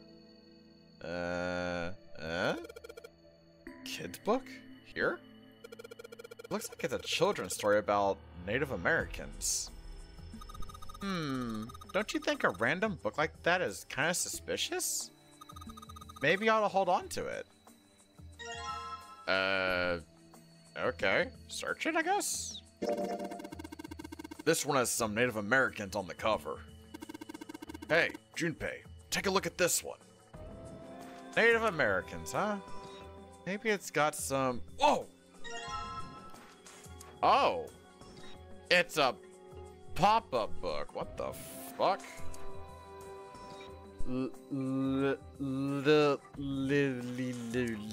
What the fuck? Lil K! What's that? It's one of them pop-up books. L-R. R. What? Where the hell did you see an R? That doesn't mean anything. Does it? Well, you could make them KRL. Like curl or Carl. Is it like arranging him to say an R? Oh, I guess like that or something. But what the fuck?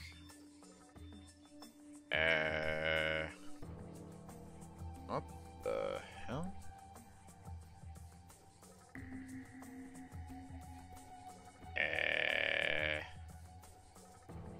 How the hell do you make an R out of this?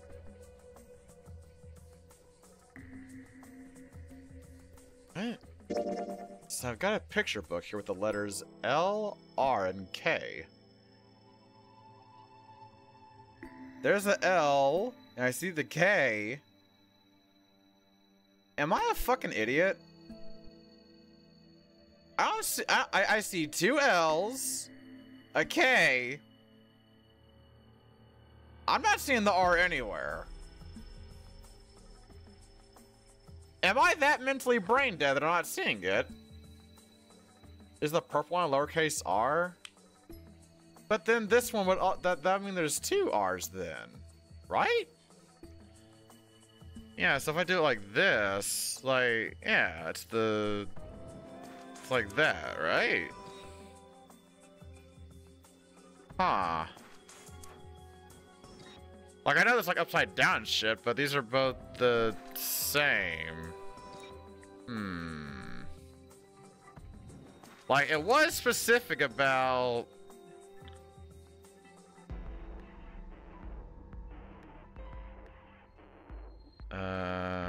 Huh.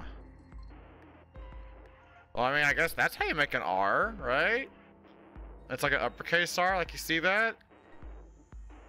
I wonder. Wait. Is there a way to... No? Okay, I feel like it is like this. Like, I can do like that. What the hell? A picture book here with the letters L, R, and K sticking out of it. Like... So it is specific, but what the hell's the deal with this little shit right here? I think I need something else. Only question is, what the fuck do I need? History of the medieval period. Ugh. Maybe it's about Sir Lancelot? Isn't he just a story? I don't think you're gonna find a guy who didn't really exist in a history book. I do notice that, like, you can't, like, rearrange it and say kill, like K-I-L-L. I do notice that. Only question is, like, do I input this somewhere? Let's see. Was there anything else down here that I missed? There's all this. This red book says dead kind on it. Some yellow book with the word Lebanese written on it. Okay, so if I click it... Okay, no. Okay, for some reason, these have 8, and these have 7. So maybe I gotta find the 8th book of both those two somewhere? The Pythagorean Theorem. This is a famous one. Sounds like there are a number of math books in this section. This iron plate is bolted down. I don't think it's a door. I think it's just a wall. Let me see. This is where I got the bulb from. Nothing, like, see, it's like the ladder up there. The black hole hypothesis. Gamma ray astrophysics. I guess this bookshelf has an astronomy theme. Okay, that's the note. And this is where I found the one book. Nothing is really sticking out as well. This is probably the exit. This big opening is the door to the library. Never mind! It's pretty impressive. Almost like the door to a shrine or a church or something. There's another door after it, and then a passageway beyond that. At the end of that passageway is a door with that Neptune symbol engraved on it. Hurry up! We need to find the key with the mark of Neptune. Okay. This sounds like a job for the best brother and sister team in the world. Aww. Man, it's like 7 and I don't even exist.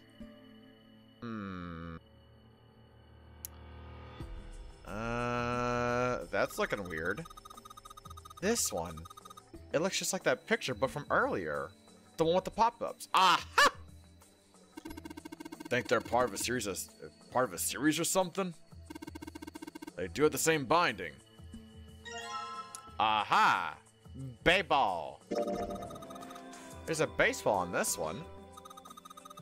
Come on, Junpei, let's see what's in it. Gonna go on a limb here and say it's probably baseball stuff. Whoa! Head. What the fuck? This is a pop-up book. It's got the letters H-E-A-D popping out of it. So, okay, so... Bruh, what the fuck? Where's this R on this one? Am I an idiot? Like, I see... I see, like, a lowercase r, I, and then another R, and then a K. Bruh, what the fuck kind of word is this supposed to make? Huh. Sure enough, the letters H-E-A-D are sticking out of the book. Okay, so maybe there's one more I gotta find like that. Okay. So it's like the sort of dark, binding or whatever. None over here. No. That's where I got the thing. Mother Nature. That's some sort of book about hippie chicks? Probably not. Except perhaps tangentially, it's most likely about environmental protection. I was just trying to make a joke. Dude, hippie chicks? Really? I feel like there's one more somewhere. You know, rules of threes and all that shit. Is that it? This one says the golden rabbit and the moon on it. Does that mean it's about a rabbit that lives on the moon? Rabbits are pretty cute, but What's the moon stuff about? It's talking about the Judas tree that is said to grow on the moon, according to Chinese legend. Okay, well, not the top one. Bottom one. I'm not seeing anything that looks like it. Oh, I was literally just there. Oh my god. This one says transition of extinct species. You need to hurry it up, or we're going to end up in the pages of a book like that. There's a third. Have you checked downstairs? I don't recall seeing a book that looks like that. Although, I guess to be fair, I haven't looked too terribly. Aha! Thank you for the hint, Raven. I do appreciate that. Honest and for truly. Hug, hug, hugs your way, my buddy. It's another one of those picture books here. I kept looking like for the spine, like from a distance, and I guess my eyes don't work good. And I guess I also thought they were all up there. You know, like separate them all in like the different sections and stuff. All right, what do we got? Something about these things feels kind of nice, you know? Brings back good memories. I guess even people like Seven were kids once. At least they're invisible, yeah. And also, Okami, Raven has played this game before. So he probably remembers all this stuff. But he is also very, very smart. Like, seriously, that's a smart mother birder over there. We are all so lucky to have him in our company. No shit, you little brat. Hey guys, cool it. Alright, I'm gonna take this picture book with me. Tales of Oh Japan. Got a magic wand on it. Ew. Oh, it's the magical mallet. So, what's inside? Well, aren't you going to open it? Pretty sure she's gonna have pages inside, smart at— Whoa! Excuse me? What the fuck?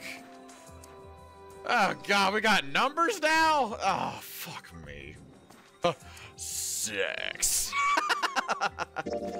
Looks like another pop-up book. This book has an S, an E, a dash, and a number 5 sticking out of it. I might be impressed if I was 5. So is it supposed to be— what? Yeah, the mouth from Okami, yeah. So do I combine these with each other? I don't know why I'm trying this. Okay, I figured I'd try. So maybe there's one more somewhere? I got that one. Okay, I'm just gonna skip through all this crap because I just want to find the last book. Like, maybe there's 4? I don't know. Conjecture. What's it about? Like magic or psychic? Blah, blah, blah, blah, blah, about jewelry. Yes, very good. Very good. I just want to see if I can find the last book. Okay. Because maybe they deal with the stuff like over here? So maybe there's a 4th somewhere? I don't know. Like, the fact that there's 4 of these and I have 3 books now, it makes me think that I need to have all 4 of them and, like, put them all over here, right? That's not too, that's not too far-fetched. Like, like, come on, give me some credit here. 3 books, 3 bulbs. Okay, so I have the books. Huh. Okay, so I just gotta find the proper place to put them? Okay. Oh, wait a minute. Hold on a cotton pick a minute. It's a small enclosure with 9 sides. There are 3 of these things that look kind of like music stands. Okay, how about we try putting these picture books on the stands? Then...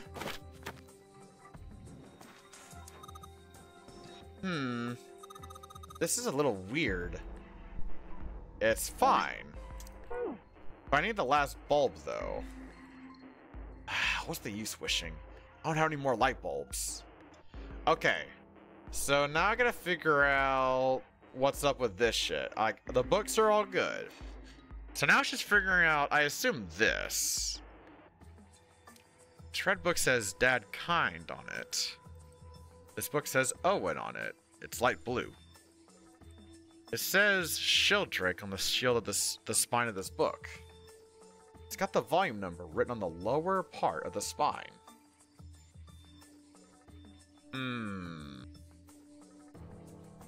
Maybe 7 and 8 is the length of the world in the name of the books. D1, A2, D3, K4, I5, 6.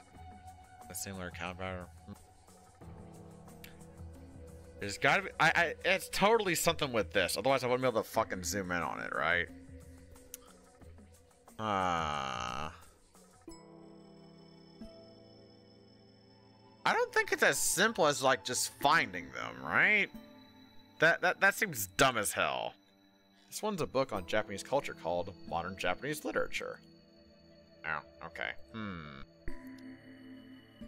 There's gotta be something here.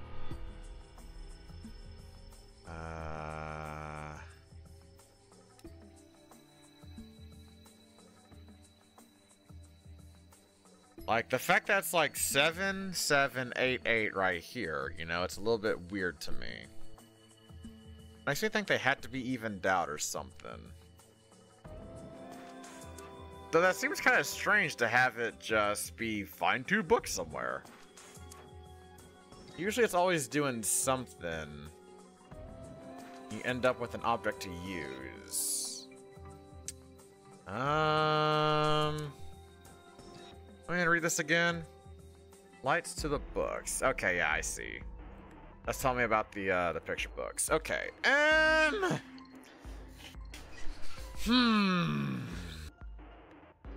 Paper on table. That just tells me the lights to books, which I already know about that. That's just saying, hey, dickhead, put the fucking light bulbs in and shine that shit. Let's see, maybe it's a coat rack, like a place where you can hang coats and hats and stuff. Well, this one's not too big, so maybe just hats. Just to click on something. Oh yeah, totally. Only question is, what have I missed on clicking? I've clicked this, I've clicked that. That goes back up. Over here.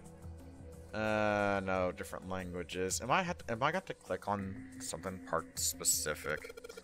Let's see what we've got here. Oh, don't tell me it's just lying around here. So many books here. I wonder what this one's. Whoa!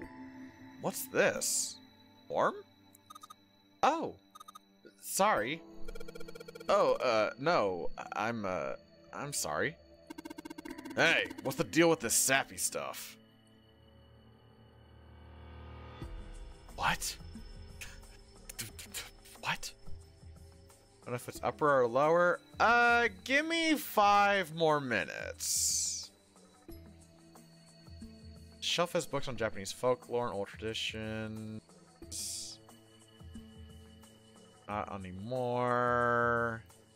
Okay, so not this screen. It's definitely not this screen. We touched hands over a book. My god, how lewd. Bunch of important sounding books here with titles like Goldbach Conjecture. That's a weird book, Junpei. Indian Mathematics.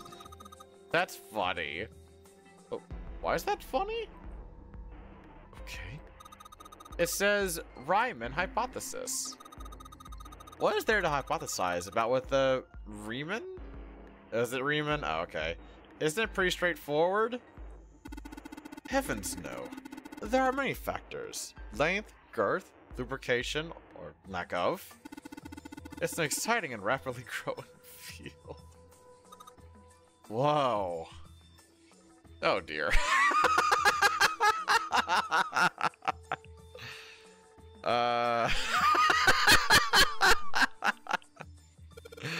Algebraic number theory. What, huh? There's another one like that over here. It means something like primary number theory or analytical number theory or blah blah blah. How'd you know? Those well numbers. There's oh my god.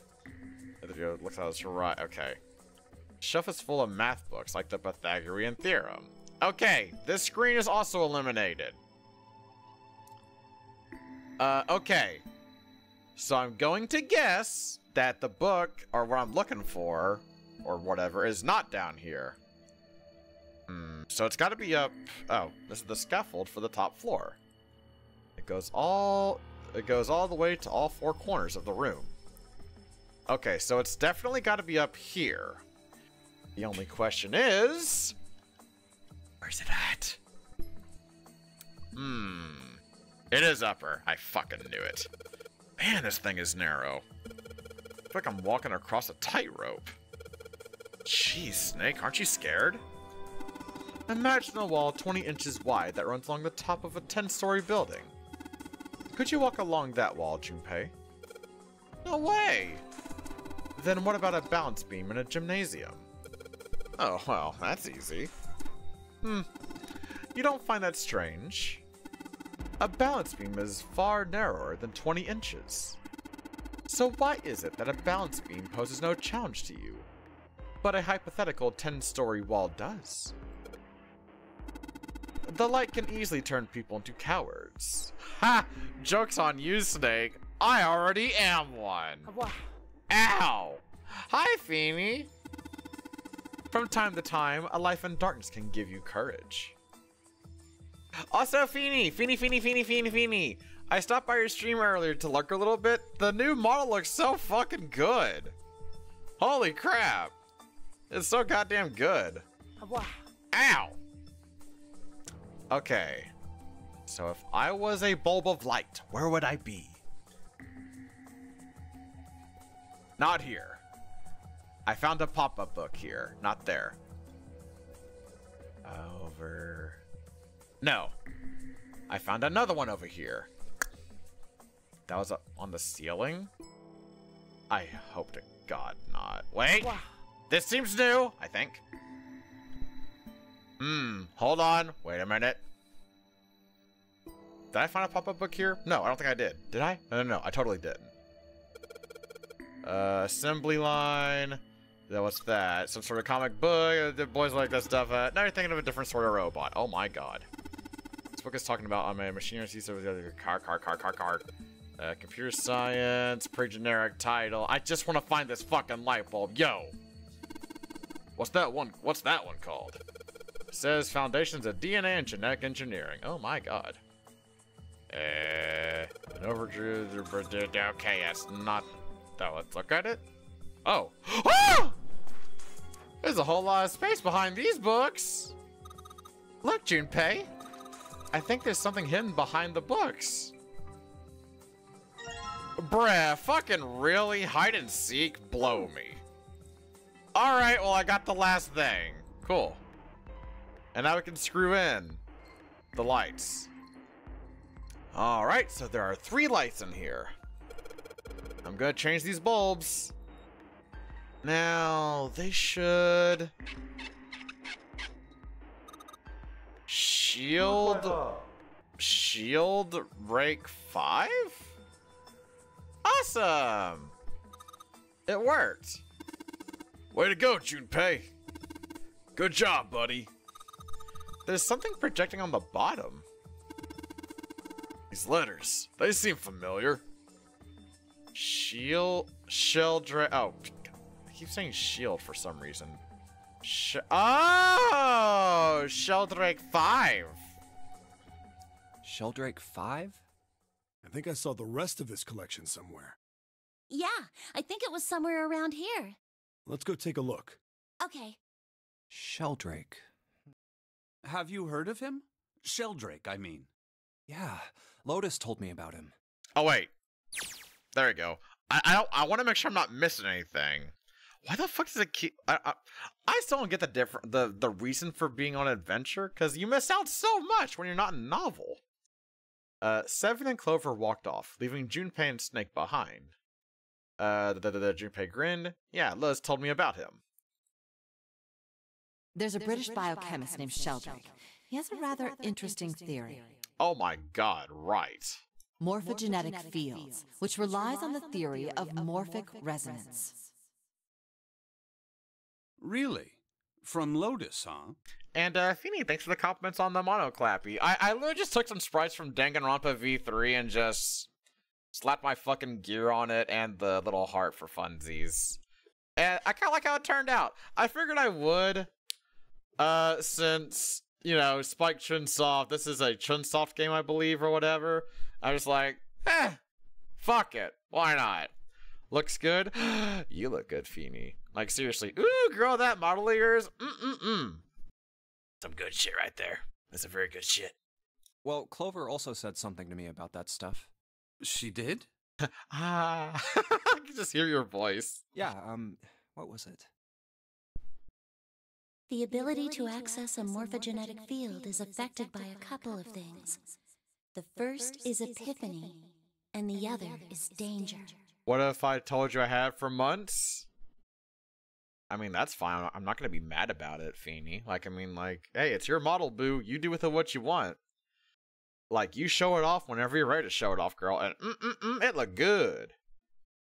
Want to show it off sooner? Why didn't you, Feeny? That girl. I told her not to tell anyone. What? You did? Why? Well... Junpei's eyes narrowed. Look, man, I didn't push it because we're in a hurry, but I'm kind of sick of this. How about you just tell me, okay? Tell you what? Don't give me that. About the experiment.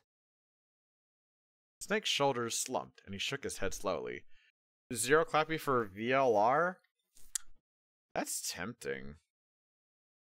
That is tempting. I would have to think of some way to make it work. Ah! Hey, there!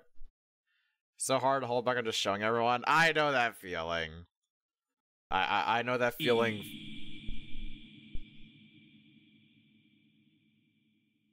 Yeah, I big know that feeling. He'd finally given up. Very well, fine. I'll tell you everything. Thank you! Here comes the lore dump, chat. Time to get your lore toilet paper, because here comes the lore dumpies. But not here. Let's move to the top floor.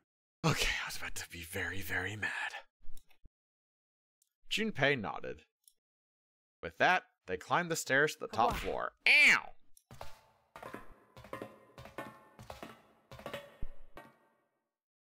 Snake was silent for a moment after they arrived, then finally crossed his arms and spoke. I suppose I might as well start by telling you why I kept quiet, and why I made sure Clover did as well. To be honest, the explanation is quite simple. Zero told me not to. I had little choice. He didn't walk up and tell me, of course. He gave me a message engraved on a card. Snake reached into his sleeve and pulled out a small, stiff piece of paper. That's a Braille card. It looks just like the one you showed us earlier. So you had 2 cards? No, only one. Huh? What do you mean? I thought that card just had some rules for the nonary game on it. Yes, it did. And those were the rules I read you. However, they were not the only thing on the card. Because you didn't read all of it to us. Oh my god, Snake. There was something I didn't read. Well, perhaps I should say, there was something I couldn't read. What? And that was? Tell no one of the events that took place 9 years ago. Tell, and I activate your sister's detonator. Oh! It's a threat on our lives. Oh. Well, Snake nodded. Well, what about Clover? Did she get a message from Zero too? I don't believe she did. But doesn't it strike you as strange that Zero would shut my mouth, but not hers? Yeah. Yeah. To be on the safe side, however, I told her it was best not to tell anyone. Still, apparently she told you. That girl. What's wrong with her telling me? I figured some stuff out with the things she told me. I mean, it looks like the whole activate her detonator thing was just a bluff. She's prancing around downstairs happy as a clam now that you're back. Snake glanced down at Clover and Seven, examining one of the bookshelves. That's very true. I've decided I can trust you. Oh my god, thank you. I've decided to tell you the truth. Thank you! The chance that Santa is 0 is very high. Uh-huh. I feel I can assume Santa doesn't have the time to observe us at the moment. And at any rate, even if he were, I very much doubt he would kill us. Why? Clover told me about the 4-leaf clover, about the words. If he knew about that, then he was in my group during the first experiment. I'm sure of it. He wouldn't kill us, no matter what the situation was. Snake paused and cocked his head, as though he was listening to something very far away. His face looked dark, as though something was weighing on him.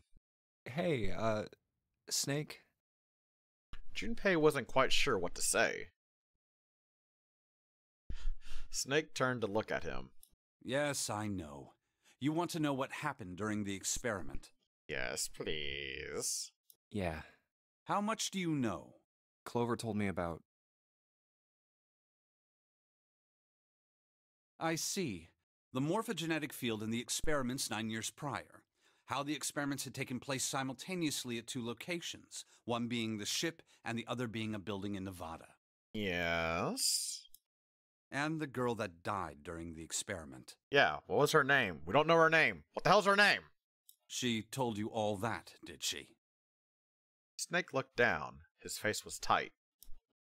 A slight tremor shook his body, and he tried to hide it. He was putting on a good front, but even Junpei could tell that he was holding back something deep and powerful. He made as if to brush something from his face, and looked up at Junpei. At any rate, I now know how much you've learned. All that remains for us to determine is who did this and why, right? Yes. Can you tell me what happened? Yes. Snake nodded slowly. The people who organized the initial experiment were from a company called Cradle Pharmaceuticals. Which we know that Ace, or whatever his actual name is, because I forgot, actually leads. Or he's the president of, or whatever. There were 4 of them running the show. Gentaro Hongo. Yeah, that's Ace. Nagisa Nijisaki.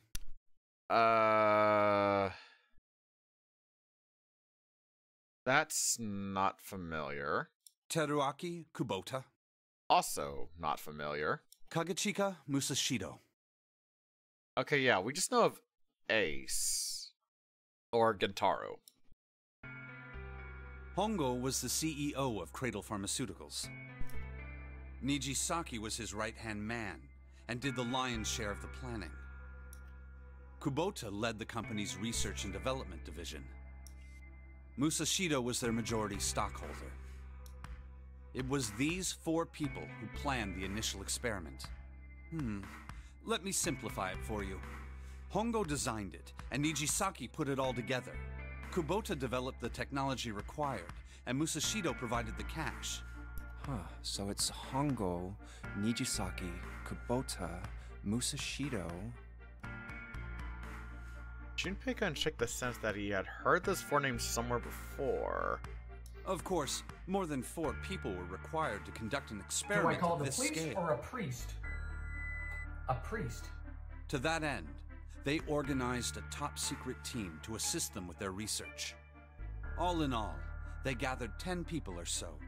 Those 10 completed their team, and they were able to begin the project. They named it the Nonori Project. The purpose of the experiment was to research the prospect of controlling a human mind through sheer will. The vessel, I suppose you could say, for this control was the morphogenetic field. Why did the glycerin suddenly begin to crystallize? Why did the crystal structure of EDT undergo a sudden change? Why did the rats improve their puzzle-solving skills with each generation? Experiments with humans produced the same results.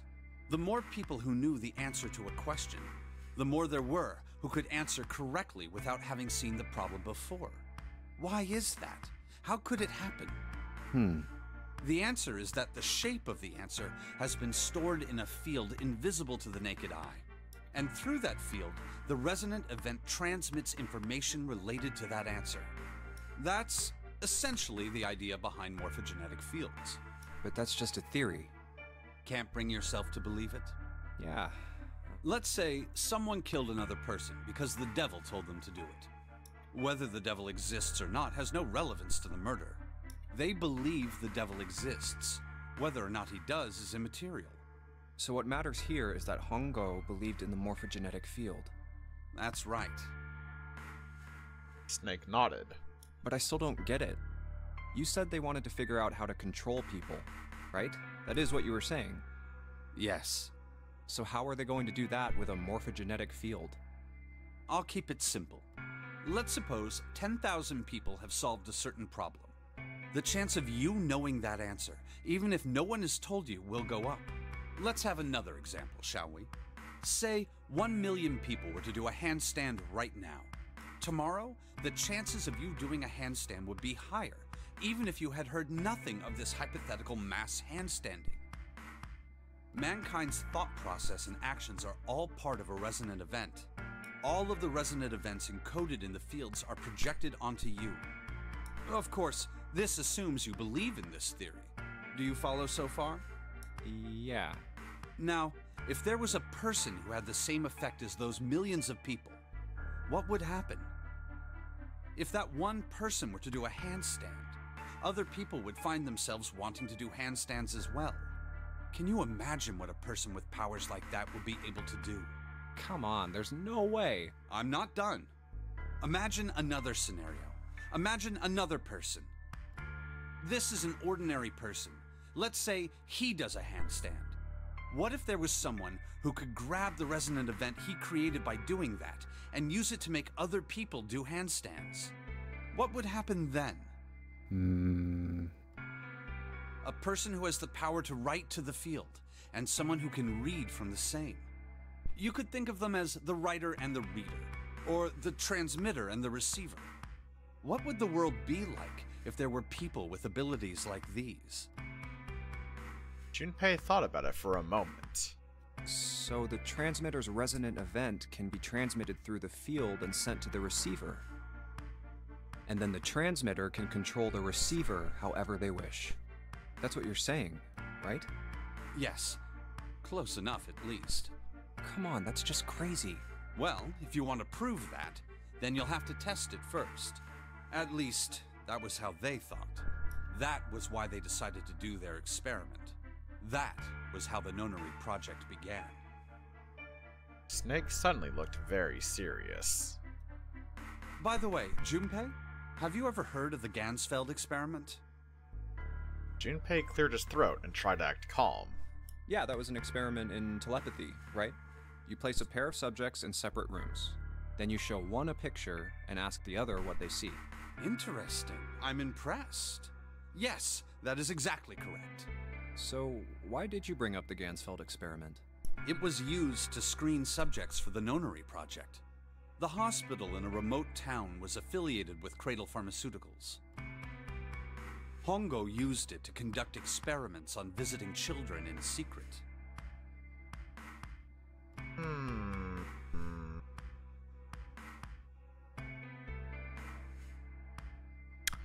You know, like, now that I'm looking at this again, this looks like the I think this is this the captain dude? I think it is, because didn't he also have a mustache like this? He also had a really round face. Huh. Interesting. Okay. Like, I'm looking at it again, and like it just popped into my mind, just like, wait a minute. Maybe this is like the captain, excuse me. This is obviously Ace, because we already know that his real name is Hongo. These other two, though.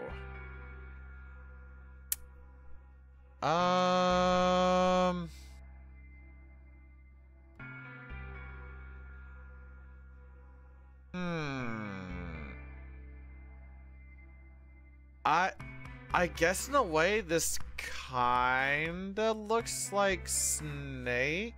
Oh wait, is this? I wonder, is this Mr. X right here? Because it does look like Snake, so maybe? Question mark? Wonder. Okay, but then... I'm not sure about this one, though. It's not ringing a bell to me. Some of them, he found, had potential. Maybe they'll pop up later or something? I don't know. He began to gather children that showed promise. Children that seemed as though they might be able to access the field. Of course, none of them volunteered. They were kidnapped. Oh. His face barely moved as he spoke. There were 9 pairs of siblings taken, for 18 children total. For reasons that were not fully understood at the time, each pair had 1 transmitter and 1 receiver. They were split perfectly. As such, the 18 children were split into 2 groups of 9. The children who were put into Group Q were the ones who excelled at transmitting. Group Q? They were transferred to the mock experiment building known as Building Q in the Nevada desert. Q? What? The children who excelled at receiving were put in Group A. Oh, Q&A. Question answer. Okay, that's kind of cute. Group A was then placed on the former hospital ship Gigantic. From the experiments he had conducted so far, Hongo had learned the following. There are 2 things that can increase one's resonance with the fields. The first is epiphany. The other is danger. Have you ever been faced with an especially difficult problem and thought about it very long and very hard until finally an answer suddenly appeared in your mind? It may seem obvious to say so, but that is what is meant by epiphany. The information obtained through that epiphany can be easily transmitted through the fields, where it can be easily interpreted. Adding danger to that equation allows for even easier field access. That's where Hongo came in. They set up a number of puzzles across the Gigantic. The participants had to solve each one before they could move to the next room. Of course, he hadn't forgotten to include danger. He had detonated a bomb on the hull of the Gigantic. The children in Group A were forced to play the nonary game as the ship sunk. This is fucked up. This is actually fucked up. Oh my god, this is fucked. It's your children. By forcing the children into a life-or-death situation, Hongo hoped to increase the likelihood of their tapping into the fields. Jesus. The children from Group Q, on the other hand, were confined to the mock experiment building, Building Q. Building Q duplicated the interior and puzzles of the Gigantic exactly. Every detail was exactly the same. Hongo explained the situation to the children in Group Q. Solve the puzzles you find throughout the rooms. When you have the answers, transmit that information to the children in Group A. If you succeed, they will be able to solve the puzzles and escape. But if you fail, then the Gigantic will sink, and your brothers and sisters will drown. Good fucking god. Those were his orders. Do you know why the astronauts of Apollo 13 were able to return to Earth safely? It was because NASA had access to a replica of the Apollo 13 capsule. All of the equipment, the instruments, everything. All of it identical. Everything was just like the real Apollo 13. NASA was able to replicate the situation the astronauts found themselves in. By putting themselves in the same situation, they attempted to solve the problems the astronauts were dealing with. Once they found solutions, they reported their findings to the men aboard the actual capsule. That was how they were able to return safely. It was the same with the Gigantic and Building Q. The children from Group Q had to use the power of epiphany to solve the puzzles they found and transmit what they learned through the fields. The children in Group A, however, they had to access the fields to learn how they might advance to the next stage. Oh my goodness, it's a kitty. Hello, Kitty and Ratos. How are you doing? Meow, meow, meow, meow. And the shout-out stuff continues to not work. Oh my gosh, I really get that fixed. Like, just like, yeah, in fact, I'll do that shit right now. Redacted, how was Dark Souls I? Did you have a good time? Did you do a big die or survive?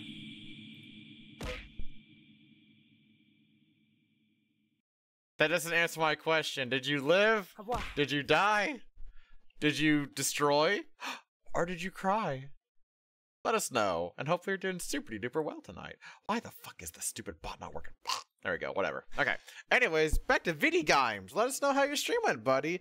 And hey, if y'all aren't following Redacted, go do so. He's a good bean. He's a very good bean. Very good Lofi Kitty.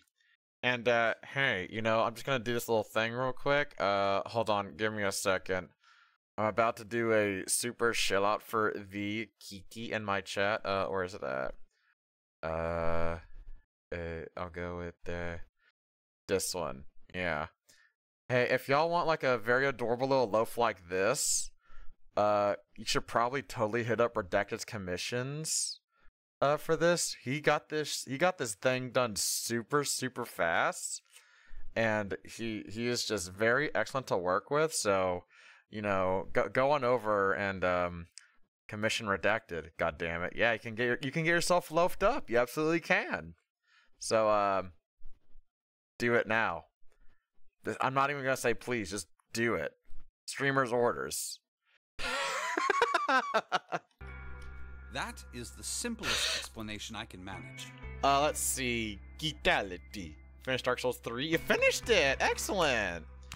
This also means copy one thing. After Dark Souls 3 is done, we just gotta go into Dark Souls 2 because of the... Oh, man.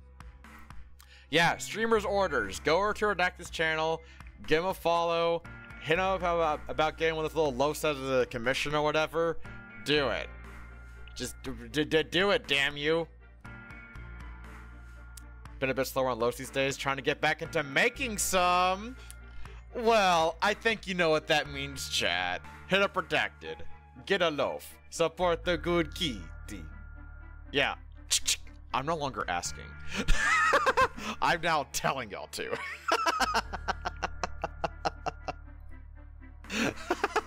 Snake sounded defeated. His half-hearted attempt at derision served only to show how much the story had affected him. Neither have money nor the Sona. Well, I don't know if Redacted does ref sheets, but hey, that could be a little bit something. I'm just saying. Could be a little bit of a... Well, it could be a little bit of a something, you know. Well, Redacted, do you do ref sheets? I don't know if that's something you do. Let's see, it means you install Dark Souls 2 and I hate it. I heard that one was the worst, if I remember right. Or like the jankiest? I forget. You triggered my Uno reverse card? But I already have a loaf, though. I don't need another one. So yeah, still, Commissioner Redacted for a loaf. He's a good Kitty friend. And I will happily shell out for him. The ref should PTSD. No, sir, it's okay. It's okay. It's okay. No, sorry. Don't worry. I'm not talking about you, but I'm not talking about it's okay. It's okay. It's okay, sorry. I'm not talking about you because I know you don't do ref sheets. I know you don't do ref sheets, sorry. It's okay. Shh. Calm down, sorry. Calm down. Calm down. Everything's okay. You can relax. Here, have a cookie. Have a cookie, sorry. There you go. That should be all, that should make things all better for you. Yeah. Little bit of chalky chips in them. A little sugar cookie with some chalky chips. And do some good stuff. Yeah. It's the worst. This shit. Okay. So I was right when I heard. Huh. I mean, can show me up. I'm being slow because of how I felt weird and down for a while. I got overly busy. Yeah, there you go, sir. Here, enjoy the cookie, buddy. There you go. There you go. Excellent. Everything's all right with the world. But, yeah. Once again, one last time. Commission Redacted for a loaf. Go do it. He's a good bean. He deserves the support. And, like, he's really good to, like, talk to and just hang out and stuff. And also, he's got an amazing voice. Like, seriously, I can try to imitate the best I can, but just go follow him, alright? Fuck you, follow him. Go follow Redacted. Just as Junpei was about to speak... Hey, Junpei, Snake! How much longer are you two gonna sit around on those bony asses? Oh my. Get down here already! Seven's voice echoed up from below. Snake took a deep breath and blinked rapidly, as if just waking up from a long nap. He's right. Let's go, shall we? We don't have much time. We need to get out of here, and soon. Well, we got a lore dump for sure. Snake headed for the stairs, but Junpei put out an arm to stop him. Hold it. There's one more thing I want to ask you. Hmm? Are you sure that there were 18 kids? Why? Well, I thought it was only 16. Oh, yes. That was what they said on the news, wasn't it? Yes, I have no doubt that 18 children were abducted and used in Hongo's experiment. After all, you couldn't exactly play a nonary game with any less, could you? At least it wasn't 18 naked cowboys at Ram Ranch. Well, yeah, but... Are you saying that the news got it wrong? Yes, I am. There were 2 more children. However, they had no relatives that I'm aware of. I imagine no one filed a police report when they went missing. No relatives? They were brother and sister, like Clover and I. The brother's name was Aoi. Aoi? The sister's name was... Her name was... What is it? Snake couldn't seem to bring himself to continue. God damn it, who the fuck is the name? It looked as if what he was about to say brought him great pain. Her name was Akane. What? Akane? Wait, you mean like June Akane? Wait, but hold on. Wait. Hold on. Is it another Akane? That was the girl who died. Junpei felt as if he'd been punched in the stomach. His vision went blurry, and his head felt light. Akane Kurashiki died 9 years ago? But, wait! Then who's June? Then, who is June? That's what I'm asking! No. What? No. That's impossible. That would make no sense! It can't be true. Akane isn't that uncommon of a name. Yeah, exactly. If Snake had known her last name, that's a different matter entirely. So they share a name. A lot of other people do too. It doesn't mean anything. It was someone else. Of course it was. It has to be. Junpei shook his head hard and pulled himself back to reality. Is something wrong, Junpei? Your breathing sounds strange. Then Snake had noticed. Junpei cleared his throat and tried to act calm. Oh, no, it's nothing. I'm fine. Let's get back down there, alright? Snake raised an eyebrow, but said nothing. He headed down the stairs, Junpei bringing up the rear. I couldn't do it. Why didn't I ask? What's her last name? I just couldn't get the words to come out. With every step he took, the cold, hard sound of feet against metal dug at his heart.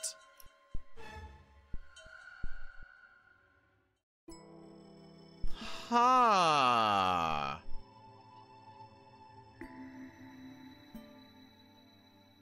Oh, that's the... Like, Akane probably isn't that uncommon of a name, right? But that's way too specific. But if it is the same person, then how the hell is June here? It's way too long in the game to suddenly be like, whoop, oh, new people, by the way. Right? Also, that's that kind. It's not the fifth one. Sheldrake. This is it. This is what the shadow picture was pointing to. But didn't it say 5 at the end of the shadow picture? Yes, I think we need to find the 5th volume. Well, would you look at that? There's a big red button behind this book. I guess we should press this button. Boop. Oh! Oh my god. Junko? Oh my god, sorry. No, not again with Junko. Danganronpa is done here. What was that sound? It sounded like something really big was moving. It came from the top floor. Alright, let's go check it out. So what are these 2 doors? What the fuck? Oh my god, it's Organization 13! Oh no! Oh my god. Okay, so what the fuck? There's a keyboard in front of the numbers. And there are 4 Roman numerals on the wall. It's gotta be a hint of some sort. That's 13. This is 14. 13, 14. Oh my fucking god. Okay, hold on. That's 13, 14, 10, and 13 again? What the fuck? Okay. Interesting. These are all Roman numerals. Do you think we just need to put in the numbers from the wall on the keyboard? No, you can't. The keyboard doesn't have any number keys. You can't type in stuff like 3 or 4. Then that means you're probably gonna put in like the matching letter with that number. Let's see. A, B, C, D, E, F, G, H, I, J, K, L, M. So M something something M?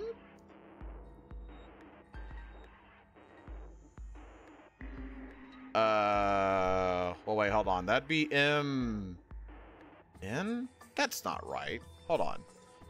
B C G H I J. That would mean that's M N J M? There's no fucking way that's actually the answer, right? Well, I bet you gotta type something on that keyboard. Yeah, but you can only enter letters. Yeah, it looks like you only enter 4 letters. Let's see how it works. I guess you need to hit enter once you type in the letters. You can erase what you typed with clerk. Okay, I get the basic operations. Let's give it a shot. Ain't no fucking way it is M N J M? Okay, it's not that. Okay.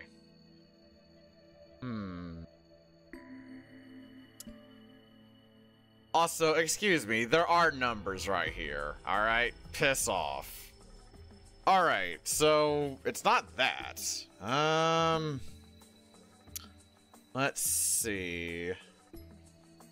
Yeah, let's try that. Why not, Surrey? If this fucking works. Okay.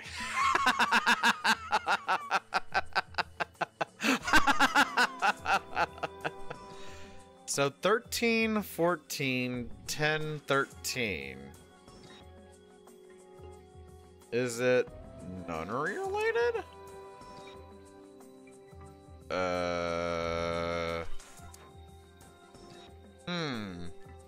Let me check these doors real quick. Damn it. I just don't get this. What the hell is the point of these Roman... What is Snake doing? These Roman numerals. If you convert them to Arabic numerals, what? You'll have 13, 14, 10, and 13. Yes, I'm aware. true. But this keyboard only has letters, and we can only enter 4 letters. Then why don't you just convert the numbers to letters? I did that! Convert the numbers to letters? I did that! I did that already! Yeah, hold on. A, B, C, D, E, F, G, H, I, J. Yeah, I did that. Yeah, J is 10. K, L, M. 13 is M and 14 is N. Right? Add the numbers. Okay, so I press enter to type in the... Oh my god, yes. Let's just try that just for kicks and pickles. Magics. No. Okay. So they're... Okay, so let me just do that real quick. If I convert them to letters. M, N, J, M. That's if you convert them all to try 0. Oh my god, if it's actually fucking 0. I swear to god. Okay.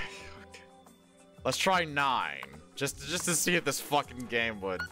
Okay, I was about to be really surprised if that would have worked. Let's see. Yeah, 10 is J for converting them to letters. I do see the shiny hint there, but I want to try and not use it. Unless I'm like 175% stuck as shit. Let's see. So I convert them to letters. So that's M, N, J, M. Maybe put them in order? So maybe like from least to greatest, J, M, M, N? Okay. The reverse?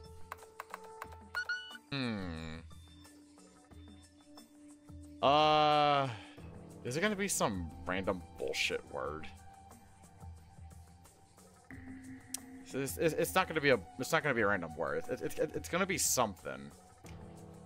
Let me think. I'm gonna give myself 3 random words to put in. Let's try hope. Okay. Let's try help. Okay. One more word I'm gonna guess. Let's see. Oh, this is kind of just spitballing shit. What about like book? Wouldn't that be funny? Okay. Let's see. So I've already done the conversion to letters. I can only put 4 in. I doubt spacing them out. Wait, hold on. Let me see, actually. If I do that, we would have a... Hold on. Then if we do that, A, B, C, D... That wouldn't be anything, really.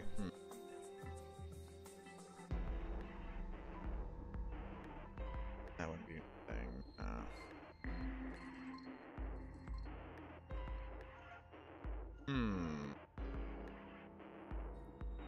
4514. Oh, wait. Is it adding them? Adding all the... Oh, the digital root bullshit. Oh my god, is it? No fucking way. It's actually dead. Brah! Son of a bitch, Naborv, you're a goddamn genius. See, this is why Naborv doesn't stream all the time. Because he's a fucking legend. Look at him go. Hexadecimal? Oh god, no, not again. You did it, Junpei. It's unlocked now. Good job, Junpei. Whoa there, don't get too excited. The password was dead, remember? Just makes me think whatever's waiting for us isn't good. Well, wait a second. It's funny because it was 13, 14, 10, and 13 again. Yeah. It's funny because if you just add the numbers up like in their own little thing, so for 13, you do 1 plus 3, right? A, B, C, D. That's the fourth letter. 1 plus 4. That's 5. A, B, C, D, E.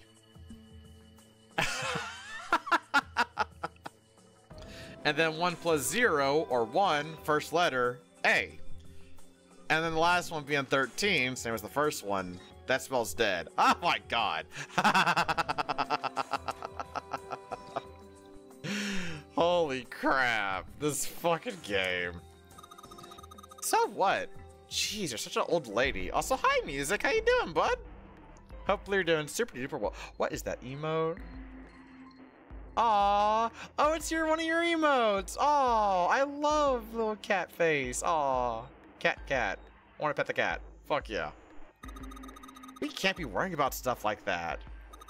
I mean, come on. We got it to unlock, didn't we? Let's go. Hurry up. All right. This one? It's a thick metal door. There's a handle in the middle of it, though. Well, all right, handle. It's time we got this over with. Damn it. I can't get it open. The thing won't even budge. What? Why not? We put in the password. What else do we have to do? Then that means it's the other door. Oh, okay. All right. Let's get this thing open. Yeah! So wait, what's the other door then? I did it, chat! I found it! Whee! The door opened. And Junpei and the others leapt through it. Tra-la-la! Alright, this is the next. Just as Seven was about to finish his sentence, their attention was drawn to the clang of metal on metal ringing out behind them. Did the door just close behind us? Oh, the door! Oh, fuck. They spun around. The door they just come through had slammed shut. Did that just close on its own? Oh, son of a bitch! Don't tell me we can't go back. I don't know. Let's see. Oh wait, the other door's probably the fucking exit, Durr. Junpei grabbed hold of it with both hands and pulled with all his strength. Damn it. It looks like it locks automatically. Is there any other way out? Well, there's another door over on the right. There's a card reader next to it. It's got a red light on it, though, so I'm pretty sure it's locked, too. But there is a card reader, right? Yeah. Then perhaps if we find a key card, we could open the door and leave? Like, well, yeah, that might work, but... Hey! Wait a minute! Are you saying we're gonna have to search through this room for one little card? Doing okay-ish. Been one of those days where all energy just gone. Showing a slight blip, but better hanging out with chill people like you. Aw, yeah. Yeah, get yourself comfortable, wrap up in a blanket, crack open a cold one, and enjoy the show. Fuck yeah. Oh, man. They took a second look at the room they found themselves in. Oh my god, what the fuck is all this? It was filled with piles upon piles of all manner of things. The only word that could describe it was chaotic. It was like a tornado had passed through, followed by a giant who had picked up and shaken the entire room a few times. There is a lot of spare parts here for like reds and deads and mannequins and shit. What the fuck is this? Looks that way. Junpei's heart fell. No way! For real? Clover and Seven looked as though they were about to cry. Well, we can sit down and wait to die, if that's what you prefer. No thanks. I rather doubt that, however, so it would be wise to start looking. We haven't much time. Let's find that key card. Oh, and the Neptune key as well. We won't be able to get through the hallway without it. All right then, let's begin. Oh, literally leave an escape room to go into another escape room. Time to seek a way out. Let's go. Oh. This is where this plays? Oh. Huh. Okay, then. Interesting. Okay, so... What the fuck? Are we about to play some Street Fighter? Let's see what happens when I... Oh, fuck. What is this? Snake? Whoa! Well, now we've got something on the screen at least. Huh? What is this? Oh, wait a minute. I saw something like this when I figured out that Morse code puzzle back in the communications office. Morse code? Yeah. The dots on here look like dits for Morse code. There's 2 dots on the first line, 4 on the second, and 1 on the last. I'm afraid I don't understand. Well, perhaps you should give it a shot anyway. Alright, I'll try. Before I do that, though, maybe I ought to run through the instructions. If I just tap the button, it'll enter a dit. If I hold the button down, it'll enter a da. Once we enter our answer, it'll automatically determine if it was the correct answer or not. Alright, let's do this! Alright, so...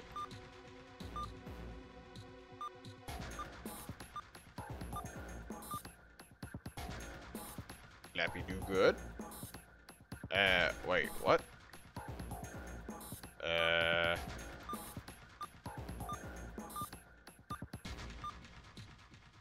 What? Nani desu ka? Do I gotta make it a da on the last one? What the fuck? I was putting it in. Wait, hold on. Instructions. Yes, I know. It's not gonna show me the shit? What the fuck? It was 2, 1, 2, 3, 4, 1.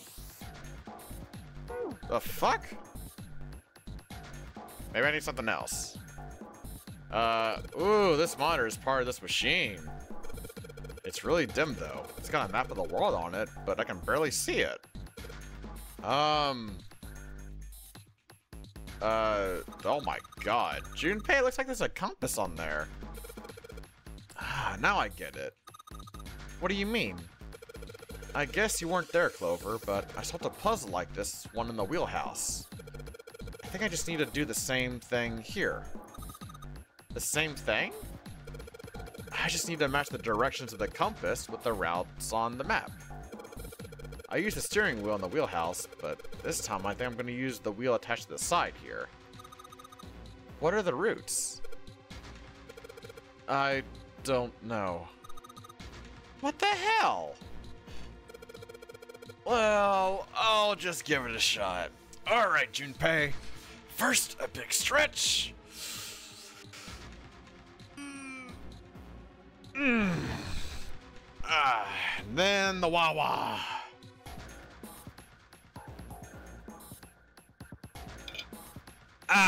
Alright. If it doesn't work, then I'll look for some clues. Okay, let's get started. Yee, pet as well. Fuck yes. Yeah, water. That's why I call it Wawa. Maybe I ought to run through the instructions. This looks like it probably works the same way the steering wheel in the wheelhouse did. If I just touch the direction I want it to turn to, the compass will turn that direction. Then I just gotta press stop. Ow. When the compass is pointing where I want it to. I'm betting something will happen if I do it right. Ow. Alright, let's do this. Oh god, what the fuck was it? It was south. I'm pretty sure, right? Oh! I guess that means I did it right. Did I save the notes? No, because I didn't think I'd fucking need them again. And then it was west. Yeah. And then southwest? Then it was oh shit. Well, I was gonna say northwest, but all right. This works? Northwest? On the file screen. Yeah, let me just touch. No, not the hint. No. Oh my god. Okay, let me just go to menu error, filet, ship's log. There we go. Okay, yeah. All right, so it was. Let me just do it like this: south, west, southwest. Hey, you know, for not having it, hey, look at that. Southwest, then northwest. Wow, I got a lot of this more correct than I thought. Jesus. East. North. Not north. Let's double check. Okay, so I got south, west, southwest, northwest, east, north. Okay, yeah, that's correct. Wait, what about the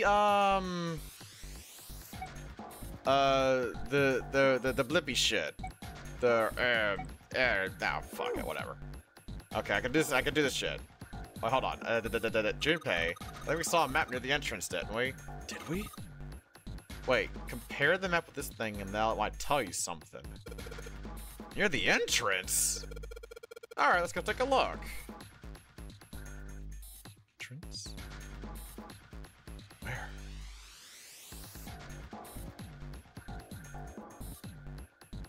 I don't see a map anywhere.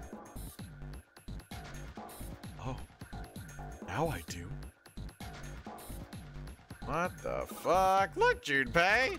This is what I was talking about. So it was! Clover was pointing at the drafting table. There's something on it that looks a lot like a nautical table. So naughty. Let's see. Numerito has been added to the file screen. Oh boy. Alright, so I'll bring up my filet screen. That one.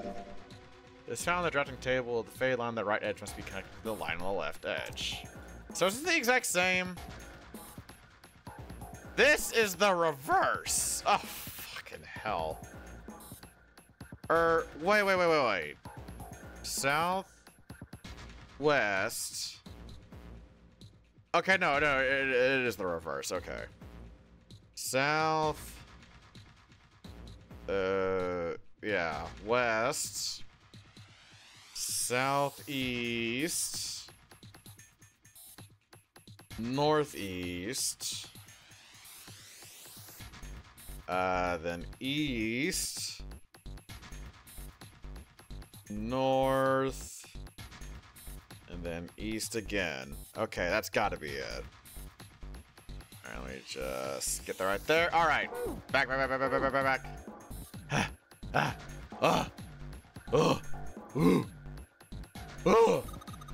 you've got the nautical table, Junpei.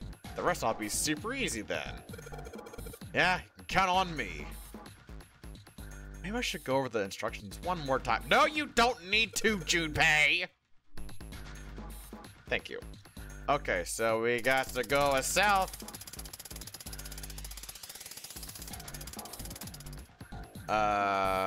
Then west. Then wait. Yeah, southwest, southeast.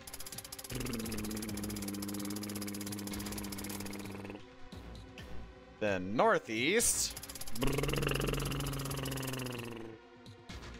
Then east.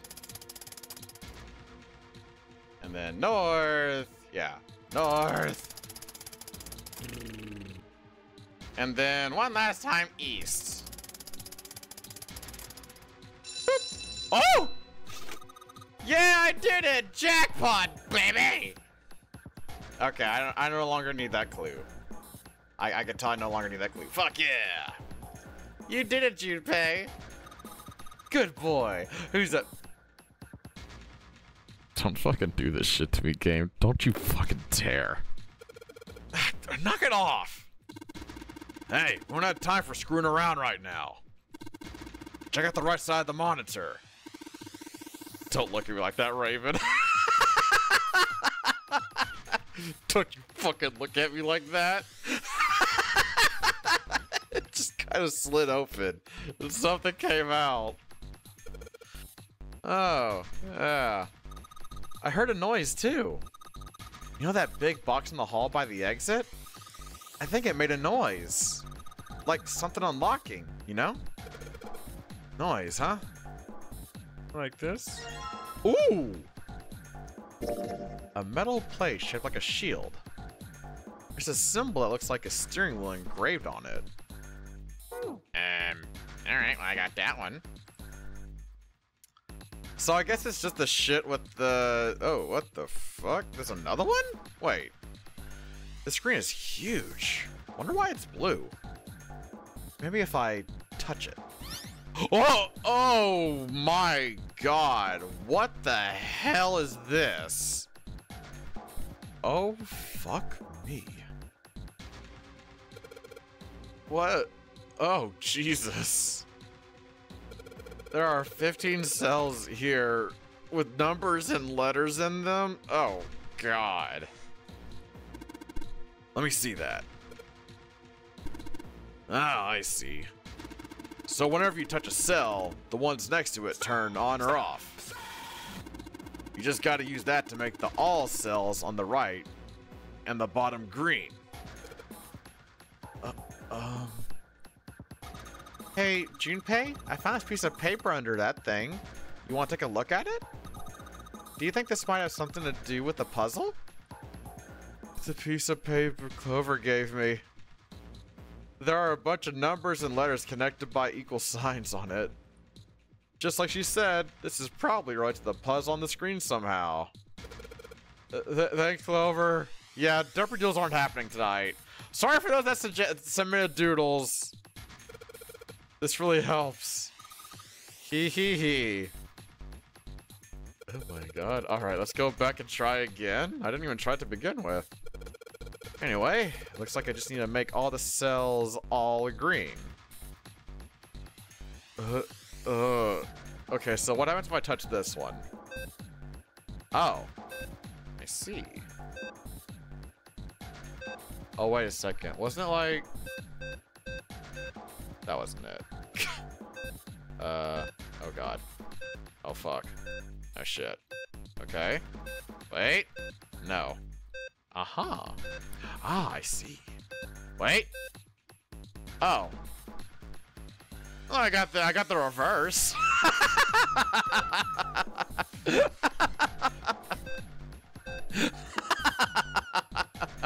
Son of a bitch.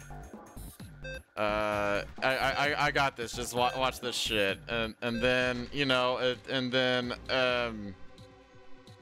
son of a, yeah. Oh, they're not all lit up. Okay, well, fuck. Okay, so 6F. Ugh. Make red ones green. Okay, no. No. Fuck. That's a lot of them green. Not that. Oh god. Oh no. Okay, wait. If I do... Yeah. Yeah. Oh, no. Oh, no.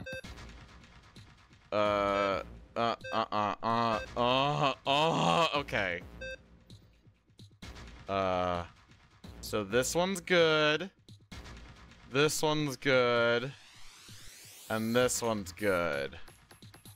This one not, and this one not. Okay. Now this one's good, and this one's good, and this one's good.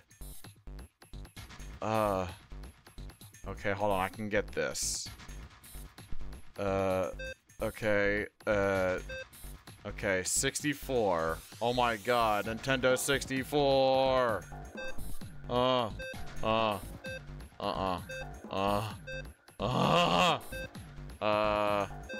Okay. No, not that. Oh boy. I got this one, that's kinda nice. Okay. Oh Jesus.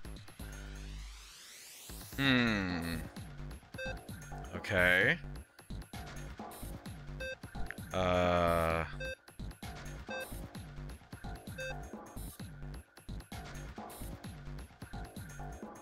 It's this one that needs to be lit up.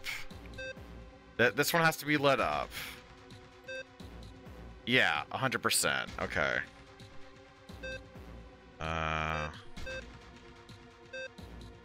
Okay, so not this one. Wait.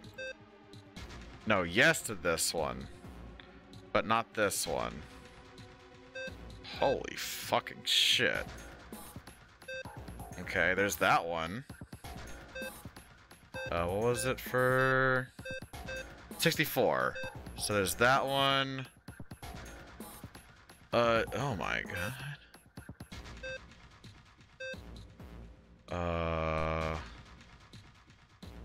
The A's are fine. This one needs to be lit up though, is the only thing.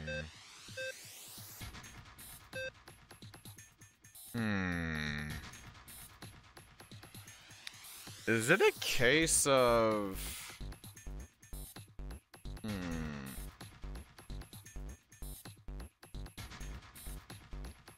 Is it? No, not this one, because it's gotta be this one needs to be lit up.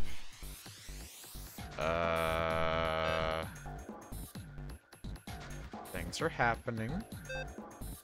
Some of them not good things, but things are indeed happening. Okay.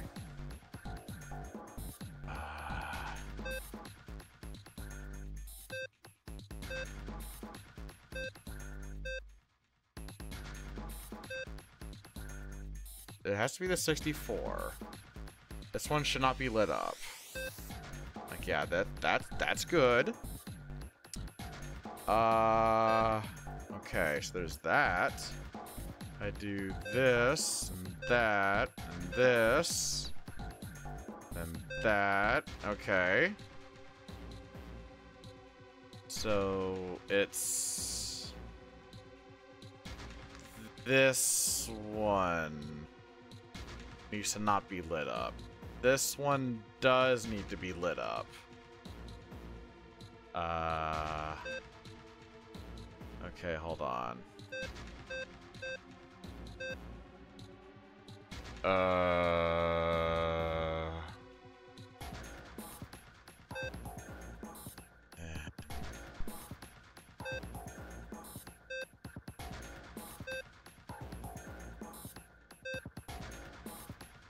Okay, this needs to go away. That one, that one, that one. Yeah! Holy crap!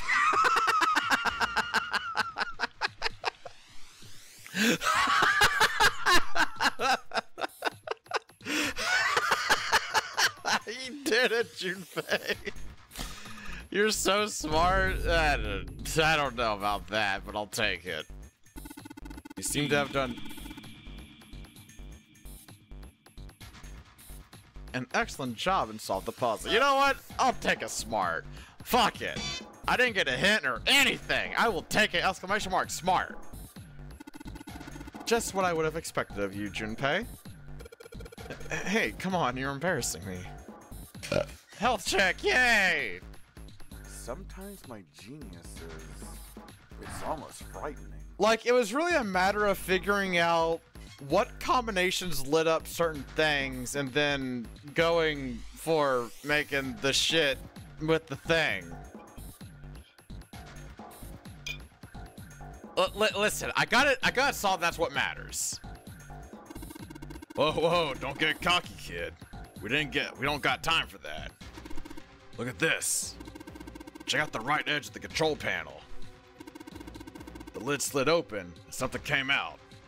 It's another fucking emblem. What the hell? Okay, so... Oh, there's 4. Oh. Wait, there's 4? Hello? There's something written on these pieces of paper. Looks like we got 3 sheets of the stuff. New material has been added. What? That's not right. I meant this. What the hell did I get? Which one did I get?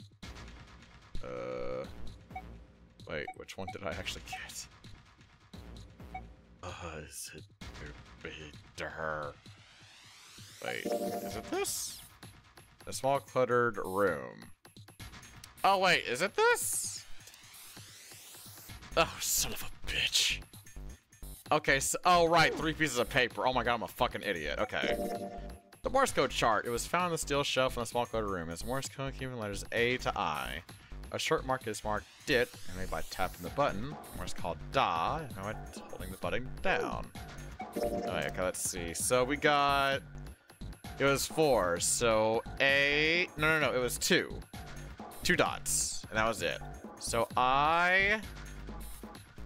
H... And then it was just 1. I... H... E? What? Wait. What? I-H-E. Is there another part to this that I'm unaware of? It was 142? Wait, hold on. 1... I swear I thought it was 241. So... E... H... I? That still does not help me. What the fuck? E-H-I... E... H-I... What does it mean? What does it mean? It was 2 first. Okay, so I'm not completely insane. Just mostly. Yeah, it was over here. Let's give it another shot. Can I just look at the things again? Hold on. Let me try that actually. Hold on. Hold on. Let me. Oh, what? You cannot tell me that I needed this first.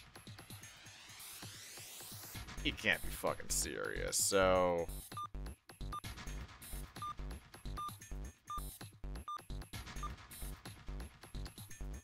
Huh. Wait. Maybe it lines up with something else on a different piece of paper? So let's see.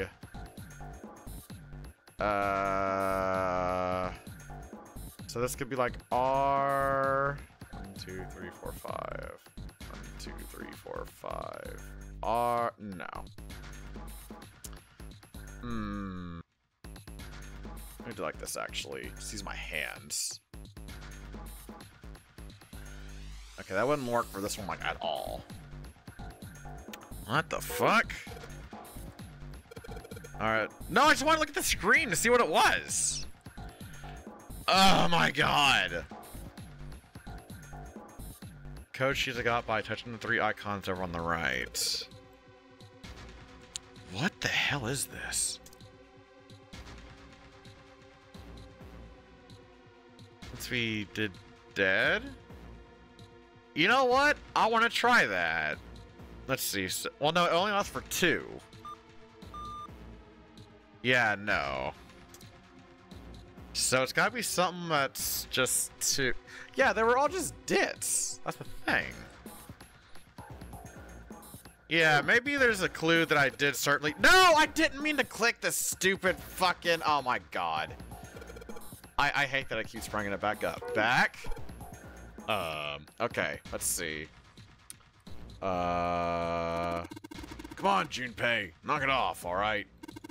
There's nothing over there. I just want to be sure, okay? Jeez. Okay, that's the computer. Well, I can at least put these in. Alright, put the emblem into the 4 indentions on the desk, but... Huh? Nothing's happening. Wait, what's Snake doing? I feel symbols engraved just above each indention. On the upper left is the steering wheel symbol. On the upper right, the cross symbol. On the bottom left, the mysterious circle symbol. And lastly, the waffle pattern is engraved near the bottom right indention. Additionally, each symbol seems to have been given a number. 1 steering wheel, 2 cross, 3 mysterious circle, and 4 waffle pattern. Oh, you could go for some motherfucking waffles. I was gonna get a picture of that because I'm gonna be a lazy arsehole about this. Perhaps we need to insert the emblems in this order. That order, huh? Alright, so let me just find the last 2. Alright. Well, I know there's... Let's see. This looks... What the fuck? The metal shutter looks pretty sturdy. It's framed with black and yellow warning stripes. Alright, let's open it. Oh, holy shit! That is pretty damn creepy. There's a coffin in there. Coffin. Coffin. Oh man, does Seven think... Yeah, he's all pale. He's thinking the same thing I am. No way. Could this be... I'm sorry, but what's going on? It's a coffin. I wonder if there's a vampire in it. Right, I guess Clover and Snake don't know the story. Man, I can't bring myself to tell them. Well, at any rate, let's have a look around. There's a metal plaque on the coffin. Snake's touching it. Oh, it says all ice!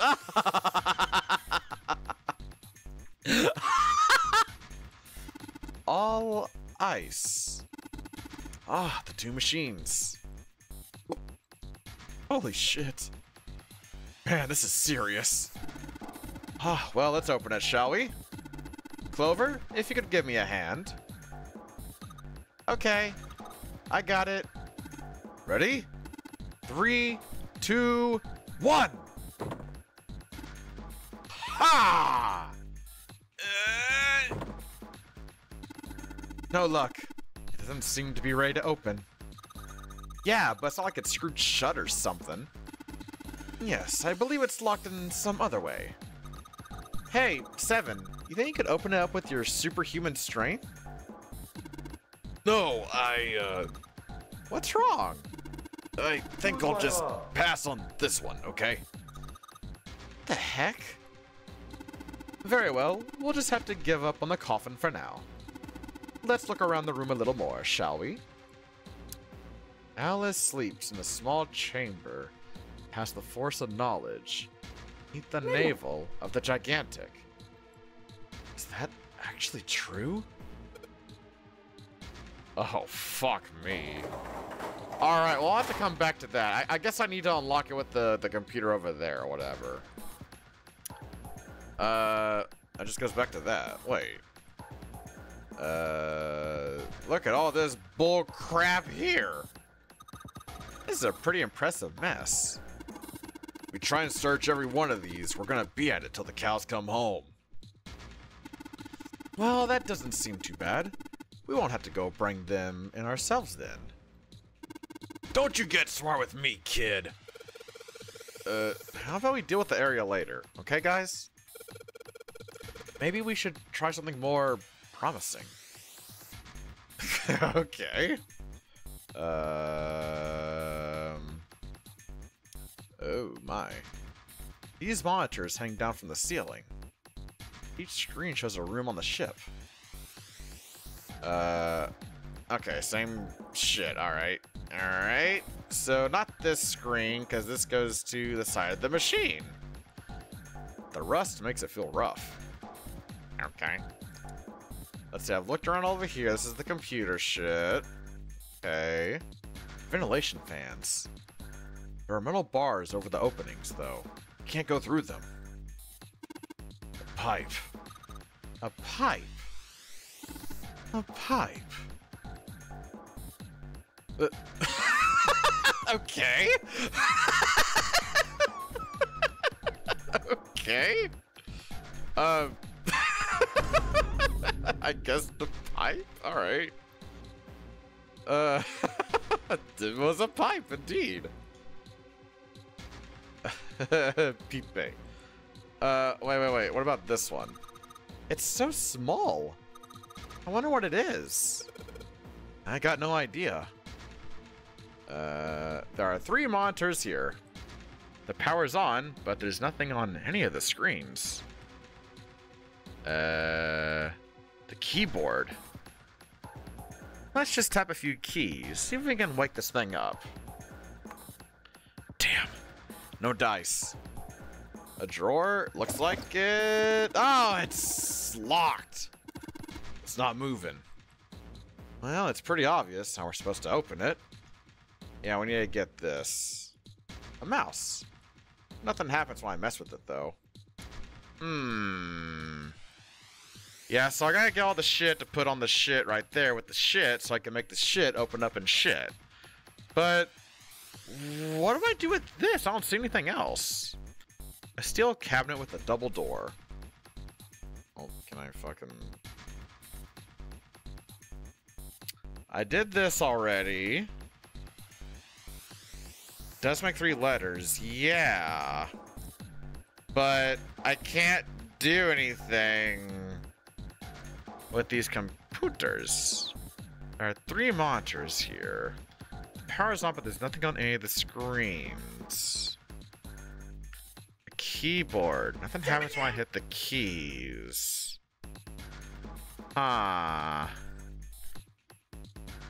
Let me try this again, I guess? Have you figured out what you're supposed to enter here, Junpei? No! As a matter of fact, Snake, no I have not. Looks like the word that's supposed to go here has 3 letters. It's got 3 lines, and I think each line is 1 letter. I see. Well, if that is the case, then perhaps the letters you need are made up of 2 symbols, 4 symbols, and 1 symbol, respectively. After all, isn't that what you just said? 1 line has 2 spaces, the next 4, and the last only a single space. I see. So, in other words, I gotta enter either the dots or the dashes in a set of 2, in a set of 4, and then just 1. Yes, well, so it would seem. Okay. Let's see. So, 2, 4, and 1. T is 1, and so is E. Okay, so let me just do that real quick then. Hold on. To the notes. Da-na-na-na-na. So it could be either E or T. And of course, make them 3 little spaces there. Okay. Second one has 4. That could be B, C, F, H, J, L, P, Q, V, X, or Y, and Z. Oh my god. Okay, maybe we'll save that one for last. So the first one is 2. So that's either A, I, M, N, like if it, like, cause it's not just the dot, the little dits. M, N, and that's it. So A, I, M, or N for the first one. Let's see. And for the second letter, which is 4 things, it's either B, C, F, H, J, L, P, Q, and then V. God damn, there's so many. X, Y, and Z. Alright, so let's see. A, L, M, N, and end in E, T. Any words come to mind? Or, excuse me, it's A, I. Yeah, L is 4.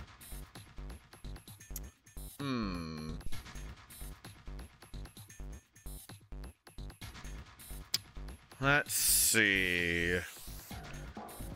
Let's see. A. I could put A-L-E. That spells ale, but I don't think that's it. I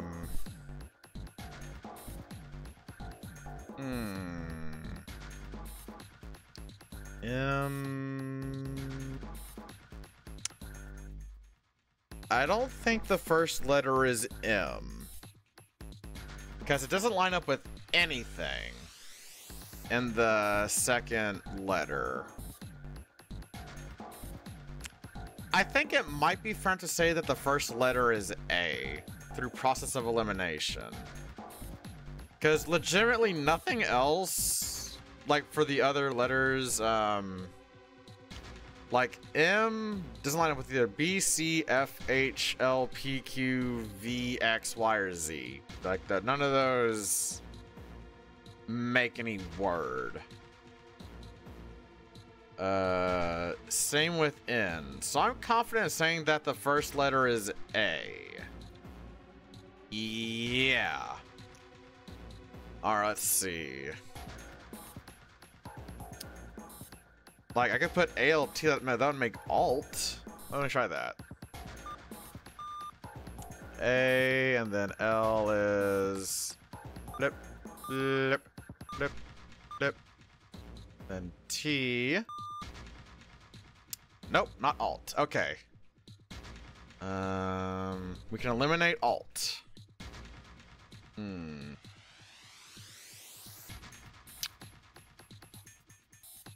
Wait a minute. Oh, don't fucking tell me it's what I think it is.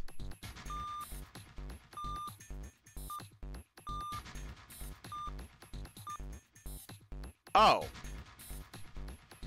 Okay, well, I thought it was gonna be Ace, but alright.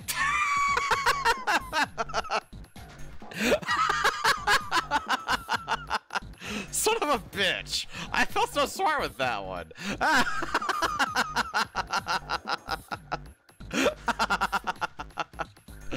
Damn it, okay. Come on, y'all gotta admit, that shit was clever. Alright, let's see. Motherfucker. I could do act. That could be one. Let me try that. Ow. Why are y'all throwing shit at me? A, C, then T. Not act. Okay. Well, shit. I could put ape. That could be one.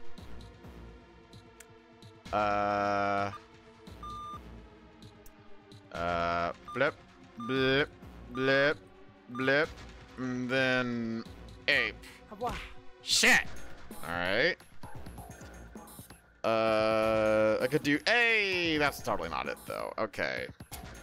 Fuck. What the hell is this? Alright, you know, just give me a goddamn hint, Snake, for fuck's sake. Junpei, you already solved a puzzle on a device similar to this one, didn't you? Yeah. That puzzle was last week. I see. By the way, the answer for that puzzle. I heard A, L, and L. That would be all, correct? Yeah, it said all, and I had to make those letters green. What about it? Well, I thought perhaps that might be a hint. The solution to that puzzle was all. If that's so, what is the answer for this one? What? Huh? Wait, huh? That did not help me at all whatsoever. What? Is it ale? is that what you want? I'll do it. A-L-E? Alright, I can do that. We getting fucking crunk tonight, chat?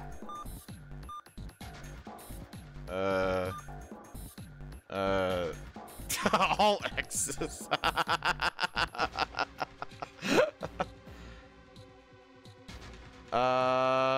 Okay, so the answer was all. Okay, wait a minute.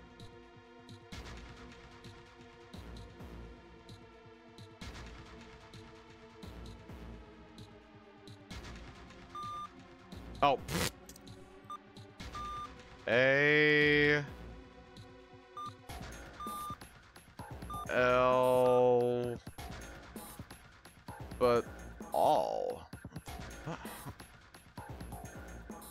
Flip. What the fuck? Snake! Alright, is there some of my files? Let me see.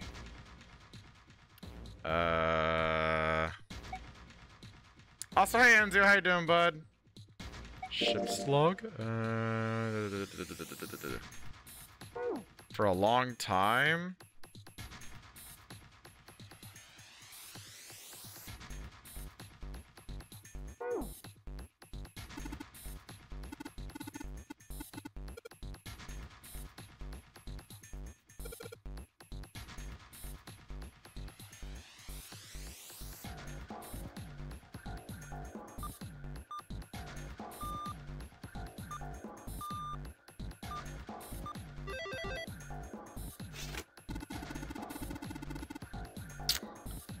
I'm not proud.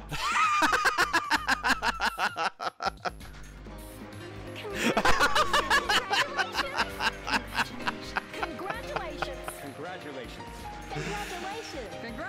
Oh my god, Ace was super close.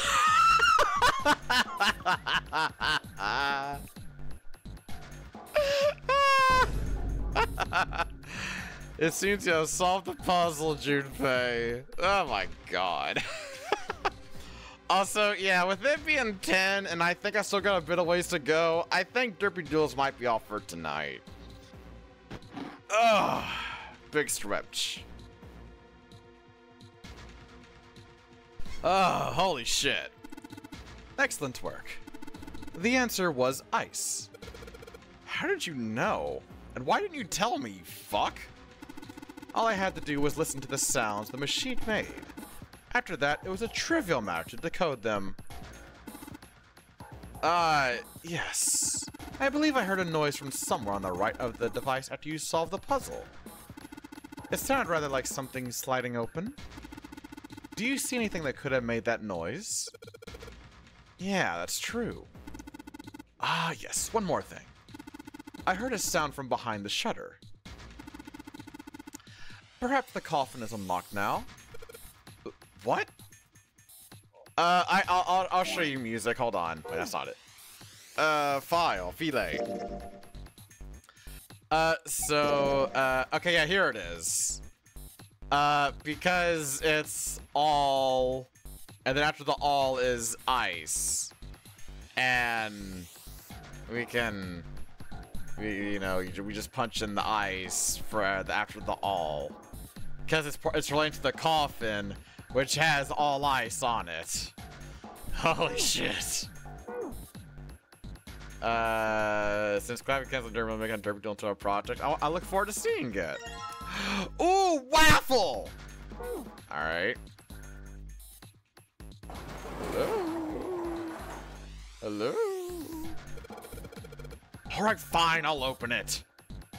Okay, Junpei, you can do this. It's just a box.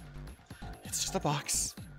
Oh, holy shit, this is a coffin. There's gonna be something horrible there. I just know it. Okay. Okay, deep breaths. Here we go. Oh. It's fucking nothing.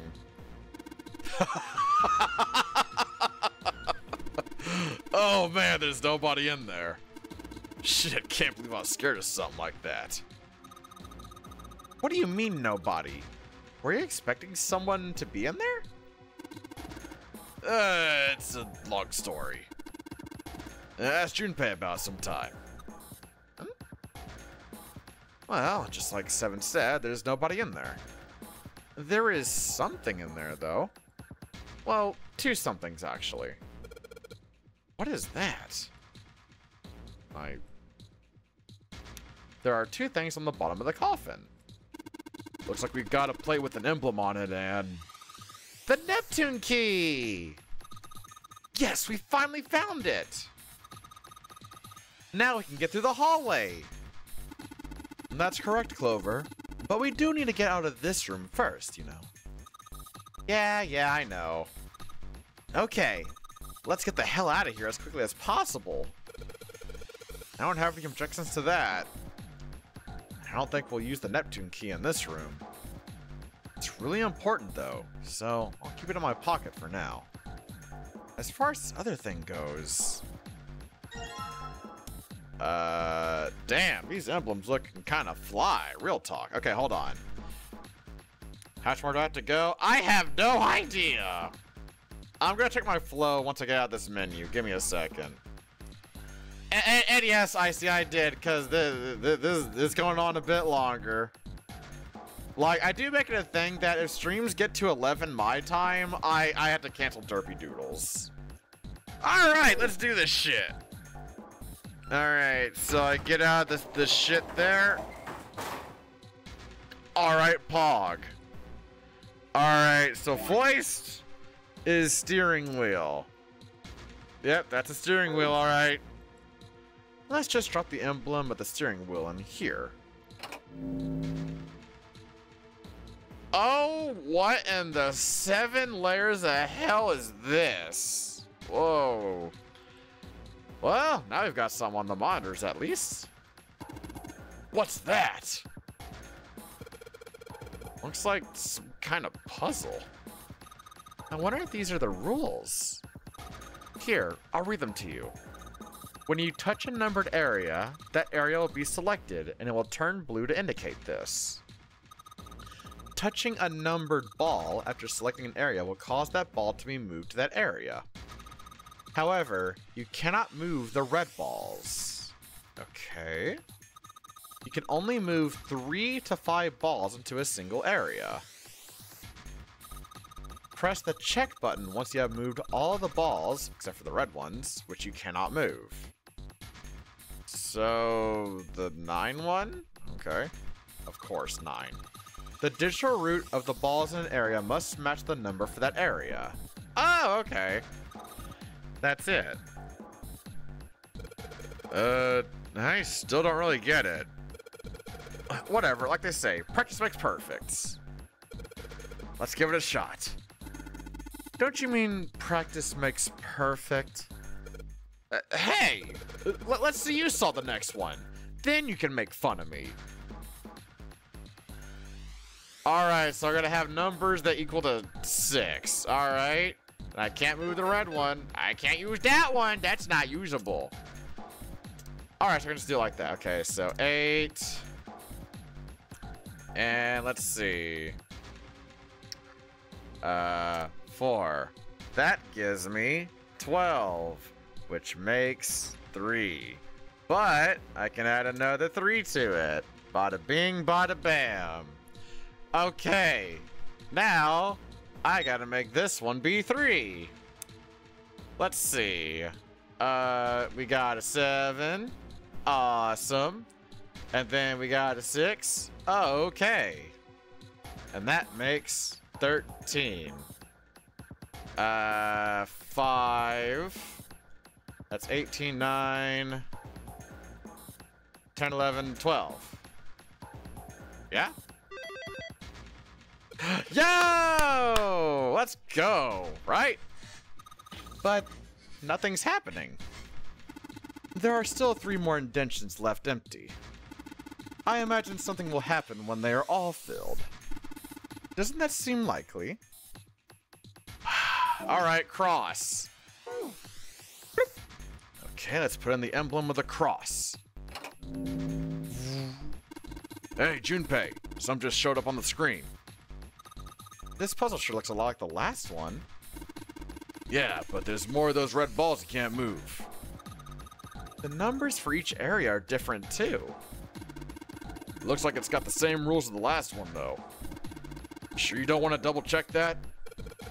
No, I'll be fine. If I get confused, I can just look at the screen over there, right?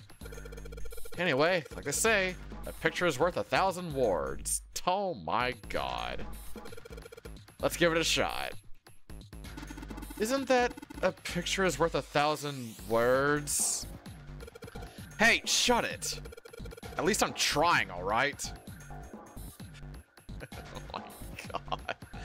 Alright, let's see. Alright, so we got a 1 and a 7. I can't touch the red balls. Oh my god. Okay, let's see. We got a 2.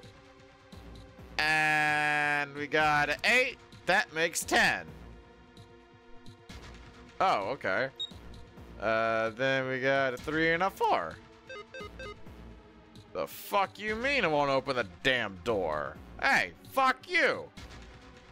Grumble, grumble, grumble. Alright, fine. 9 and there. Alright, hold on. This and there you go. 3, 5. Oh. Streamer brain! Streamer brain has kicked!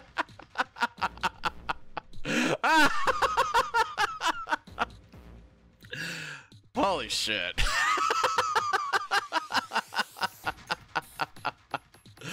Alright, we got a 3 there. And then, yeah, no, that's a derp. Just give me the fucking derp. Alright, thank you. Okay. Alright, let's see. That gives me 9. That'll give me... Yeah? Hold on, wait. That's 16. Oh, wait, I can put the 9 over here, right? Yeah! That's awesome, Junpei. There's only 2 left now. You can do it. Okay, so I guess I do have to use all the fucking balls. Alright. Next, mysterious circle. That's definitely a mysterious circle, alright. Okay, let's put in the emblem with the secret code. Damn, this puzzle looks a lot like the last one. Looks like the rules are the same, though. Don't you think you should double check it? Come on, this is the 3rd time I've done this. I'll be fine. So this, if you can't think of anything clever, please don't strain yourself. You might hurt something. Shut up! Just give me a break, alright? I'll think of something. Okay, oh god, we got 2 7s. Oh crap. Okay, let's see. So we're gonna put a 2 there. And then 8 and 6. That makes 16. Which, adding the digital root, would make 7. And then... Wait. Oh my fucking god. Yo! That was fast as hell! Look at me go! Excellent work, Junpei. You've only got 1 left. I can see the light at the end of the tunnel. How? Like, I know it's kind of fucked to say, but how?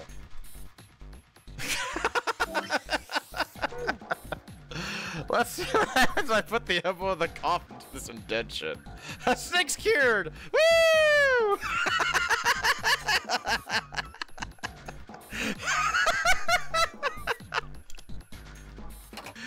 Alright. This is the fourth one. This puzzle looks a lot like the last couple. I think this is probably the last one.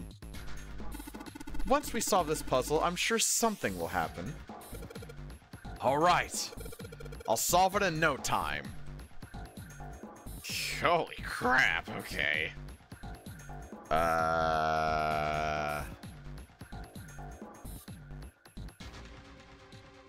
Let me think here. It's not as simple as this. Is it? Oh my god, it actually is. Wait. 8, 9, 10, 17. 5 plus 4 equals 9.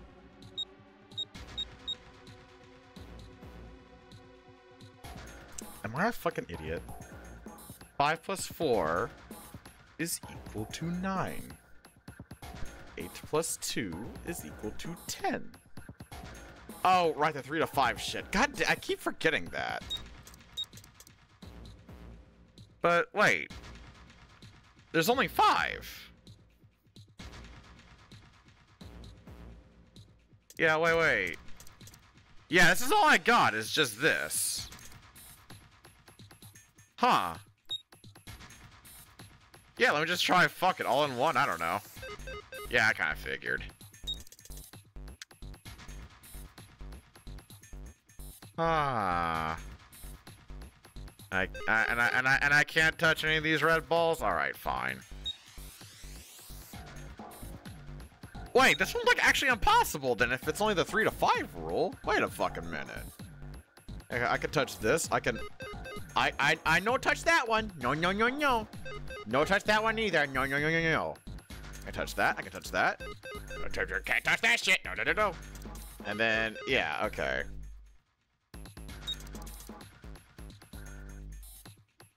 Well, I try them on this one, but let me try this one. Aha! Well, I mean, I guess that does make sense. It is 3 to 5, and it's on a number. So, they don't all have to be the fucking hell. Alright, cool. Underneath the keyboard? Way to go, Junpei! You answered all the questions. And you looked over and saw Pepper try to spoil it for you, but you got the answer before you looked over. Great job! Damn, Junpei, good job. Hey, did you hear something just now? What do you mean spoil it? You typed it out! I assume you typed it out before I even saw it. I heard that as well. Everyone's telling you to do it? The last thing I saw was the 3 is blocked. I was on the game after that. From the bottom left corner of the desk, I believe. Oh, what is this? Hold on, we got lore shit. In the drawer was a single picture. I was simply giving you the mask that you need to finish the puzzle yourself since you weren't doing the mask. I was doing them in my head. He picked it up. It was a photograph of 4 men. What the? Oh, who? Wait a minute. These are the 4. It's the 9th guy! I recognize that face now! Huh! Where are you now? I was. It's the 9th man. And this is Ace. And this must be... This is Mr. X. And this is the captain. What is this photo? Involuntarily, Junpei's eyebrows shot up. He'd seen 3 of them before. What the hell is this? This man with a mustache on the right. It's the captain. He's the same guy we found murdered in the captain's quarters. Oh my god! He had the Zero bracelet on his left arm. Were I now? Yeah, Pepper. I'm aware what goes on my mind. It's never the smartest thing every time, but I know what goes on in there. Sometimes it's a cacophony of noise, sometimes it's a simple mathematics. And the second man, with the glasses and a doctor's coat. He's the 9th man, the one with bracelet number 9. He died after he went into door 5. But this guy, the one in the striped suit. Oh man, that's Ace. Oh my god. Yeah, I guess it is. What is this picture doing here, though? No doubt about it. Seven and Clover had come to peer over Junpei's shoulders. But what does it mean? What is Ace doing in this picture? Not only Ace, the 9th man and Cap, too. As Junpei looked closer, he noticed the expression on each man's face. Their smile suggested that they were close, at least to some degree.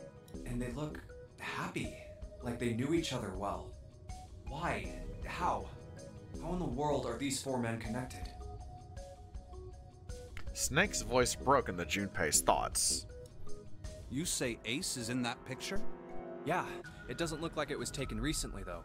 Ace, the 9th man, and Cap all look about 10 years younger. Ah, so the 9th man and the man you found murdered in the captain's quarters are also in the picture? Yeah. Is there anyone else? Or are there only 3 people in the picture? I'm afraid I can't see it. No, there's one more guy. He's got kinda long hair, he looks smart, but a little cold. He's the only one I don't recognize.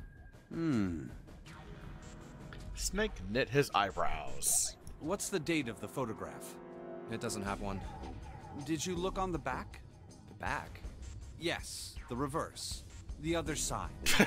Yes, Junpei, that's the back. You know. Junpei flipped the picture over. Huh. There it was. Praying for the success of the Nonary project with Nijisaki Kubota and Musashido. To be precise, it wasn't a date, but it was certainly significant. He read out loud so that Snake would not be left in the dark. You know, the dark that Snake would not be left in. You know, the dark that Snake doesn't prefer. That dark? Yes, that dark! I love the Emperor's New Groove. I love the Emperor's New Groove so fucking much. Praying for the success of the Nonary project with Nijisaki, Kubota, and Musashido. Nonary project. Nijisaki. Kubota. Musashido. Junpei immediately flipped the picture back over. Then the 4 men in this picture were the organizers of the Nonary game 9 years ago. Since Hongo wasn't mentioned, Junpei figured that could mean only he'd written the words on the back himself. That means Ace, the 9th man, and Cap were all responsible for making it happen. But I feel like I should be more shocked about this. It's almost as if that's just how things were always supposed to be. That their true identities did not come as a surprise was what Junpei found most surprising. Why? Why am I not surprised? Ace was the one in charge of the Nonary project. But why? Why am I so calm? It's like I already knew. Ah, of course. I understand now. Junpei looked over at Snake. In his own confusion, he had missed the dark look on the other man's face. Ace was the CEO of Cradle Pharmaceuticals. He was the one who invented the game 9 years ago. He was Gentaro Hongo. Ace is Hongo? Even as he asked, Junpei felt as though he'd already known. Almost as if someone had whispered into his head that yes, of course Ace was Hongo.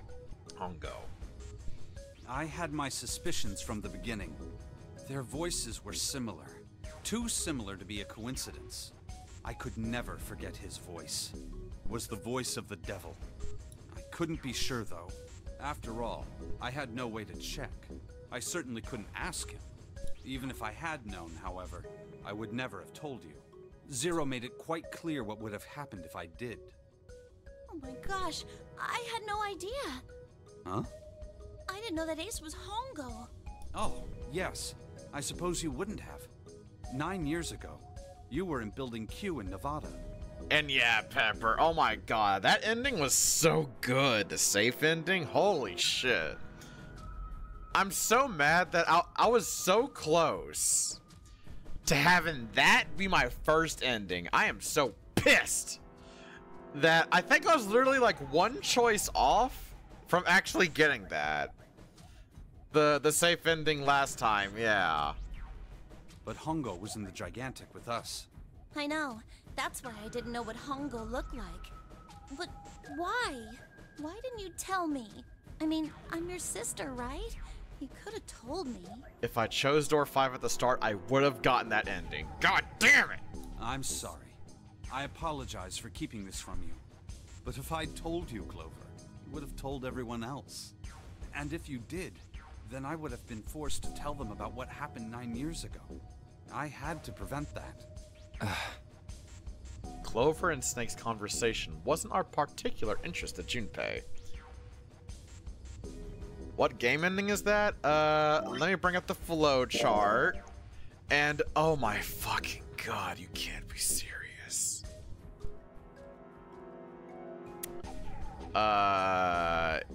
Is this stream actually gonna go fucking 9 hours? Oh my god. Anyways, it's this one right here. End it for the night. Bruh, I can't. This shit's not gonna last 6 hours, alright? Ain't no fucking way. Is this stream actually gonna last 9 hours? Fuck it. He was trying to organize his thoughts when he heard Seven's voice. Hey, Junpei. You think I could borrow that picture for a sec? Sure. He had no reason to say no, so Junpei handed the picture over. Seven stared at the picture and began to mutter the 4 names of the project's leaders over and over to himself. Hongo, Kubota, Nijisaki, Musashiro. His brow was furrowed, and his face was flushed. Hongo, Kubota, Nijisaki, Musashiro. He chanted their names to himself, pacing back and forth across the floor. Hongo, Kubota, Nijisaki, Musashiro. Seven shouldn't have known their names. After all, he hadn't been there when Junpei and Snake had spoken to them in the library.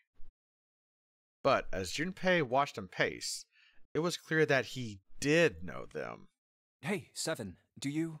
Shut it! Just be quiet. His eyes were red, and Junpei could see sweat beginning to bead on his forehead. I'm this close to remembering. This close. He was sweating heavily now, but his lips were dry. Hongo, Kubota, Nijisaki, Musashiro. Cradle Pharmaceuticals. Nonary Project. Then he stopped. Seven set down the picture and looked at the red light near his feet. His eyes narrowed. Then suddenly, his eyes went wide, and he shot up straight. Shit. What? What's wrong? Holy shit, this is nuts. What's nuts? I remember... Remember what? Everything. Everything? Yeah, I remember all of it. My memory's back. Oh shit, let's go! I remember what happened before I got snatched. Seven's voice was filled with excitement. What? Shock and excitement had frozen Junpei in place, along with Snake and Clover. Let me tell you what happened. Seven hastily drew a shaking hand across his mouth and began to speak. Like Snake said, Ace is Hongo. From the right, the other 3 are Musashiro, Nijisaki, and Kubota. So the 9th man is Kubota. Musashiro was the man with the cash. Nijisaki was Hongo's right-hand man. and Kubota developed the actual technical details of the experiments. Realization began to dawn on Junpei, along with a pressing question. How do you know all this? Come on, man, I told you, I finally got my memory back. No, that's not what I mean. I'm trying to ask you why you knew all this stuff in the first place, before you forgot it. Seven rubbed a scar on his chin. You really want to know? Of course. Me too. Snake was the only one who didn't voice any sort of agreement. It looked at Junpei as if he was simply waiting to see where Seven's sudden recovery might take them. This is gonna take a while. Hell, it'll probably take me a good 3 days to tell you everything. Oh my god, really? Well, we don't have 3 days. Thank you. Just give us the short version, alright? Short version, huh? The big man pulled off his hat and scratched his head. He made a face and put his hat back on. Alright, fine. I'll give it a shot. No promises, though. Junpei and Clover nodded earnestly. I'm a detective. It's a little awkward to say this about myself, but you could probably consider me a lone wolf type. I hold to my own code, as I think doing what's right is more important than doing what you're told. That's why I followed my gut that night. A slim lead brought me to the wharf. It was 9 years ago. The wharf had been cold as fuck, and I could barely see squat. I was investigating a mess of kidnappings, all of them children. It all had one thing in common. A history of visits to one particular hospital. A hospital under the management of Cradle Pharmaceuticals. And my investigation had turned up evidence that Cradle had been involved in the kidnappings. After a little sweet talking, I managed to finally get a real lead from someone inside Cradle. My source told me this. Tonight, a ship is set to take the children to a large passenger liner docked offshore. So I headed to the wharf. From the shadows, I searched the harbor until I found the ship he was talking about. There was a bunch of movement here. Men in black suits, many of them carrying large bags. Bags. There was something about the way they moved as they were carried. No doubt about it. There were human beings in those bags. I moved before I realized it. I came out of hiding with my gun already in my hand. Don't move. I felt metal touch the back of my head. Drop the gun. I could kill you right now. It'd be easy to get away with it, too. Just tie an anchor to your feet, and no one would find you for a week. That what you want? The fish here would love a meal. I kept digging the cold metal thing into my skull. There was nothing I could do. I did what he said and laid my gun on the ground. Then suddenly, there was a sharp pain in my neck. A needle. A drug? That was my last thought. My face hit cold concrete. I was out like a light after that.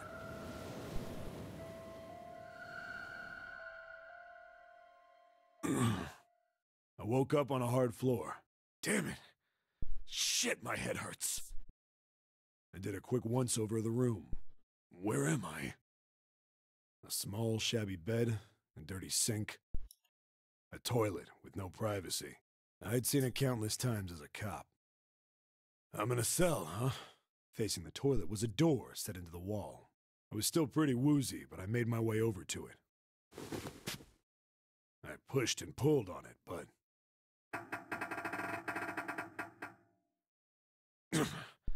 it won't open. Not like I expected much else. Would be dumb enough to put me in a cell and leave it unlocked. Threw myself against the door a few times, but it wouldn't budge. I knew it. I gave up and made my way back to the bed, and sat down. Huh. I sat there for a very, very long time. Who knows how long. Then, I heard a faint voice. The voice was far away. I couldn't understand what it was saying, but I could hear one. It was pretty high, probably a little kid. Huh? No, it was several. I hear 5 or 6, maybe more. Where? Where are they coming from? I pressed my ear to the wall and tried to listen through it. No, that's not it. left. It's coming from under the bed? I hauled on the metal frame and flipped the thing over. And there it was. The bed had hidden an air vent under it. The hole in the wall was covered by a metal grate. I dropped flat on the floor and peered through the grate. I couldn't see shit, but I knew it in my gut. This was where those voices were coming from. Hold on. Why are there kids here? But then what my inside man told me popped into my head. Tonight, a ship is set to take the children to a large passenger liner docked offshore. Whoa, whoa, whoa. Am I on that ship? It didn't matter. All I knew was I had to get to those kids. I checked out the metal grate. Could I fit? I stuck my fingers in and grabbed it. And then...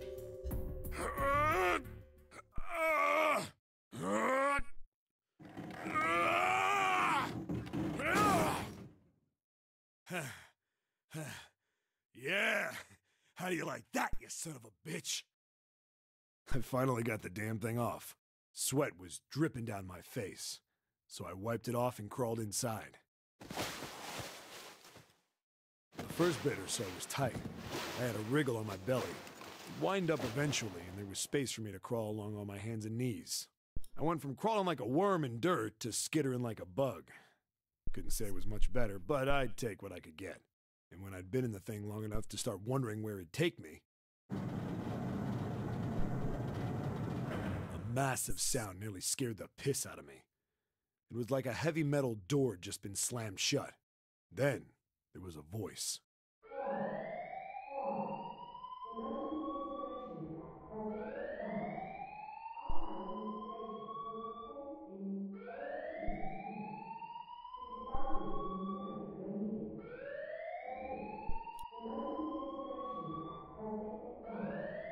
What? I wasn't sure what it meant, but anything with incinerator is bad news. Then, almost as if that was a cue, I heard a mess of young-sounding voices.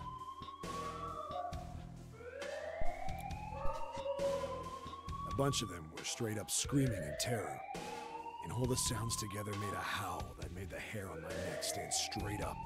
Damn it! What the hell is going on here? I scrambled through the duct as fast as I could. I made a giant racket, but I didn't care at that point. I soon found a metal door on the left side of the duct. The kids were screaming on the other side. I found it. I yanked the handle and threw the door open. I almost ripped the metal off its hinges. What the hell is this place? I couldn't believe what I saw. The room had a dome up top. There had to be about 9 walls, all the same size. Up in the ceiling was an upside-down funnel, almost like a chimney. I looked down. There they were. The kids I'd been searching for. They all gawked up at me, suddenly silent, for the moment, from surprise and fear. Scared of the room or me, I couldn't tell. Probably both, actually. Not like I can blame them running into a mug like this when they're already scared shitless. I snorted at my own dig at myself and turned to the kids. Don't worry, kids, I'm not your enemy. I'm one of the good guys. All of them stood there, frozen. Well, except one. He was a boy, slightly older than the others, in a private school uniform. Who the hell are you? He stepped forward and glared at me suspiciously. I'm a detective. I'm here to rescue you. I think that might be a younger Santa. Yeah, that's what I was thinking. That's why I paused for a bit. It looked like they relaxed some the second I got the words out. And also, I know I'm really quiet, but I'm like really taking all this shit in right now because this is a lot. How are you gonna help us? It's totally younger Santa. It has the same sound and everything. Where's the exit? There isn't one. The doors we came in through won't open, and the door over there... He kind of cut himself off. I think he was considering something before he changed his mind. Anyway, there's no point. We can't all get out of here. If we don't get out of here, we're gonna be burned to death. Burned to death? Can't you hear it? That voice said the incinerator's gonna start up soon. So... The voice spoke again. Incineration will begin in 15 minutes. They only had 15 minutes. I looked back down at the kids. Looks like a good 20 or 30 feet to the floor. No way I could pull them up. Too big of a distance for any of us to reach. What the hell was I gonna do? But then I got an idea. Wait right there. I'm gonna be right back. What? Where is he going? Are you just gonna leave us here? They just got frightened again. I'm not the best at that kind of thing, but I tried to reassure them with a smile. Don't worry, all right? I'll be back, I promise. So just stay calm and wait right there. Got it? I didn't wait to hear them respond. There wasn't time. I had to hurry. Well, as fast as a guy could on his hands and knees. Didn't take me long to get back to my cell. Still no way out of there, but I had a plan. I needed something from the room. When I got it, I dove back into the hole and took off towards the incinerator. Then... Sorry to keep you waiting, guys. I tipped out the doorway and dropped down the rope I brought with me. Back in the cell, I'd torn the bed sheets into strips and tied them together to make a rope. It was sloppy, but it got the job done. All right, just tie that around yourself, okay? I'll pull you up one at a time. Right. Huh. Wait a sec. Something was off. There were more of you before. Where'd the rest of you go? The boy in the uniform answered. I let them go on ahead. We opened the number 9 door and they left. What? You're telling me you opened that door? That's what I said. Then what the hell are you doing here? We couldn't go with them. Why not? Look, the only people who can go through the numbered door... He was in the middle of explaining when...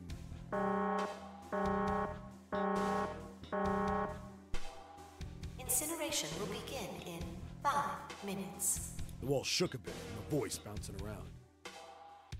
Look, that can wait, all right? Just get us out of here! Right! I grabbed onto the rope. The first one I pulled up was a girl with a ponytail. Next was a girl with a red necktie. A boy in a jacket came after. He said he'd climb up on his own.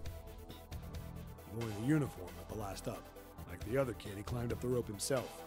He looked pretty scrawny, but I guess he was stronger than he looked.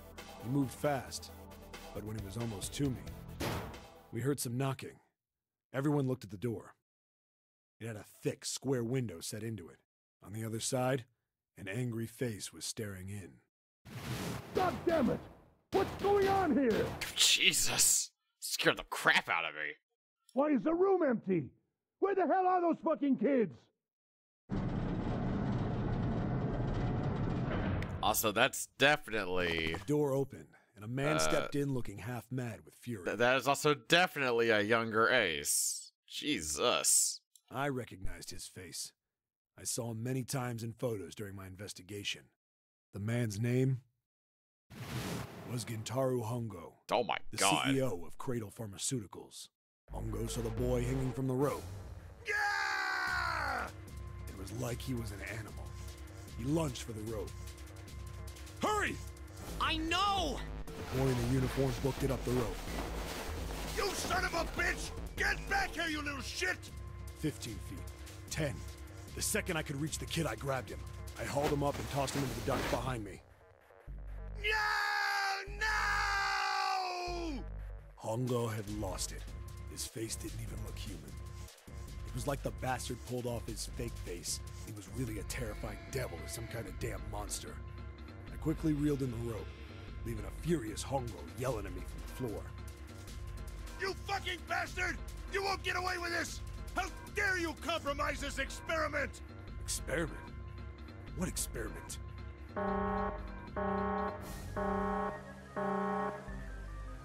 Incineration will begin in 1 minute.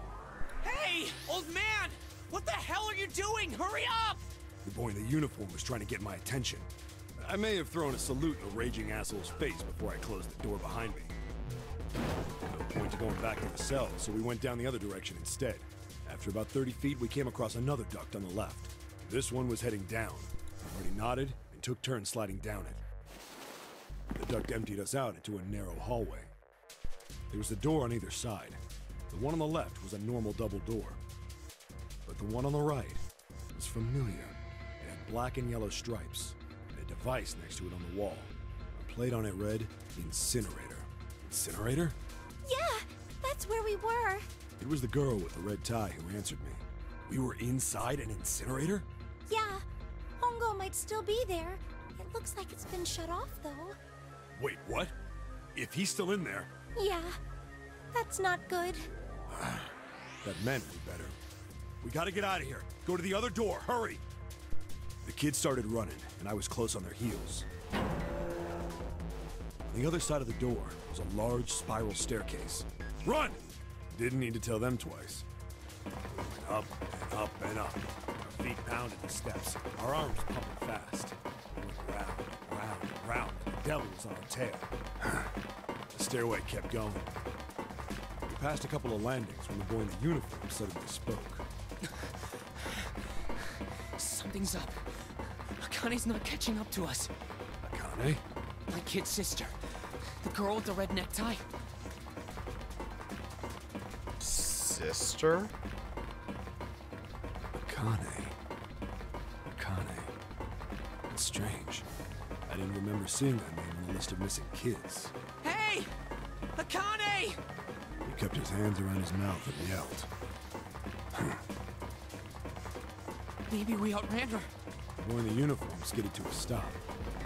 I stopped too. So did the other two kids. When did we do that? Well, we passed a couple big rooms on the way here. Maybe she took a rest in one of them? No, that's impossible. Sorry, Grandpa. You keep going. I gotta go look for her downstairs. He turned to go. Hey, kid, wait! God damn it, I said wait! I don't think the kid even heard me. Fuck! I spun around to the boy in the jacket and the girl with the ponytail. I'm going after him. You two keep going, all right?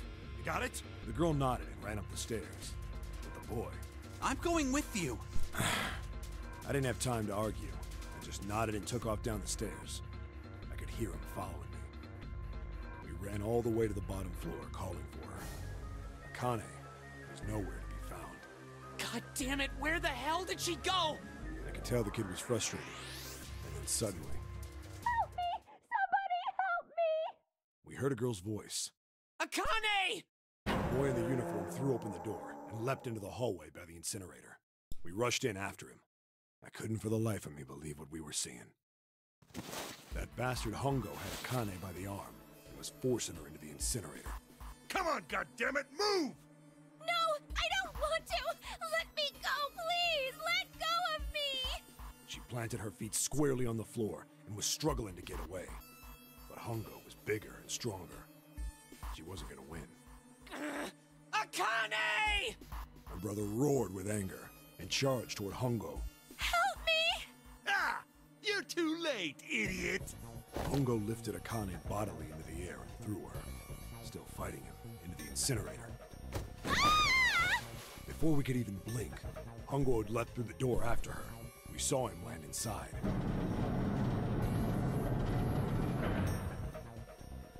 And then, the door slammed shut.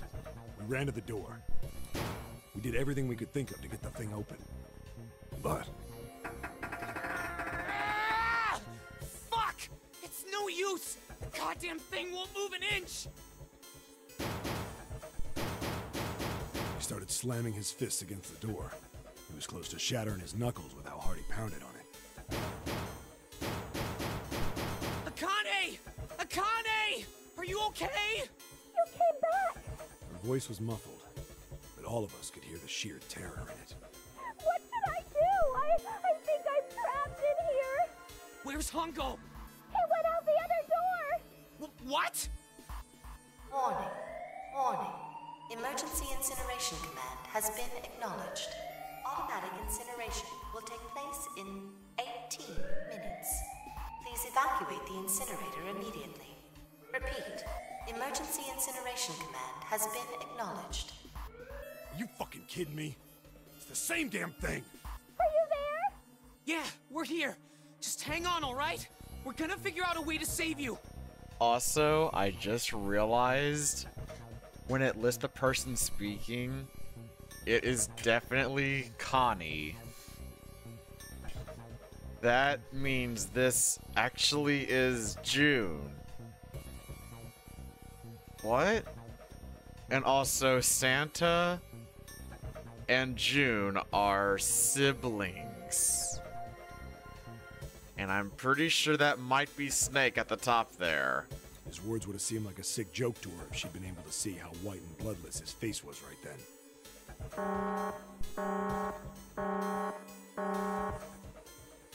Incineration will begin in 17 minutes. Please help me! I'm really scared. I don't want to die.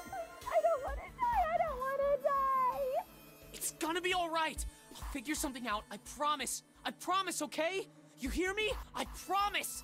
It was torture listening to her sobbing on the other side of the door. Her brother was nearly crying himself. He could only stand there, fists clenched so tight his knuckles were white.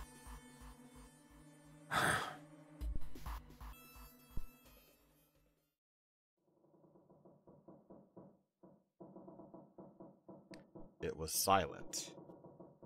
All they could hear was the creaking of the boat as it shifted in the water. They waited. And waited. But Seven didn't continue. What happened then? Junpei couldn't wait any longer. He had to know. Seven looked at the floor. Come on, man. Put yourself in my shoes. It doesn't end good. You think I want to remember that? Then... Yeah. Shit. If I'd known it was gonna be like this, I almost wish I hadn't remembered. Seven shook his head. But there was something Junpei had to know. Hey, are you sure? Huh? Look, I don't want to ask this either, but there's something I don't get. So if you could just tell me, did that girl, Akane, really... Seven stared straight ahead at nothing. Yeah, I'm sure. There wasn't anything we could do. After a while, the countdown ended, and we heard something... burning. The fire stopped, but we still didn't move. Me and the jacket kid were frozen. The boy in the uniform collapsed as if he couldn't hold himself up anymore. A few minutes passed. The door opened.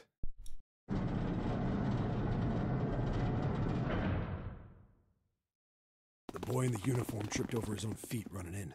We followed, too numb to speak. The air in the incinerator was hot. Every breath made my lungs feel like they were on fire. It was like standing on hot asphalt. The air was wavering, and in the middle of the room, there it lay. The kid's legs were shaking so bad, I don't know how he managed to walk. I couldn't see his face, but his body somehow looked empty. Finally, he reached it. He fell to his knees as his legs gave out on him. And then...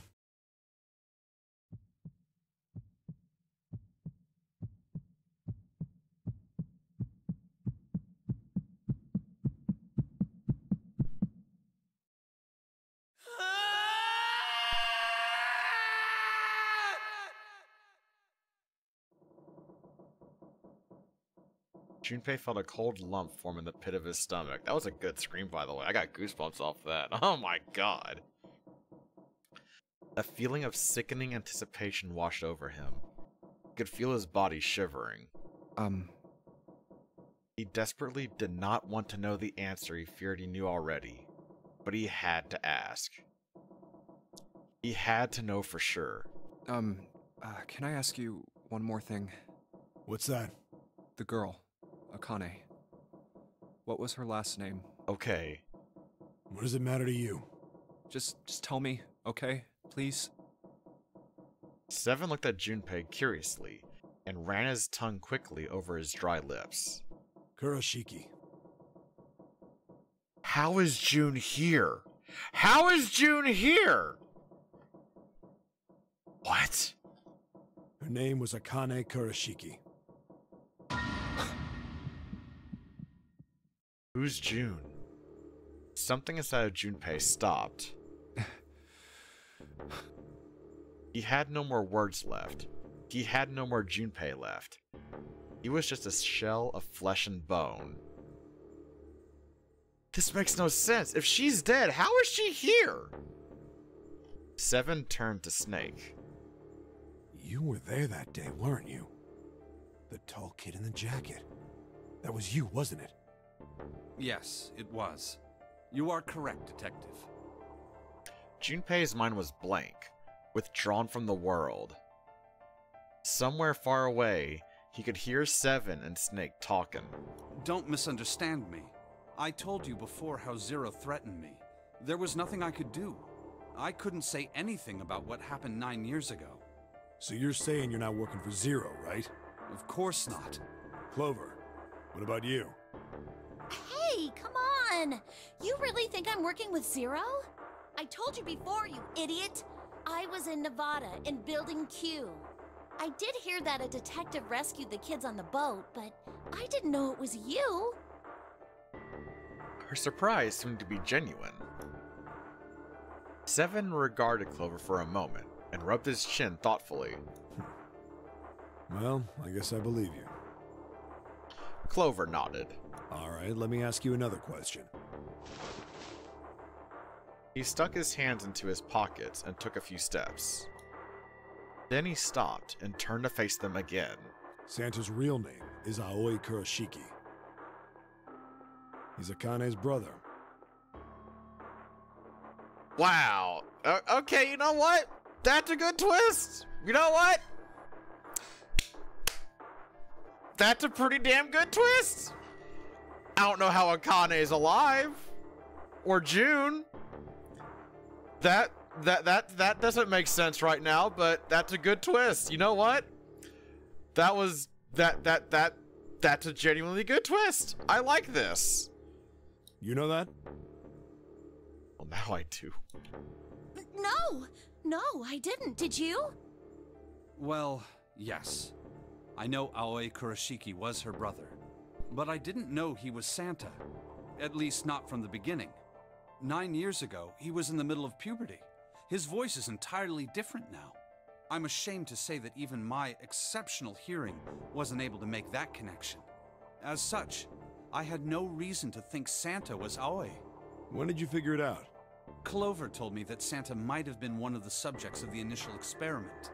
It was only a short while ago, while we were leaving the library. When she told me that, I had a feeling. Santa is Aoi? Akane Kurashiki, June's brother? That spark caught flame in Junpei's leaden mind, and the fog began to clear.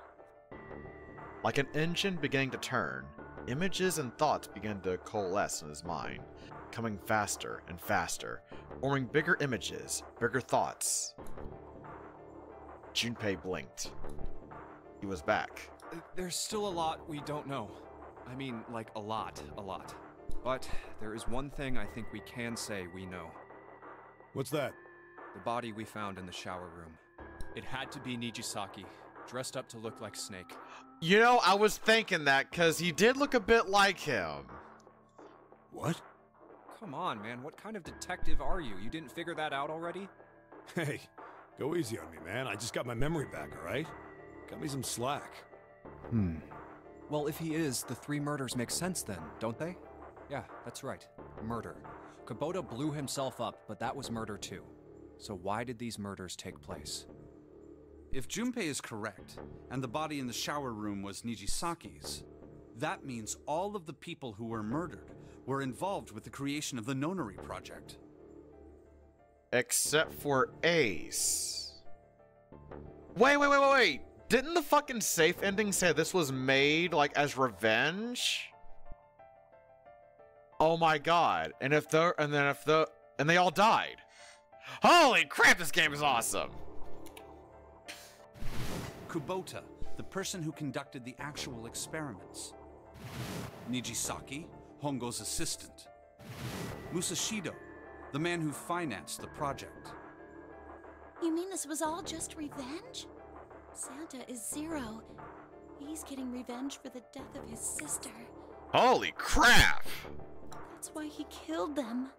No, I don't think Santa actually murdered anyone. In fact, Junpei didn't think, he knew. He couldn't explain why or how, but he had no doubt that Santa had killed no one. Perhaps the madness of the last several hours was finally driving him insane, but Junpei had ceased to be surprised at his sudden knowledge, and he had even begun to accept it.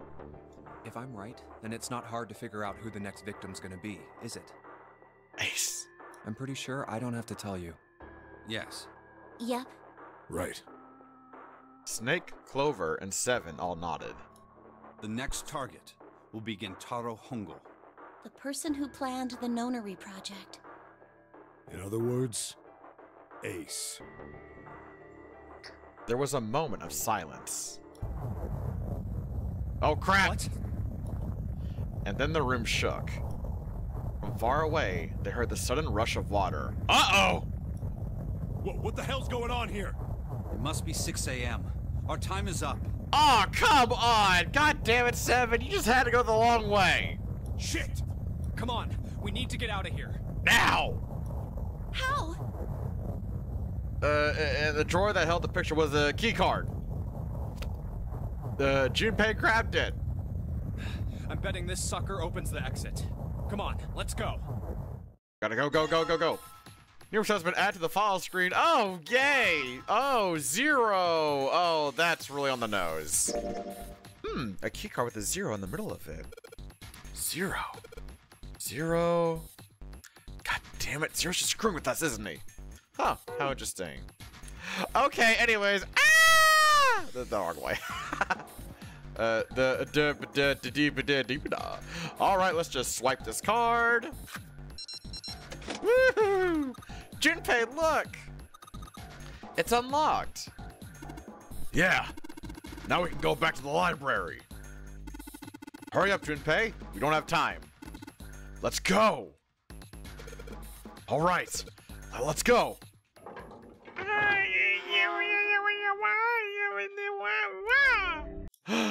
I found it! Oh, crap. Shit. Hey! Wait. Gained all memories of escape in 999. Hey! I guess I beat all the escape rooms. But yeah, I found it! I accidentally skipped it. Because my elbow hit the space. Whoops. The door opened and they stumbled into the library. Huh. I think the shaking stopped. What? It would seem so, but we are yet to be out of danger. You're right. Let's hurry. They ran across the hallway. This exit needs the Uranus card, too.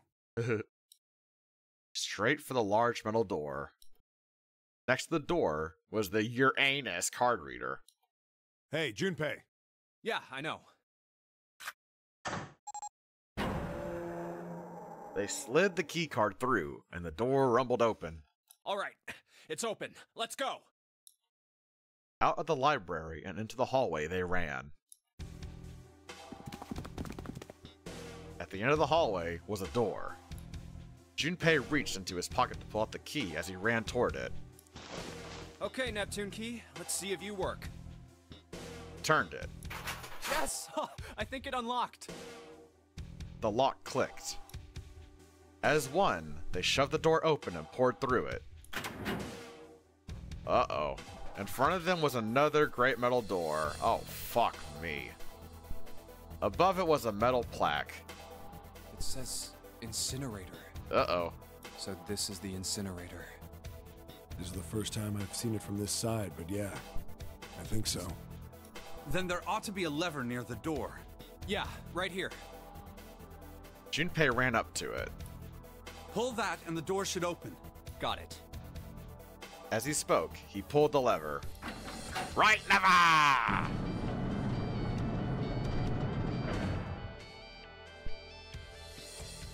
The motor in the door groaned as it slowly ground open. There was no time to waste. Let's go. As soon as the door had opened far enough to admit them, all four dashed through. Then suddenly, there before them, were the four who they parted from earlier. Ace and Lotus stood in front of the number 9 door. Uh-oh! The music! Ah! Santa was curled to a ball against the wall of the incinerator, holding his stomach.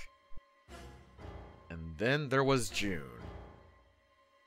She sat slumped against the wall, exhausted. What the hell is going on? Junpei ran toward June. What the hell is that emote?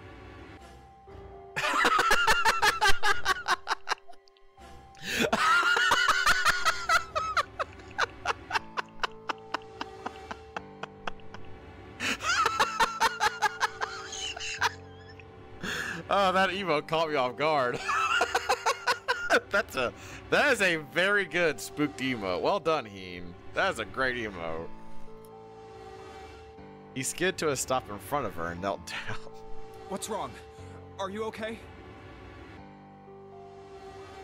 Her face was pale and her lips dry. Also, hi Deku, how you doing? And I'm not in the wrong game. I assure you, I'm in the perfect series. What's up, Deku? How you doing? When she spoke, he could... I can't hear you. La, la, la, la. We have fun around here. Jumpy, you came to get me. But how are you here? Of course I did. I made a promise. I'm so glad you're here. So glad. This makes no sense, though. How are you here? She mumbled the same words over and over, weakly. Junpei could feel his heart breaking. Hey, what happened to you? I'm fine. I just fainted. I wasn't feeling very good. I'm feeling a lot better now, though. Are you sure? Yes. I just need to rest a little longer. I'm sure I'll be fine. You shouldn't worry about me. She was looking toward Santa. Junpei turned to look as well. Santa. Honey, call the police! Santa grimaced, his face contorted in pain. Seven grabbed him by the collar and roared at him. Hey, where is it? Where's the gun? You hide it somewhere? Despite himself, a grunt of pain escaped Santa's lips as Seven shook him. I don't have it. I got sucker punched and they took the gun. What? Who took it?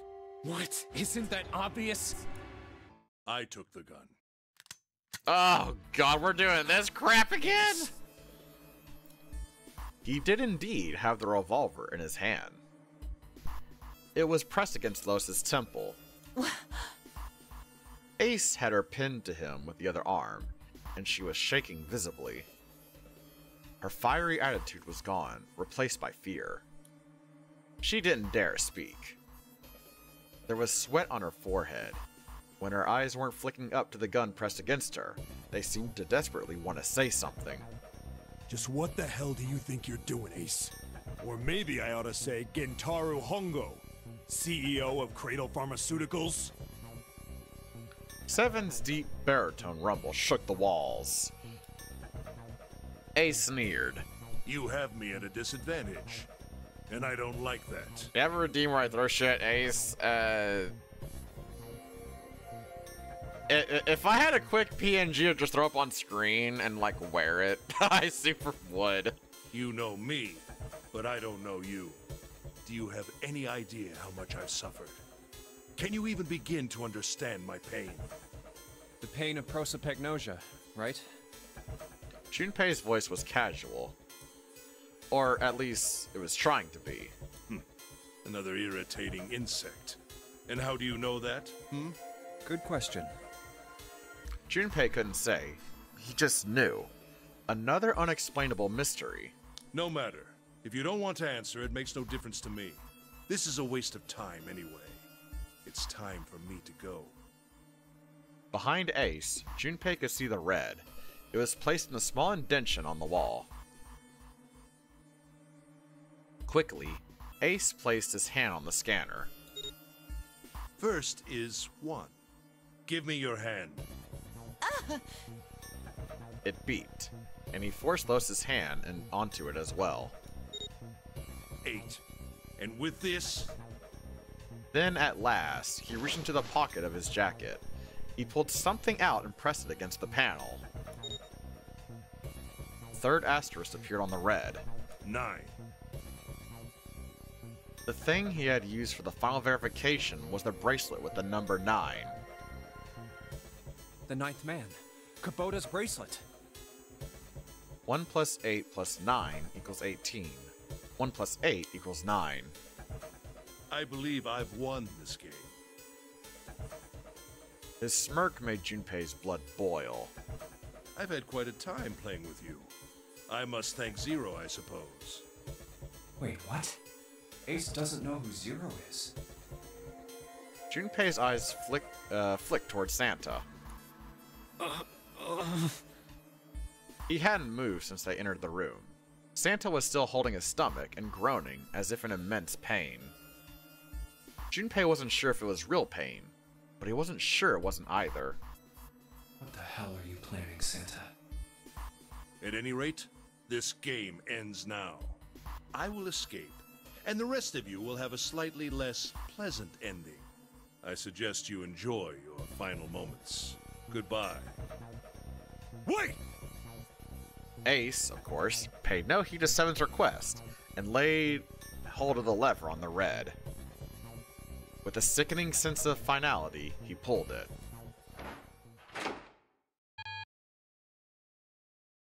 Wait, what?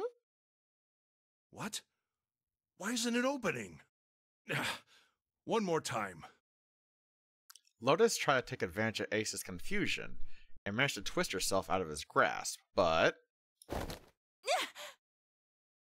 At the last second, he grabbed hold of her wrist and shoved it onto the red. Now open! He waved the number 9 bracelet over the red, and then his own bracelet as well. Pulled the lever a second time.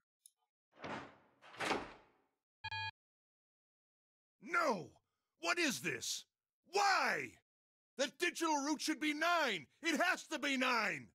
Then why? Why isn't it opening?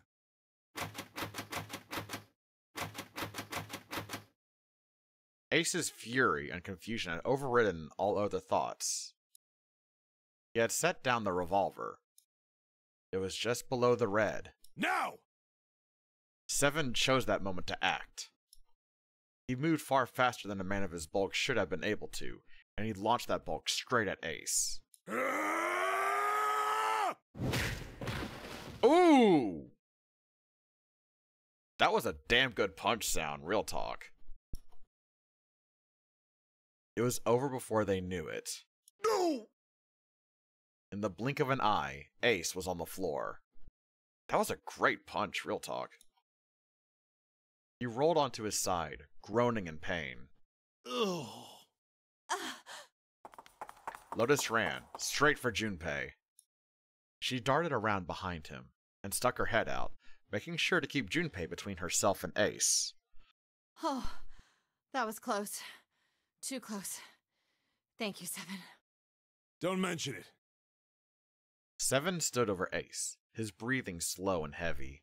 Just one punch ain't enough for this piece of shit. After what he did 9 years ago, I ought to rip him to pieces. But if a suspect can't talk, they ain't much good. Once he's locked up in a cell, we're gonna have a little chat. 9 years ago? Then you must be... Yeah, you finally figured it out, dumbass. Oh. Ace planted his hands on the floor and shook his head. Junpei walked toward him. He stopped and looked down at Ace with pity on his face. Ace, you killed Kubota, Nijisaki, and Musashido, didn't you? Wait, Nijisaki? He peered at Junpei, genuinely confused. Oh, right. You don't know yet. All right. We'll just go through them in order then. Yeah, 'cause it didn't work for some reason? 'Cause... I mean, clearly it's not 9. But it's got the 9 on it, so I'm a bit confused on why it's not working as well? Let's start off with Kubota. You talked to Kubota and managed to convince him to go into door 5 alone. And he does have the 9 bracelet. Like, we can definitely confirm that his bracelet is indeed 9, because even Ace was talking about, like, how it was advantageous to have it. So, it is a 9. It's not a 6. It is a 9. You killed him without making it look like you killed him. The way I figure it, you had 4 motives. 1. In the nonary game, the number 9 is dangerous. Whoever had the 9 bracelet could join whatever team they wanted. Adding 9 to any number doesn't change the digital route. Bunch of math. 1 plus 9 equals 10, 1 plus 0 equals 1. 2 plus 9 equals 11. 1 plus 1 equals 2. 3 plus Means yeah, that number okay. 9 could do whatever they want. Okay, even they were just like, all right, yeah, just the first couple of numbers and that's it. You wanted to remove that threat as soon as possible. They said that June had 9, but hers is upside down to look like 6. Why wasn't the Manic Man's also upside down? That's the thing, because it is a 9 bracelet that, like, maybe it reads as 6, but it's actually also a 9? I don't know. 2. You wanted the number 9 bracelet for yourself, so that you could make use of its power. In fact, you did use it in the murder of Nijisaki. 3.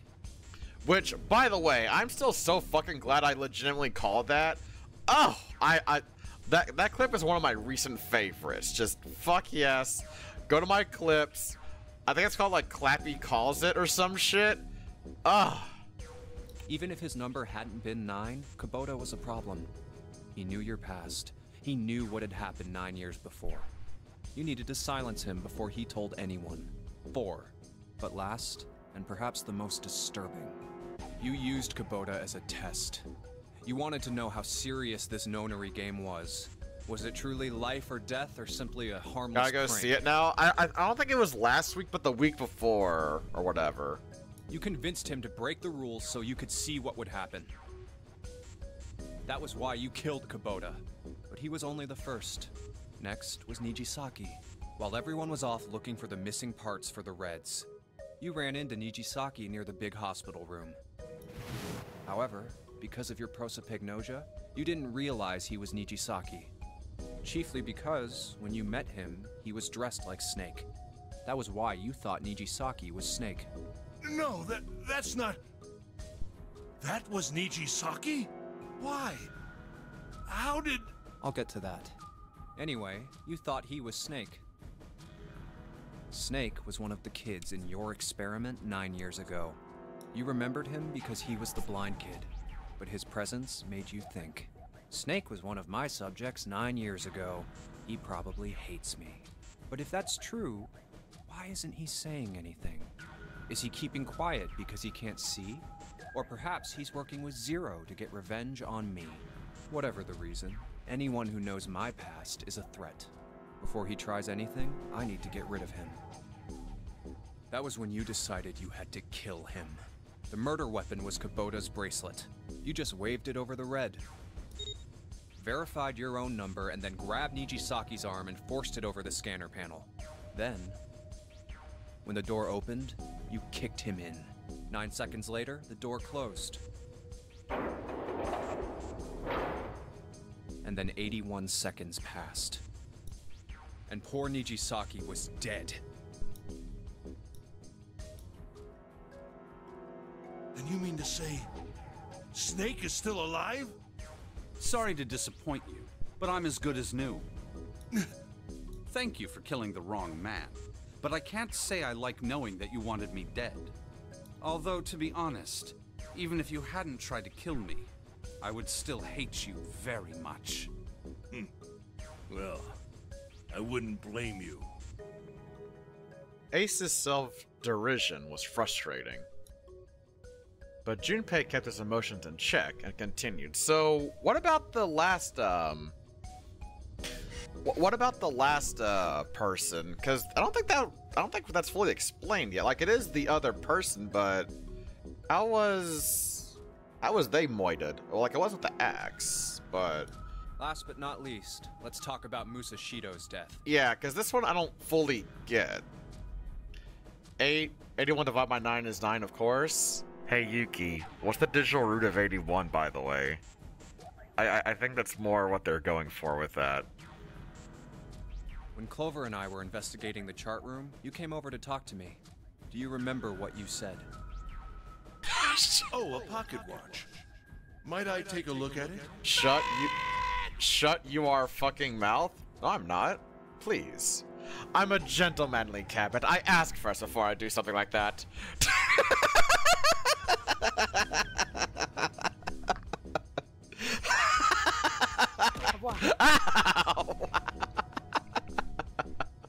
I handed it to you, and you left the room.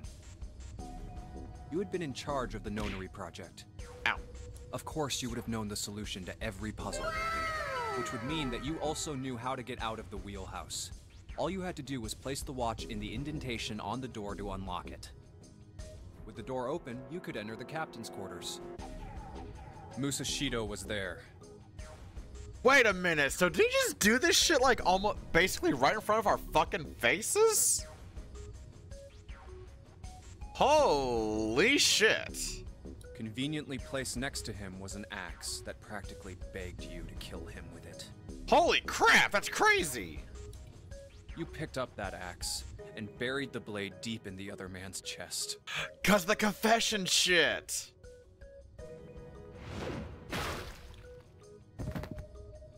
One blow was all it took, and then you returned to the chart room as if nothing had happened. There was something I wanted to speak with you about, Junpei. Could you come with me for a moment? I had no reason to say no, so I followed you to the wheelhouse. When we stepped inside, remember how you slipped your hand into my vest? You pulled out a piece of paper, the one I used to cheat during the vote. But that wasn't really what you were after. Your true purpose had been to slip the watch into my pocket. It wasn't a very good plan. Had way too many holes, and someone saying the wrong thing could have brought it all down around you. So he was like desperate during this point to make sure that he was Elgano. You must have been desperate. Ah, literally called it. But what made you willing to risk it all to do it? Ace. That was the only thing Junpei hadn't been able to figure out. Musashido's murder is the only one I don't understand.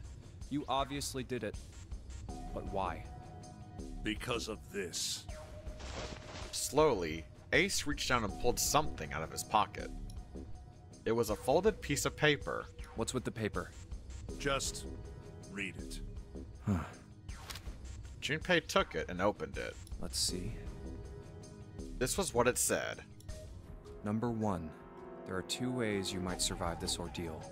The first is to win the nonary game. The second is for you to confess your sins of 9 years past. I have prepared a camera in the captain's quarters.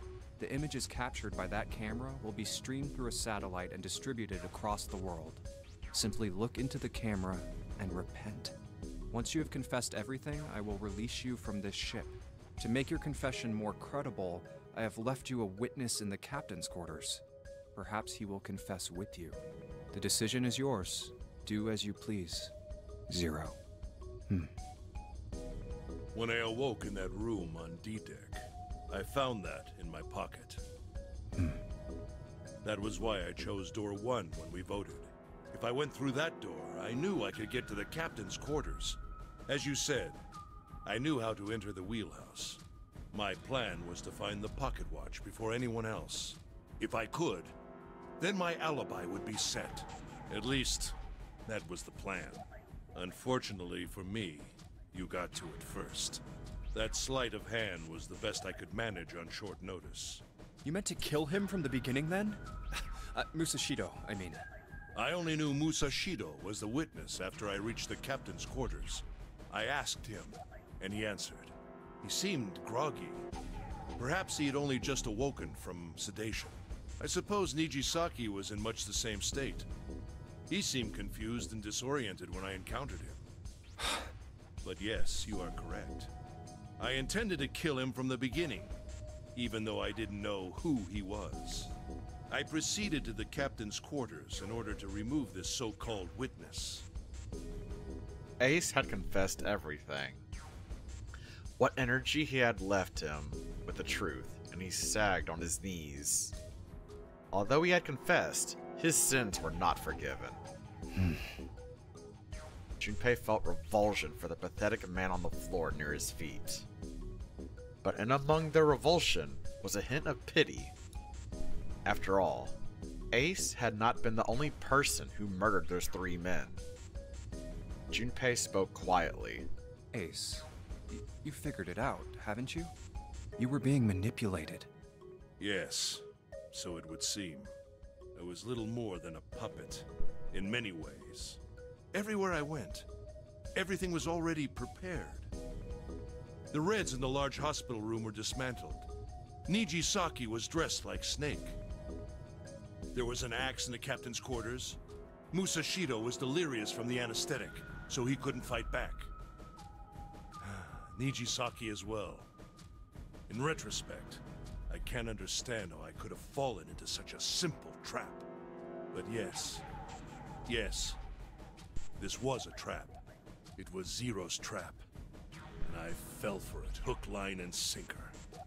I did everything he wanted me to do. Yeah. By manipulating you, Zero was able to kill 3 people and keep the blood off his own hands. Good God! All of this was revenge for what happened 9 years ago.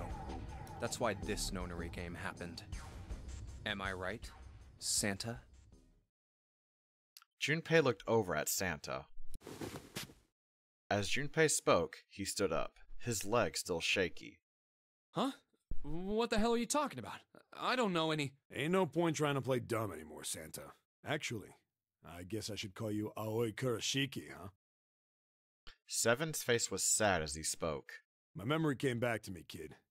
You're Aoi Kurashiki, no doubt about it. Never thought I'd be back in this room talking to you.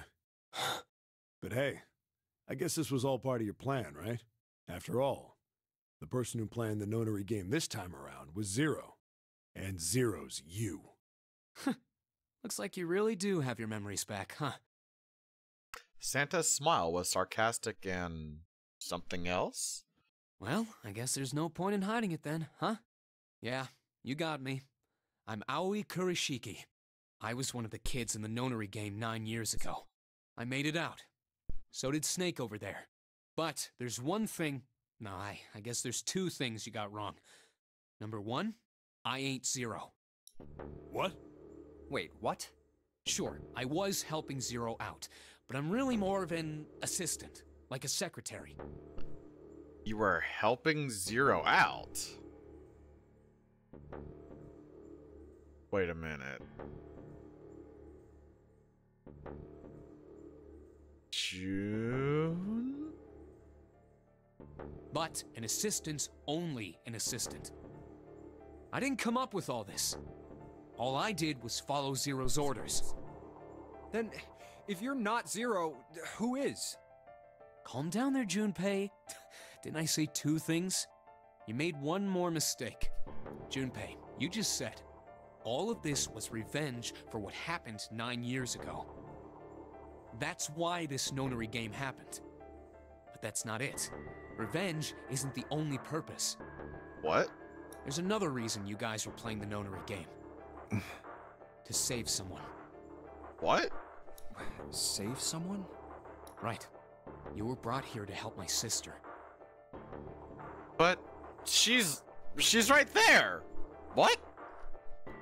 To save Akane. What the hell are you talking about? Akane Kurashiki died 9 years ago in this room. I was there. I saw... Suddenly, Seven froze. His eyes went as white as dinner plates, and he spun around toward June. Junpei followed his gaze. What? What? Wait, huh? She was gone? Where June had been, there was nothing. Alright, what? Hey, yo, hold up. What the hell? Where is she? Where's Akane Kurashiki? Seven began to mumble to himself, a strange series of words strung together, as if his mind wasn't functioning properly. His face was twisted with effort, as though he were struggling with something they couldn't see. He gritted his teeth and pressed his hands against the side of his head. Ugh! Oh, my head! My head, it feels like it's gonna pop! Seven! What the hell is going on? I don't know, I just... Oh! I swear to God, my head feels like it's about to explode! From somewhere far away, they all heard a deep, heavy noise. It sounded like a tremendous wheel slowly beginning to turn.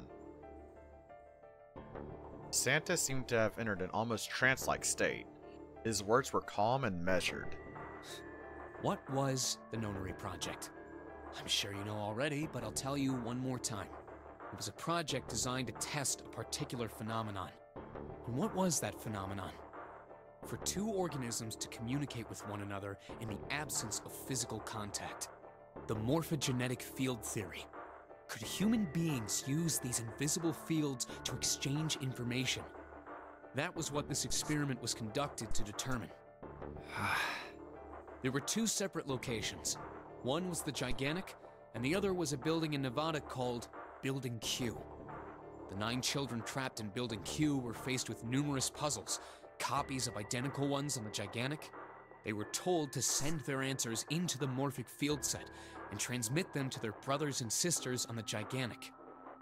The transmitters were put in Building Q, and the receivers were put on the Gigantic. Each sibling pair was supposed to be split up, but there was a mistake. Akane was a transmitter. She should have been in Building Q. However, for some reason, she was placed on the Gigantic with the receivers, like me. Perhaps she was mistaken for someone who was supposed to be in Group A. Whatever the case, Akane ended up on the Gigantic. I think I've told you enough. You get it, don't you? I'm pretty sure you know where this is going, Junpei. Where what is going?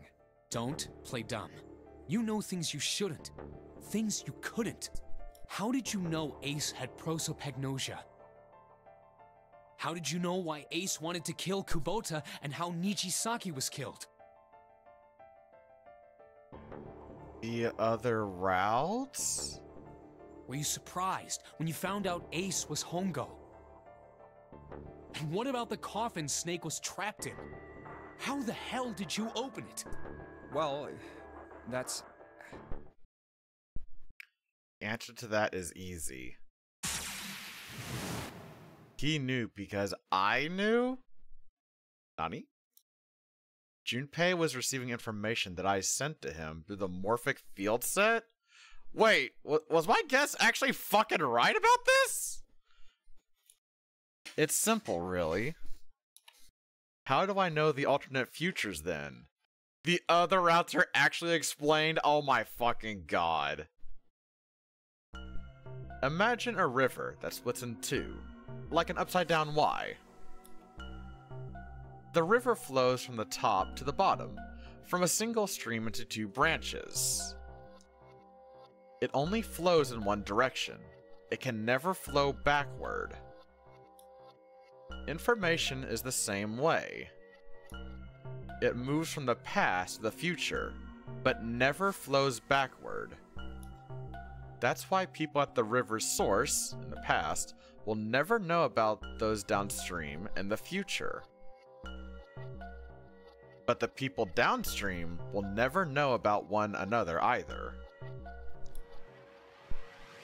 Information only flows along the path of the river. But I am different. I can manipulate the morphic field set to pluck knowledge from the future. Oh my fucking god. This is crazy as hell.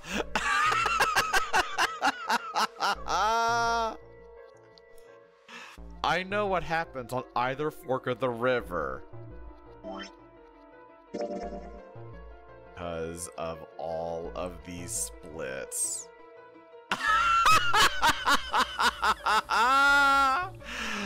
Oh, that is awesome! Oh, that's so cool! Even though the people on either fork know nothing about one another. Now, who am I? I am I, the 9th letter of the alphabet. Oh, shut the fuck up. But I am also 0. No, that's not true. I'm not really 0. Not yet. Perhaps you could say I am less than 0. 0 is my future. In 9 years, I will be 0.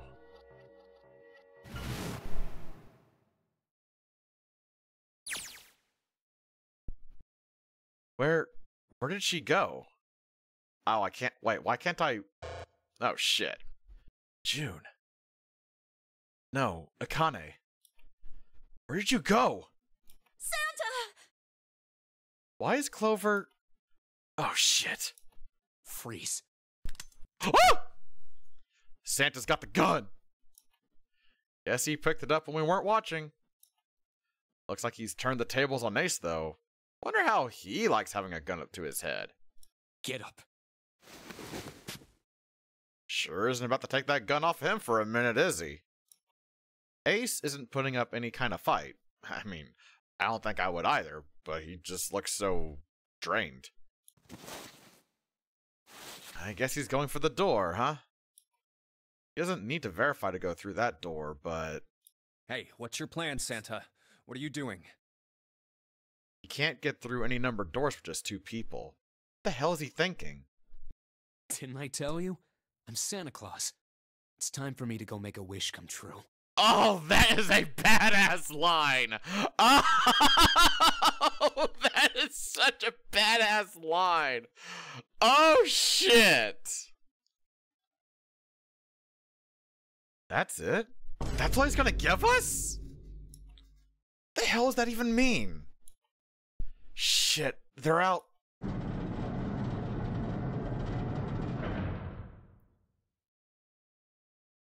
And now the gate's shut. Looks like the rest of us are stuck in here. They're all looking at me. At least Seven's headache is gone. He seems to be alright. Well, I guess there's no harm in trying. Let's see if this door still opens. Damn. Well, it looks like this door isn't opening anytime soon. Oh, you mean we're trapped? So it would seem. What the hell is Santa trying to do? Oh my gosh. Oh my gosh, what? Have you considered where we are? There can really only be one thing Santa would do now. Uh-oh. No. No, you can't be serious. Oh, but he is.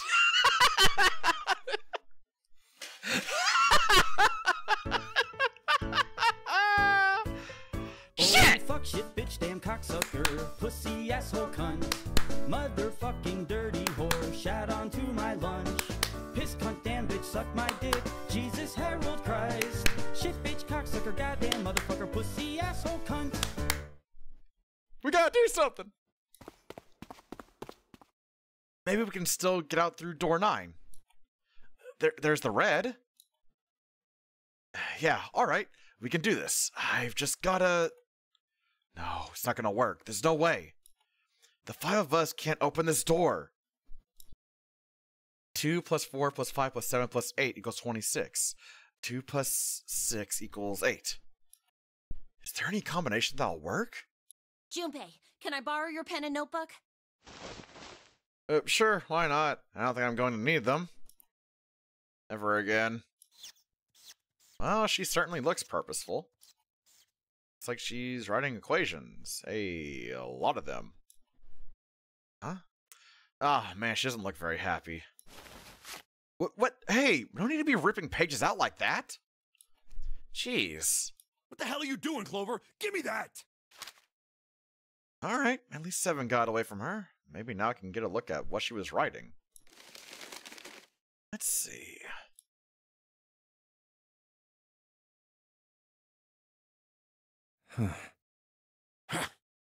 What? And there's no other way? Lotus. Oh, shit. Looks like she figured it out, though. Man, this is just too cruel. It's okay. Go. Lotus. Come on, you know we can't do that. Oh, don't give me that.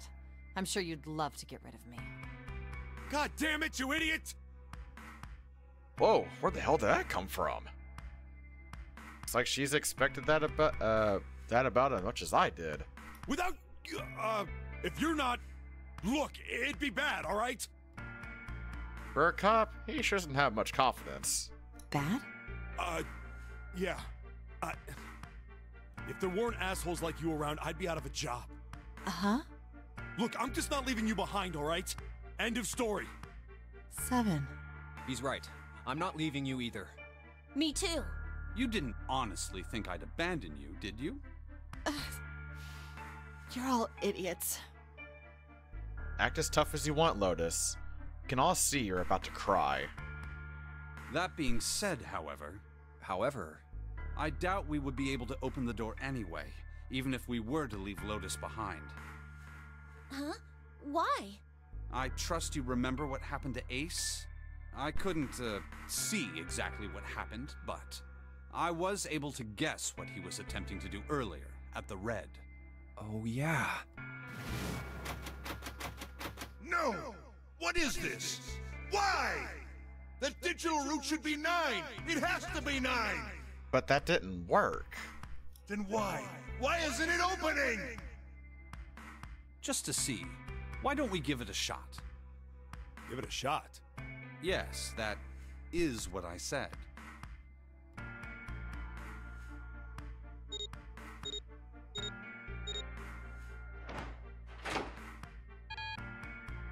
Two plus 4 plus 5 plus 7 equals 18. 1 plus 8 equals 9. You were right. It ain't opening. But it did open 9 years ago. The digital route was 9 then, I'm sure of it. You think maybe they changed the settings? Perhaps. Shit. If we can't get through the door, we can't get out. The walls are way too high. There's no way in hell we could get to that hole 7 popped out of 9 years ago. All we can do is stand here and stare at the door with a 9 on it. I guess this is it. This is the end.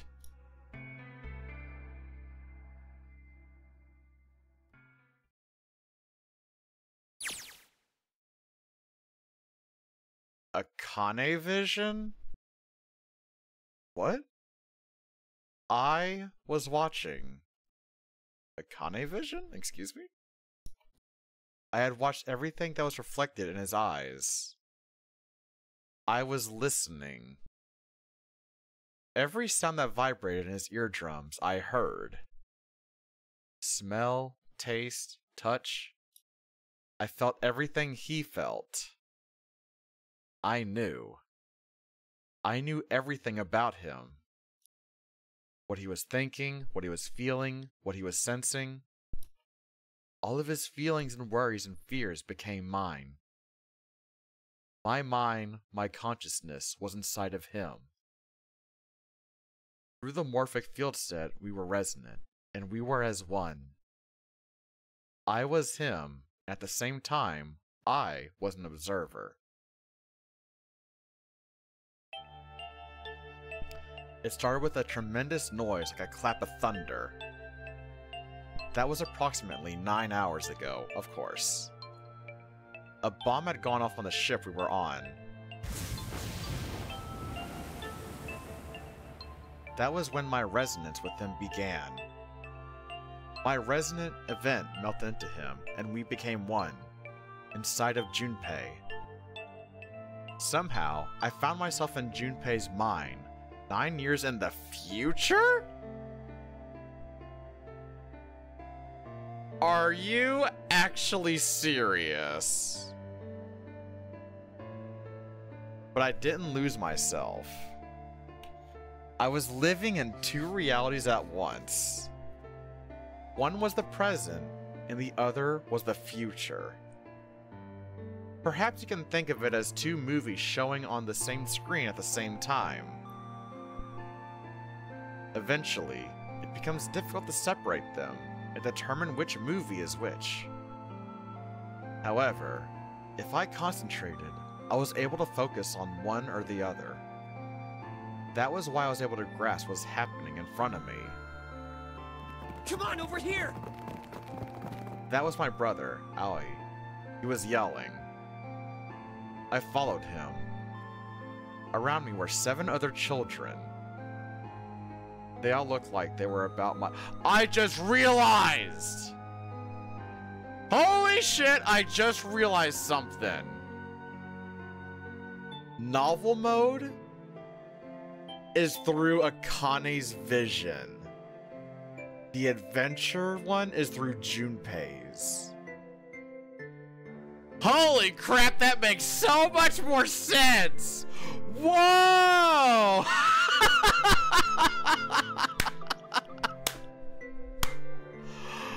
Oh, wow! That is fucking awesome. Sometimes my genius is... it's almost frightening. Holy crap! Why there was more detailed? It makes sense! Holy shit! Whoa! So, wait, how was this done on the DS? Because this was on the DS first, right? How did that work? How did this work on the DS? I gotta know I gotta know now. Come on, hurry up! We ran down a long straight hallway and burst into the large hospital room. Dual screen top is Akane. Oh my shit! Oh my fucking god. This is... Okay, you know what? You know what? I shit on the adventure, like, vision at the very beginning or whatever. But, like, narrative-wise? This makes sense. Holy crap, what a cool way to adapt it, actually. You know what? I'll take back my criticism on that. That's clever as fuck. Wow. Everyone was arguing. Two of the boys got into a fist fight. That is so crazy.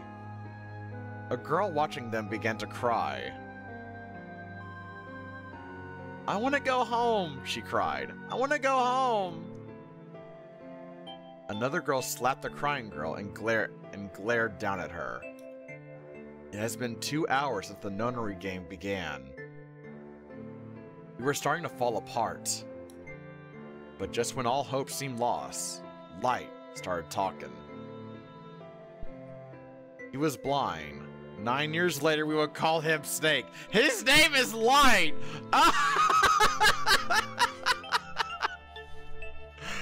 Holy crap!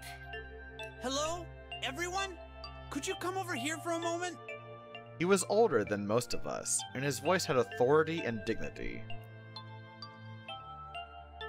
The fights died down, and we gathered around him. I have a little sister. She is very important to me.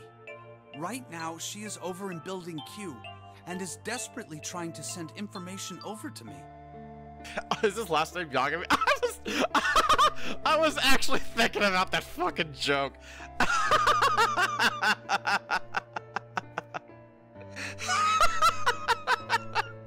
Oh my god, Icy, high five me. Please. Hell yeah.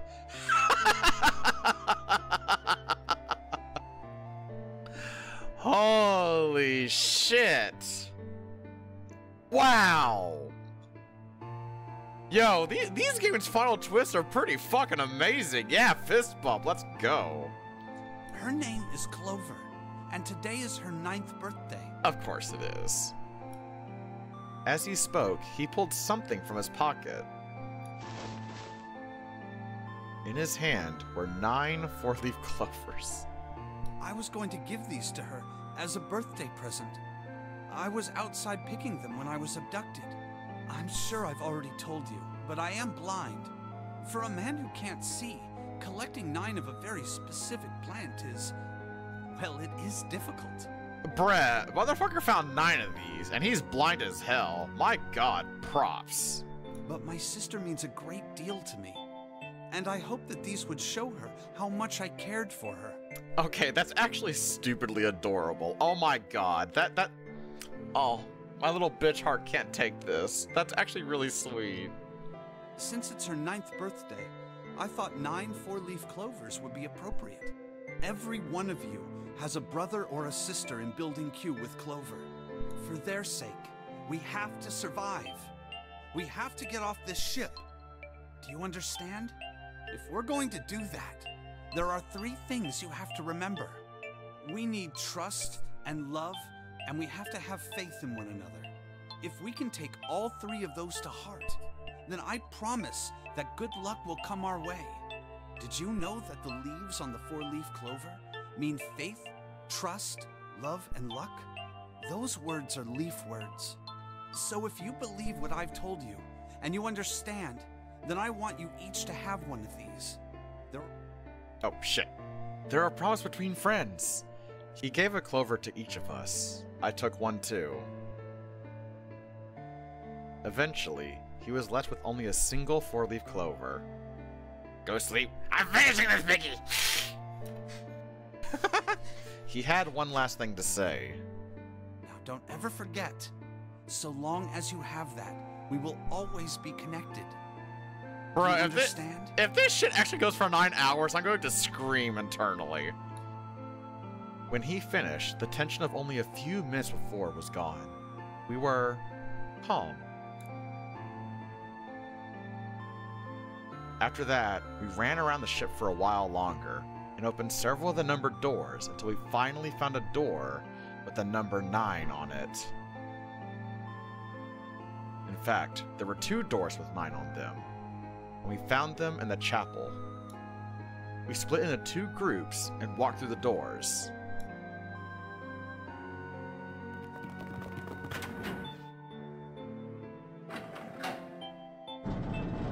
Oh yeah, I see it, boo, don't you worry. 8 hours and 12 minutes, holy crap. Before long, we all found ourselves in a room with a ceiling that looked almost like an upside-down funnel. For some reason, this room had another number 9, but this time, it was the only one. But if there was only one door, that meant only 5 people could escape. What are we gonna do? There aren't any other doors! We began to panic. Then, as if things had not gotten bad enough already,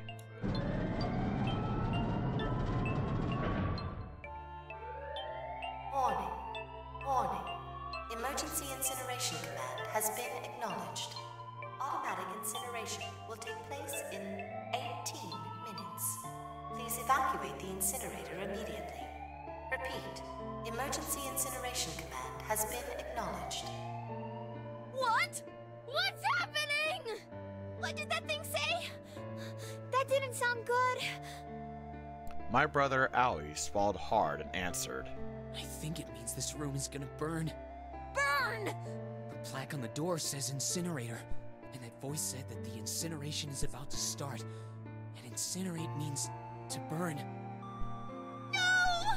Help me! Abject terror filled the room as everyone began to scream and cry. Every pair of eyes were filled with despair.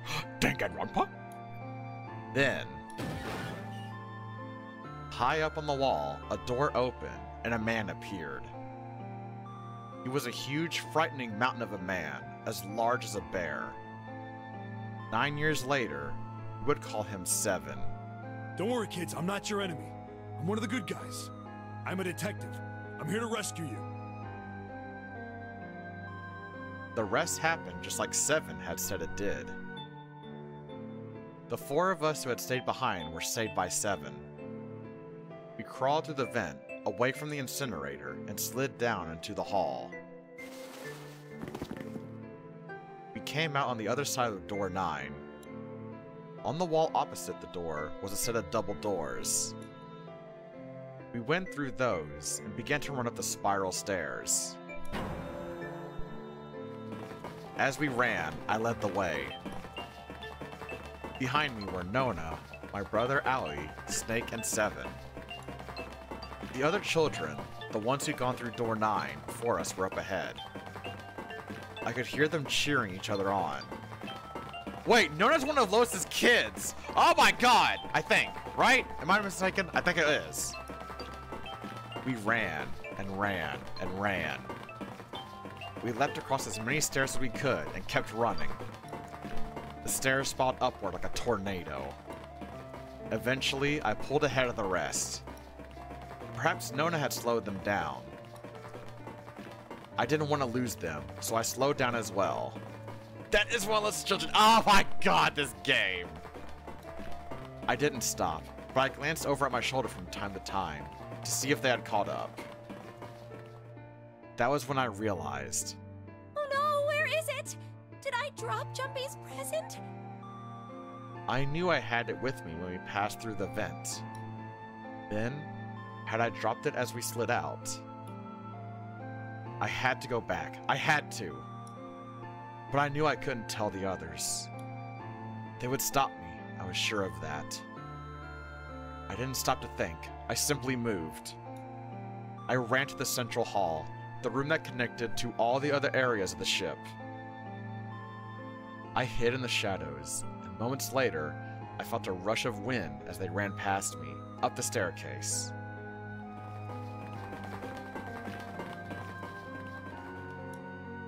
I waited until they were out of sight, and then I ran. I moved as quietly as I could, down and down and down. Finally, I reached the bottom deck. I ran into the hallway and looked around frantically. There it is! It was just where I thought it would be, sitting under the opening of the vent. I ran over and snatched it from the floor, but as I ran back toward the stairs and freedom,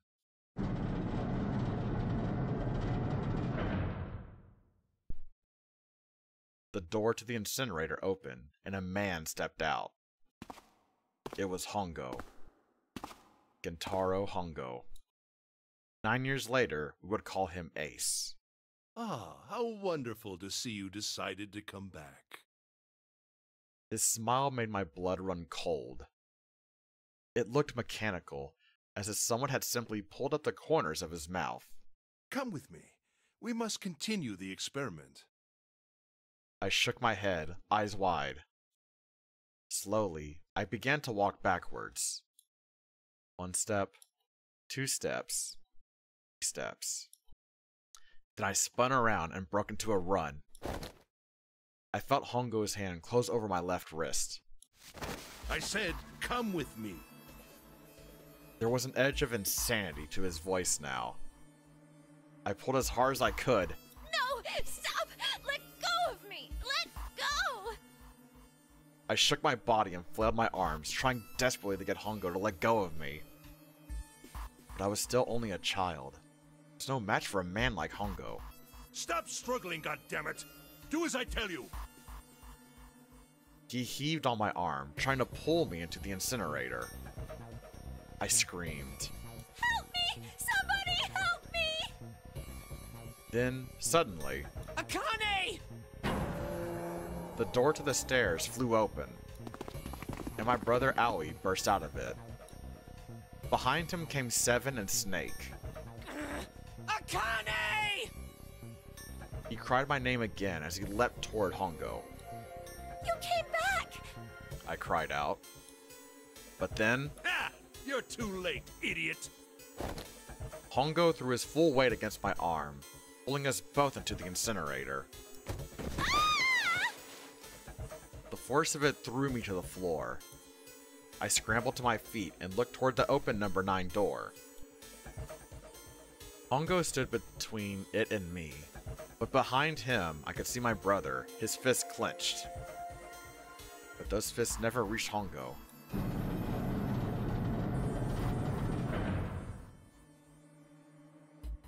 With the cold, heartless screech of metal on metal, the door slammed shut. Hongo glanced at me mechanically, his face registering that there was an object there, but not anything he would consider a human being. Then he turned away and walked to the red that sat next to the door. He reached into his pocket and removed 2 bracelets. He waved them both over the scanner panel. 2 asterisks appeared on the red. He checked the screen, then tossed the bracelets carelessly onto the floor. What was he doing? What was the point? He made no effort to explain himself, of course. He said nothing at all, and walked past me, as though others were nothing more than a rock by the roadside. A few moments later,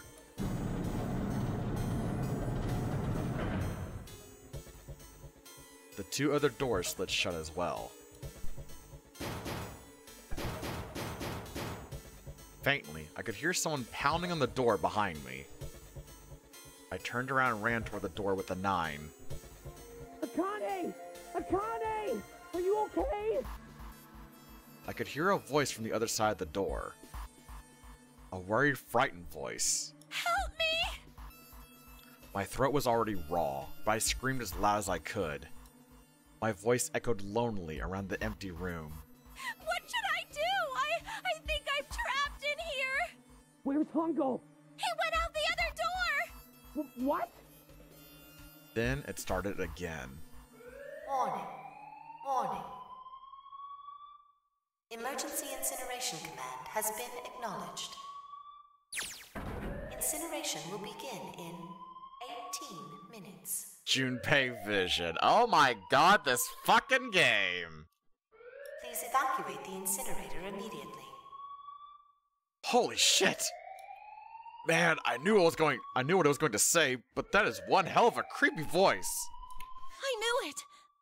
Oh shit! It's starting. Santa started the incinerator. Fuck! Man, I never thought I'd hear that damn voice again after 9 years. What the hell? What the hell? What in God's name are you talking about? It's 9 years this and 9 years that, and when it's not 9 years something, then you're talking about some sort of fucking experiments. You aren't making any sense. I'm sorry, Lotus, but we really don't have time to explain it right now. I promise. I'll tell you everything once we get out of here. But... Incineration will begin in 17 minutes. You know what that means, right? Incinerate means burn! What kind of idiot do you think I am? I know what incinerate means. Well... God damn it! Okay, fine. I won't ask anything else. Talk about whatever you want. But you have to do something for me. 7, figure this out. What? Why me? Just shut up and stop this thing. How the hell? There has to be some sort of emergency shut-off button. There isn't anything like that. How the hell do you know? Because I looked for it 9 years ago. Yeah, Lois isn't happy about that. Can't really blame her. Wait. Floor. It's moving!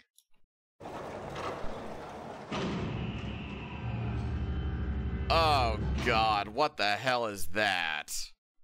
What else can I say about it but... What the hell is that?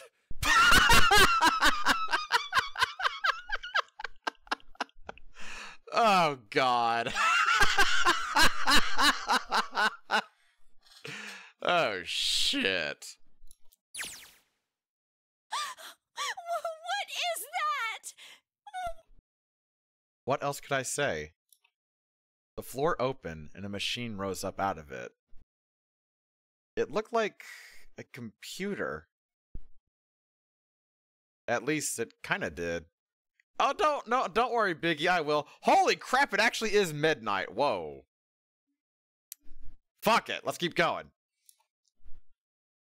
There was a monitor, a keyboard, and a cross-shaped device of some kind. Something about the machine scared me, but I forced myself to walk up to it. I was terrified. Tears poured down my face.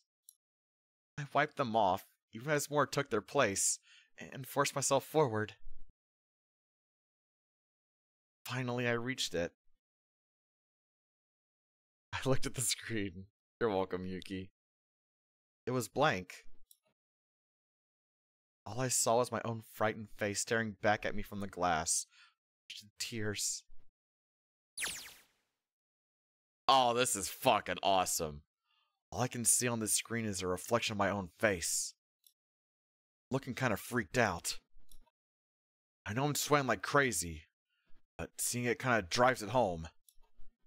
Okay, Junpei, just calm down, alright? Everything's going to be okay.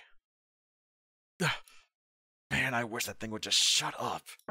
Incineration will begin in 15 minutes. Alright, back to this thing. If it's only showing up now, then it's gotta be important.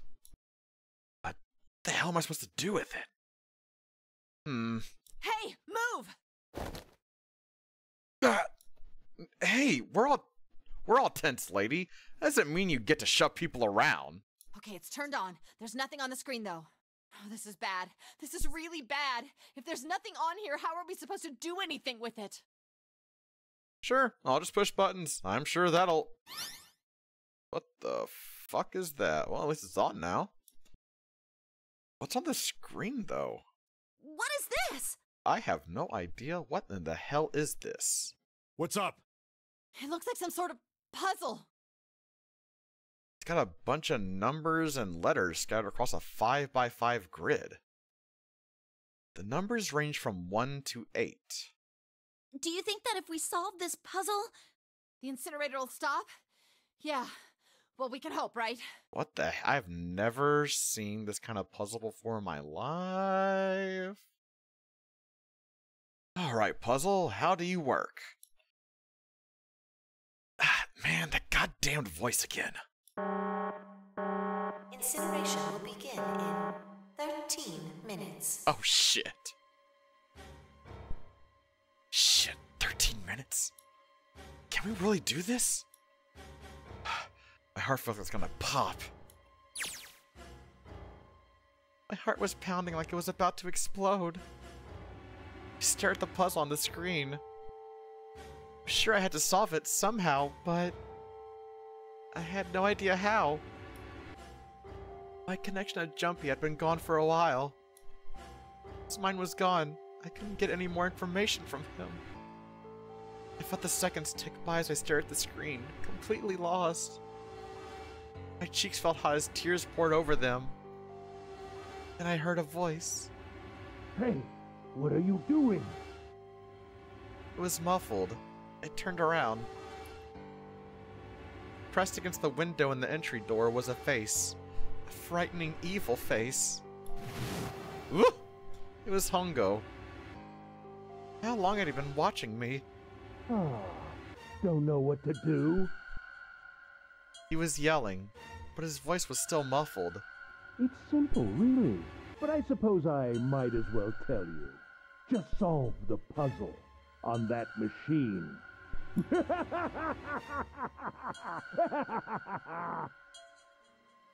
His laughter was muffled by the door, but it still tore at my heart like the claws of a vicious monster.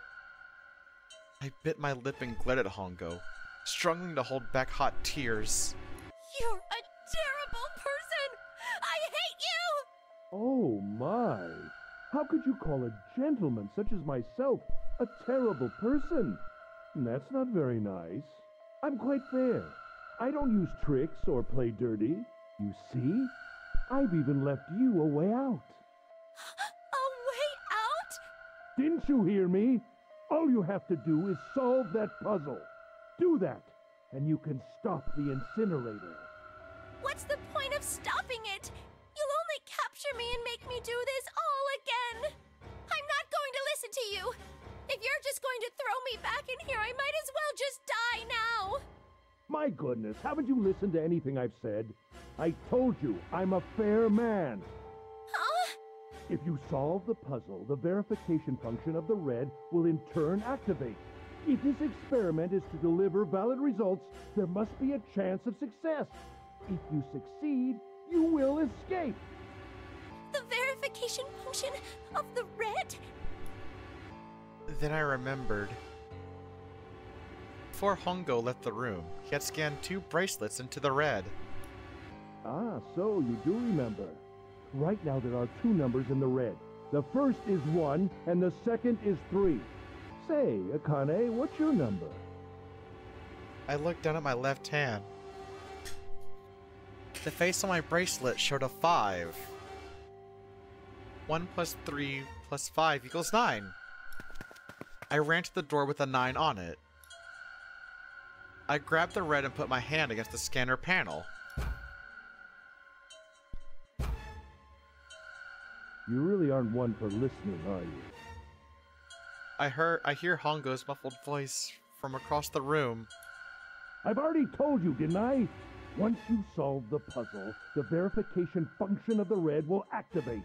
In other words, if you haven't solved the puzzle, you can't enter your number. What kind of fool are you? Why are you doing this? You could never understand. You don't know what it's like to spend every day surrounded by monkeys. Now start the experiment. Solve the puzzle. I can't! I don't know how! Of course you don't. Isn't that the point? You understand, don't you? Access the morphogenetic field and find the solution. I can't! Then you'll die. You'll burn alive. It's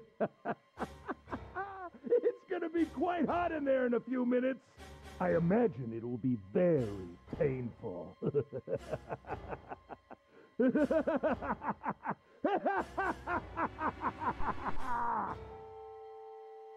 His horrible laugh echoed across the room, and even after his face disappeared from the window, I could hear it. Incineration will begin in 10 minutes. I was crying. Great gulping sobs broke up by hiccups that shook my body. I was terrified.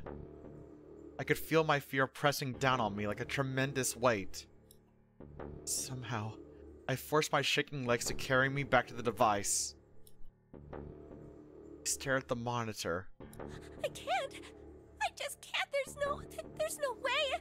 I can't figure this out. What was I going to do? I didn't know. I didn't know. I didn't even know where to start. Fear scattered my thoughts. All I could think of was how I was going to die. My palms were sweating. My blood was boiling in my veins. It was hot. So hot. I couldn't breathe. I felt dizzy. My heart roared in my chest, as if it would pound itself to pieces. What? I reached into my pocket. I wrapped my hand around the thing I'd come back to get. The doll Jumpy had given me. At least I had that. I held it tight with both hands and prayed. Help me! Jumpy! Help me! Help me! Help me! Jumpy! Jumpy! Jumpy! Please! Help me! Jumpy!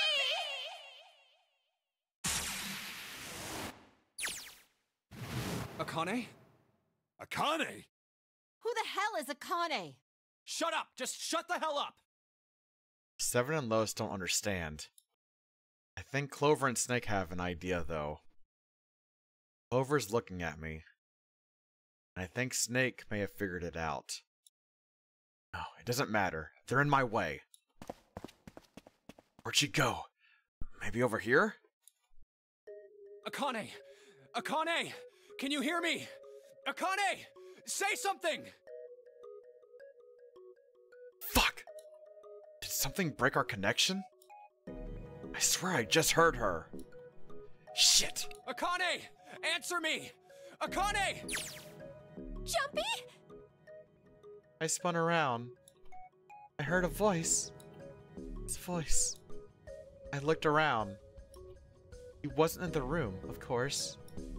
But I heard it so clearly. Like he was right there. Jumpy! I screamed as loud as I could. Akane! Jumpy! That's her! She's there! Then that means... Akane! Akane! Are you in an incinerator right now? Yes, I am! How did you know? Couldn't believe that he knew that. Now I understand what Santa meant. Right. There's only one way to help her. You were brought here to help my sister. To save Akane. I think I get it now. Incineration will begin in 7 minutes. Jumpy, we don't have time! As quickly as I could, I told him that I had to solve the puzzle in order to stop the incinerator. Got it! And I do. I get everything now. At last, I finally understand what all of this means. I know why the nunnery game was held today. I know why we were kidnapped and brought here. It was all for this moment. All of this was planned out to lead to this one moment. Oh my god. This is insane. I can't believe it. There's only one possible answer. Zero is Akane Kurashiki. She recreated the history of the future that she had a glimpse of 9 years ago. She tried to save herself that way 9 years ago. No, she's trying to save herself right now. That means that there's only one thing for me to do. If this is all some sort of insane plan, I will save her. I will save Akane Kurashiki. I must save her, no matter what. Incineration will begin in 6 minutes. The voice reminded me of how much time I had left. Jumpy! Yeah, I know. Just hang on, all right? I promise I'll get you out of there. I'm not gonna let you die. I promise. So don't worry, all right? Just give me a few minutes, okay? Okay. My voice shook as I answered. It was hot in the room. It felt like my heart was on fire. 6 minutes or not, my heart burned with my feelings for him.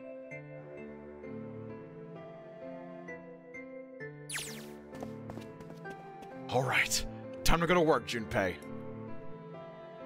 Snake talking to them about something? Whatever, it doesn't matter. Get out of my way! Hey, what are you... Just trust me, okay? Sorry, Lotus. I didn't mean to snap, but there's a lot more at stake here than your pride. I'll apologize later, alright? Now, let's have a look at this thing. We've got numbers all over this grid. I think the panels are out of order. So, I just need to switch these out? Staring at it isn't going to accomplish anything. I'll just have to try it. Just think of what I did all those times before. I'm gonna do this on my own, with my own mind. I'm gonna solve this problem. Oh shit, here we go. Seek a way out. Okay, so... oh my god. Okay, so... Okay, that goes there. Okay.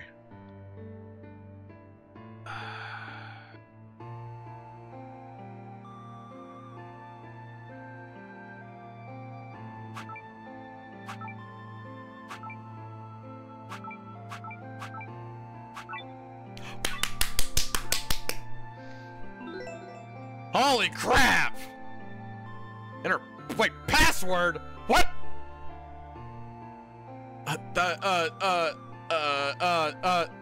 Oh wait!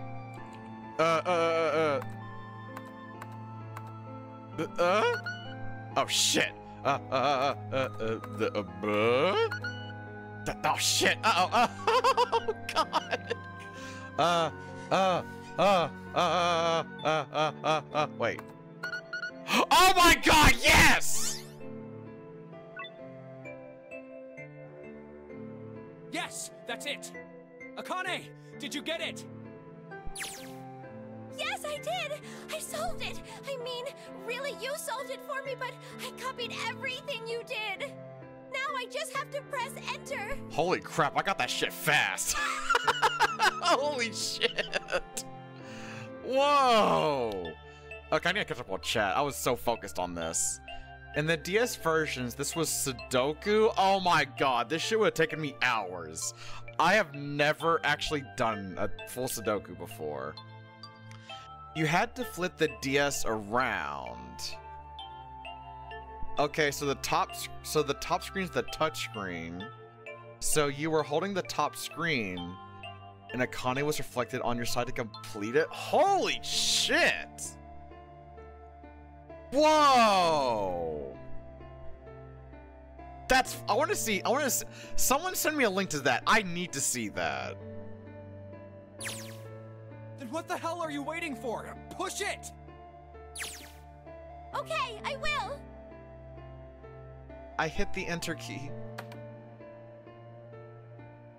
No, the bomb is, no, I meant because of what Raven said. Because you flip the DS around. So the bottom screen, which is the touch screen, becomes the top screen. I guess I can like do the Sudoku or whatever. And then Akane would be like on the, was normally the top screen, but since you flip the DS, she'd be on the bottom, I think? Is that correct? Emergency shutdown command has been confirmed. Incineration system has been disabled. Holy shit, put in gear chat, thank you. That's right, this whole game has been a stable timer. June's fevers, the multiple endings. Still exists because she reached the June fate. That's crazy!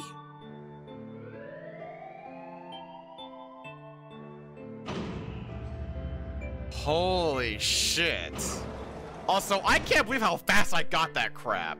I was Jumpy! I was just looking at the letters, and trying to see if I could make a word out of them.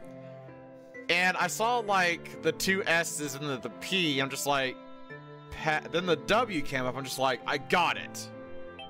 It worked! It worked! The incinerator shut down! It worked! Tears rolled down my face as I cried out to him. But they were a very different sort of tears. Wonderful feeling of accomplishment and relief flooded my body. At the same time, what strength I had left disappeared, and I collapsed to the floor. For a while I just lay there, laughing and crying, and enjoying being alive. Every time I thought about him, my heart would burst.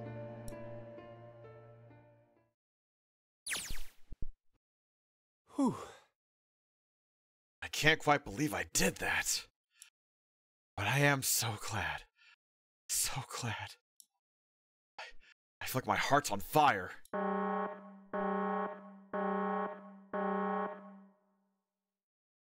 No, I don't have time to be thinking about that kind of shit. I need to tell Akane. Akane! Sorry, but things are kind of busy over here. I'm gonna have to hang up now, okay? Oh, of course, that's fine! Fucking hang up. I wiped the tears from my eyes and nodded vigorously, even though I knew he couldn't see me. Then I looked over at the corner of the floor. There were the two bracelets Hongo had left behind.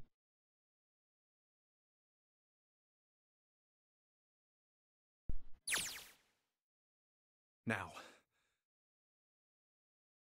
Well, Severin and Lois don't look particularly happy with me. Not a very nice look to give someone who just saved your life, guys. Junpei, are you... Okay? Shut it. Right, okay, so maybe they have a reason to be pissed off. So, what if I haven't pressed the enter key yet? Alright, nothing holding me back now. Here goes! Wait. Incineration will begin in 90 seconds. Oh, shit! It doesn't sound like it's stopping. Uh-oh. What the shit? Why isn't it stopping? Okay, maybe I didn't hit the key hard enough. Just hit again. And again. And again. Okay, that's not working either. The alarm's still going off. What the hell is going on? I've got the right numbers in the right boxes. It's perfect. So why the fuck isn't this thing stopping? Incineration will begin in 60 seconds. Wait, of course. That's what the numbers that showed up after the puzzle mean. 2 + 4 + 5 + 7 + 8. Snake, Clover, me, Severin, and Lotus. Then door 9. No, that's it! The number on the door isn't a 9! It's not even a number! It is hidden, but an exit can be found. Seek a way out. Seek a door that... Holy shit! Of course. Then we just have to put the right number into the red and... Incineration will begin in 30 seconds. Run, guys! Get to the door! Run! Oh shit, oh shit, oh shit, oh shit, oh shit, oh shit. Don't have much time! Man, I sure hope they could just trust me on this one or we're all fucked! Alright, no time to explain, just go! Quick, verify your numbers on the red. Verify? Who? What combination? All of us! We all need to verify! Why? You really think this is a good time to ask questions? Just do it! Hurry, hurry, hurry, hurry, hurry, hurry! Incineration will begin in 10 seconds. 9, 8, 7, 6, 5, 4, 3, 2. Central gate has been opened. Incineration system has been disabled. Holy crap! Oh, thank fucking Christ!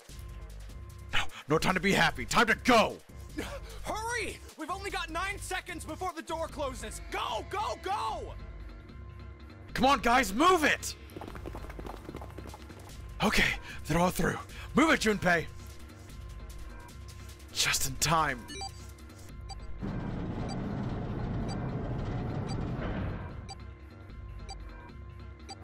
And there goes the door. No, don't calm down yet. You're not done. We've still got to find the dead.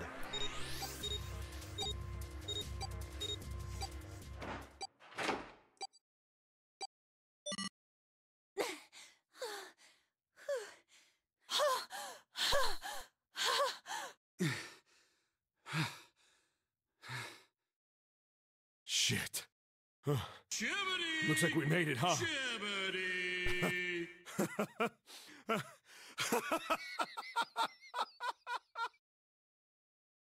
Man, that guy sure can laugh when he wants to. Looks like Clover and Los are totally out of energy. Chibbity, Hamno. Yeah, I'm like at the end of the game, so like I might as well just keep going. I'm so close to the end. Like fucking look at this shit. I'm so close to the end. Come on, I can finish this shit tonight. I just want to take a nap, but... Akane? Akane! Can you hear me? Akane! I want to tell her we made it. I want to tell her how good I feel. But nothing.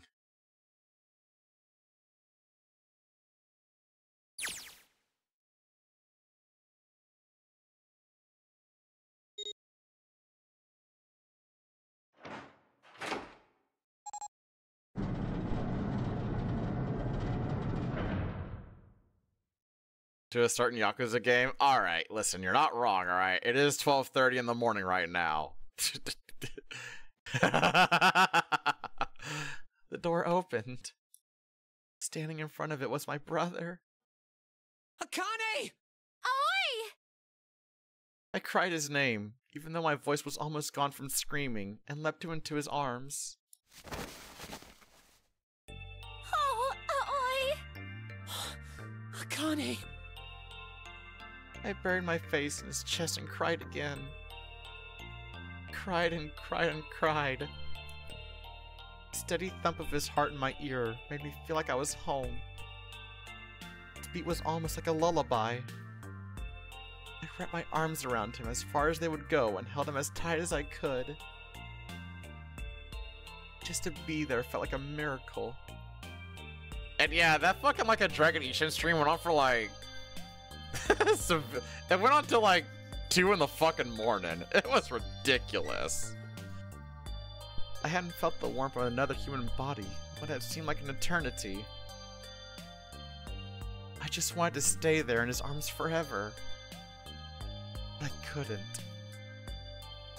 The moment I'd passed the door, my bracelets had begun to count down to death. I leapt away from him and looked around. The door had already closed. I spotted the dead only a short distance away. It took me only a moment to get to, scan all the bracelets. I left the ones Hongo had dropped on the scanner panel.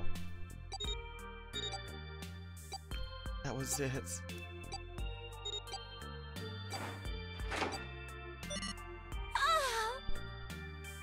I took a deep breath and looked around again. The huge detective who we call 7 in 9 years, and Snake, the blind boy, were looking at me. They seemed to have been utterly stunned by my sudden appearance. Their eyes were wide and their mouths hung open. Alright, let's get out of here. If we don't book it, we might run into Hongo again. Aoi was right. It's time we got moving. The mention of Hongo seemed to jar 7 and Snake out of their surprise, and they nodded. We took off running, up the spiraling stairs to freedom.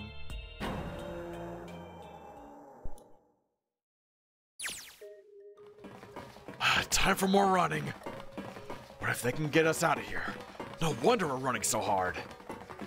My heart's beating so hard I can barely hear. God, I can't wait to breathe real air again. Huh? 7 talking? Hey, Junpei, can I ask you something? What's up? That door, the one with the 9 on it. Why'd it open? Yeah, all 5 of us verified our numbers on the red. 2 plus 4 plus 5 plus 7 plus 8 is 26. That makes our digital route 8. Okay, I'm glad they're explaining this. It shouldn't have opened. That's not like you, Lotus. I thought you would have figured it out already. Huh? Why? Because you were the person who taught me about the idea of bases. Bases? Yeah. What are the 2 numbers in base 2? 0 and 1. How about base 10? That goes from 0 to 9, right? Then how about base 16? 0 through F. After 9, it starts at A and goes from there. B, C, D, etc. Was it actually a fucking Q? You're right. In other words, A in base 16 is 10 in base 10. Don't fucking tell me. B is 11, C is 12, D is 13, and so on. So, what about it? You don't get it? What if we keep going with that pattern? What if you go way past base 16 all the way to base 27? Base 27? Yeah. Well, the numerical digits are the same. So, I guess you'd add alphabetical digits. E is 14, F is 15, G is 16. H is 17, I is 18, J is 19. K is 20, L is 21, M is 22. N is 23, O is 24, P is 25. Yeah, and? What comes after that? Q. 26. And what does that mean? There wasn't a 9 on the door. It was a Q. A fucking lowercase q! Oh my good god damn. I actually guessed it. Holy shit, this game is wild. Congratulations! Congratulations!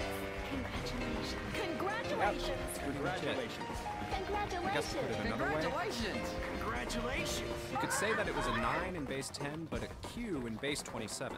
This game is so fucking crazy. Time for more running. God, my thighs are killing me. I swear, any moment now I'm gonna tear a muscle. I feel like every single cell in my body is dying for air. Damn, every breath I take is a chore now. I feel like my lungs are gonna burst. Maybe just a short rest. No, can't stop. Don't have time. Come on, legs. There can't be many more of these steps left. Let's run. Run! Like a bullet down a rifled barrel. Like a tornado cutting through a sea of clouds. I feel like we're running along the back of a giant cold dragon. Finally!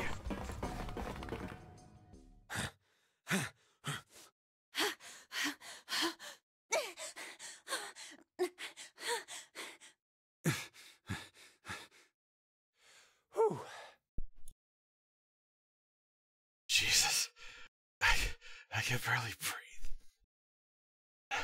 No, Junpei, no time to rest. Pull yourself together. You're almost there. All right, I'm gonna open it.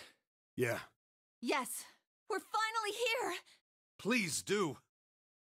Sure, you look like a big, heavy door. But you're the only thing standing between me and my freedom. But even more important than that, you're the only thing standing between me and Akane. You're gonna open, and you're gonna open now.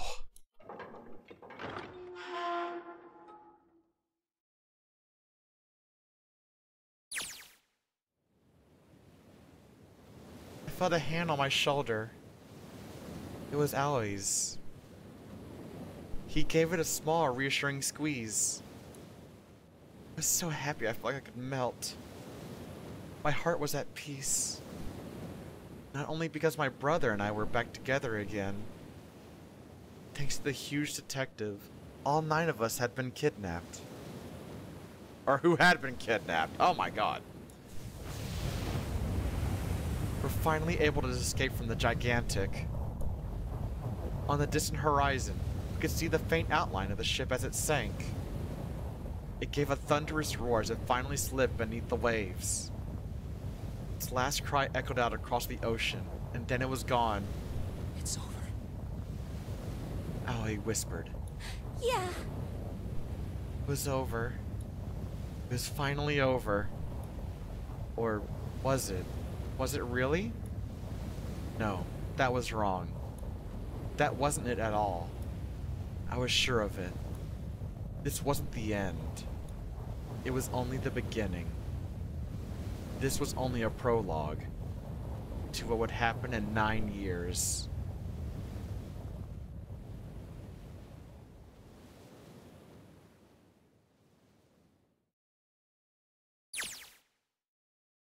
Yes, finally! Ah, damn, that sun is bright. Barely see anything. Huh? Gotta admit, this doesn't look quite like... Wait. No way. You have gotta be shitting me. What? It can't be. This is... Wait. They were in the building? Whoa! This is the building in the Nevada desert. Holy crap! the mock experiment building. Oh my god. This whole time we were in Building Q. Sure enough, that's a desert out there with mountains all around it. Hello there, son. Boy, am I ever glad to see you. I don't think I've ever been so happy to see a sunrise. Huh? Did I just hear something fall? Right, our bracelets. I guess I've never really got a good look at the underside of one of these. Let's see what's inside you. Just a little electronic chip, just like in an ATM card. That's it. There's nothing else. Nothing that even looks like a detonator. There was never a detonator to begin with. Figures. And also 2, 1, 9 hours of the stream? I can't believe it.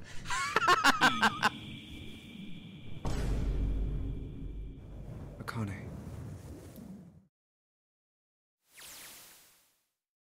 Hawaii.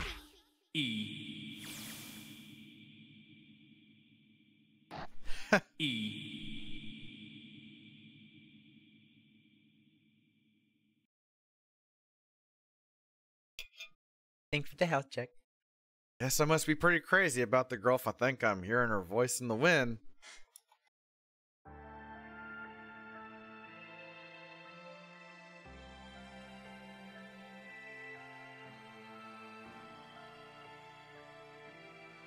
Holy shit.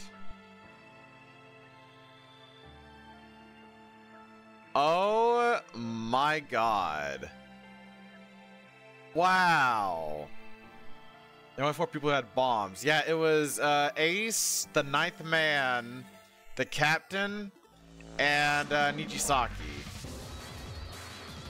Wow. Bruh, this was a fucking awesome game. Holy shit. Wow. There is something poetic about me getting to the credits at the 9-hour mark.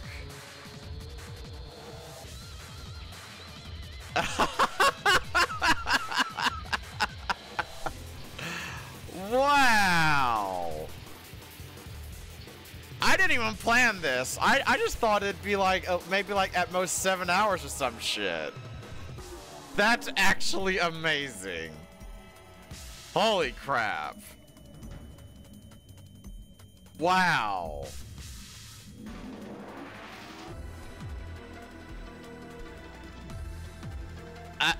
Honestly, I'm a little bit speechless. For the first, for my first time with this game going in completely blind,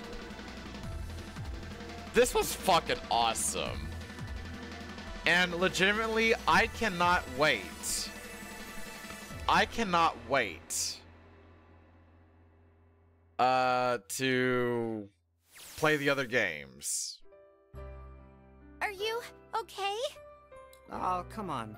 This is nothing. Really? Yeah. You don't look okay. It was just before the end of elementary school. Jumpy and I were sitting next to each other on a small hill, looking out the town as the sun slowly set. How does it look then? He was half serious and half joking. So the code for Snake's Coffin is 143. I was wondering about that. Multiplied by 9, it's 129450789, or A, Snake, Santa, Clover, Junpei, June 7, Lotus, and 9th man.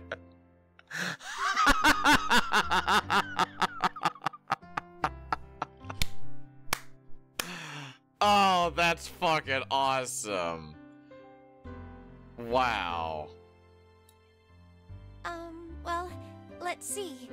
It looks like you kissed a toad and got warts, but then they just kept growing and But yeah, don't worry. growing. But yeah, don't worry. I'm about to be wrapping up real soon. It's gonna be a raid and run from me, cause, bruh, it's almost 1 in the fucking morning. I can't have another fucking 2 a.m. stream. Hell nah. What does that even mean? Junpei grinned and... Oh, ow, ow, ow, ow. Good morning, just woke up? Good morning, I'm about to pass out. See? I told you you're not okay. You're too reckless. You can't beat 5 8th graders, Jumpy. That's crazy. Yeah, but I couldn't just stand there. I mean, don't you think so? I had to do something.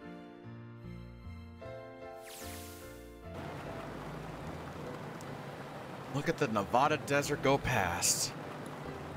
For an SUV, this thing is a pretty smooth ride.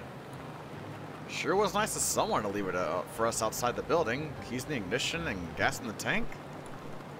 Almost like it was a present, you know? Anyway, we jumped in, and now here we are, screaming across the desert. Lotus is over there in the passenger seat. Snake and Seven and I are all squeezed into the back seat here.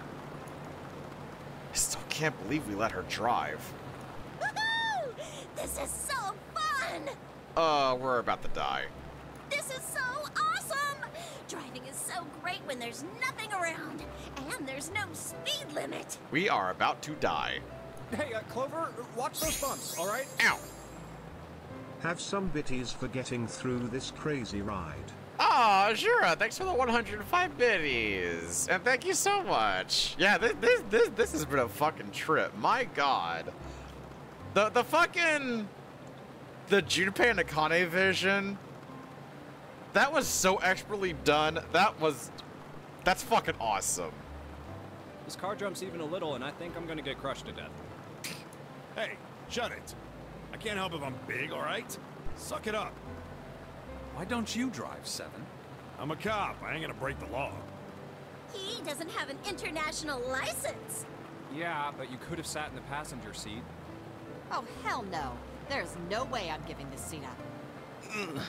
And Clover, there's no need to slow down. Oh my god, Lotus, stop! The car Santa and June are in should be somewhere down this road ahead of us.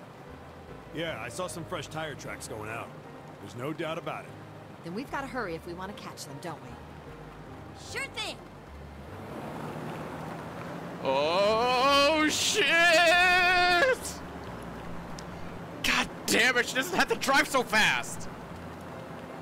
Man, I didn't even think a car like this could go this fast! We're sure throwing up a lot of dust.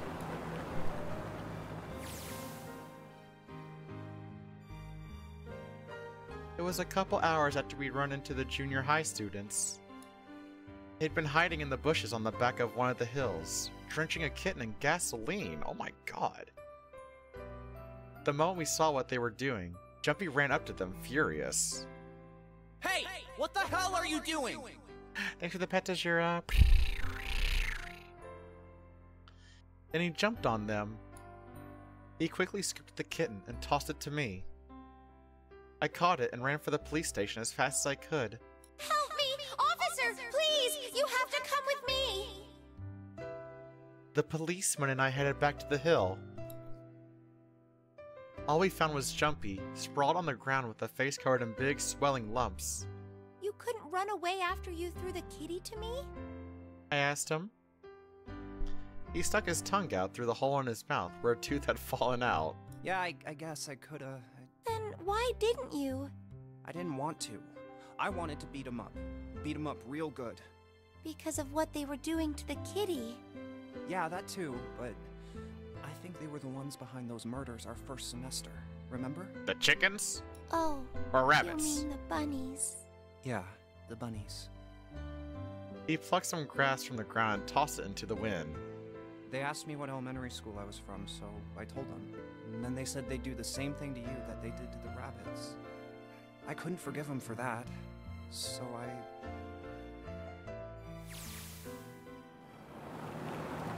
Hey, there's still some stuff I don't get. Of course, they probably don't know any more than I do. Like Ace. Well, guess I should say Gentaro Hongo. Why did he create the Nonary Project? Anybody? Any ideas? Why don't you ask him yourself? Well, yeah, I guess I could. He's still in the trunk, I assume? Yeah, he is. Aw, yeah, 9 hours, 9 minutes, and 9 seconds. Still tied up, I'm assuming, with his mouth taped shut. His eyes just look empty. No emotion. He looks like he's just given up. I wonder if he even cares what happens to him anymore. Hey, were you listening to us? Yeah, go ahead and try to pretend you weren't, you old bastard. Let's get that tape off your mouth. Come on, I know you were. Answer me. Okay, at least look at me when you talk, man. I only wanted to see the faces. Human faces. I thought if I could gain the ability to access the morphic field set, then perhaps I could see faces. By peering into people's minds, you could understand how they were processing the expressions of others. That's it? Yes, if you want to put it simply. But if you are looking for a more philosophical answer, I can supply that as well. You see, the human collective consciousness... I think it's enough out of you, pal. Time for the tape to go back on. All right. So what's your second question? Yeah, for real. Like, for what he's trying to accomplish, that's a massively fucked up way to go about it. My God. Fuck you, Hongo. You can... Jesus.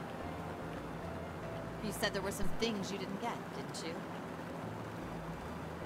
Well, somebody's a little nosy. Well, my next question doesn't really have anything to do with you two.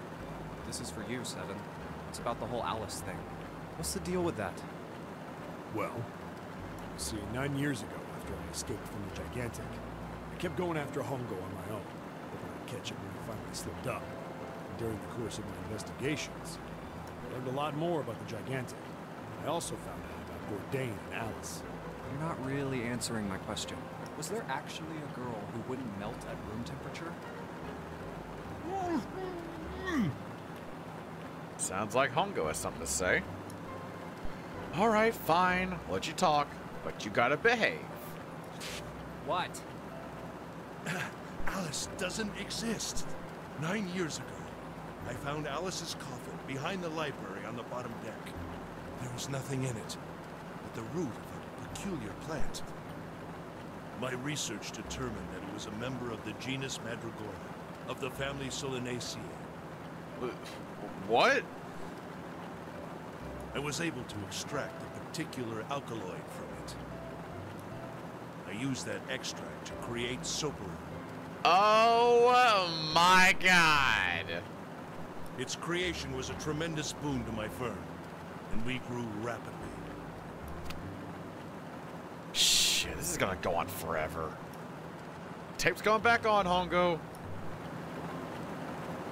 The rest of my questions can wait a bit. For now, I think I'll just enjoy the ride.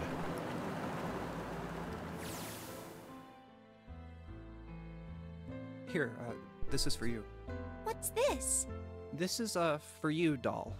His name is Junpei. For you, doll. Jumpy pulled something out of his pocket and shoved out his arm toward me. In his hand was a doll made of yarn, small enough to fit in his palm. Jumpy, are you sure it's, for you, doll? For you? Huh? Yeah, the lady at the shop said so, that means it's for you, right? Are you sure it's not a voodoo doll? Voodoo for you.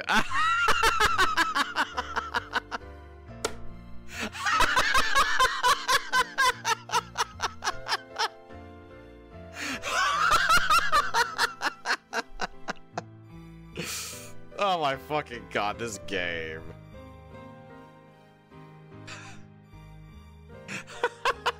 Wait, what? That's...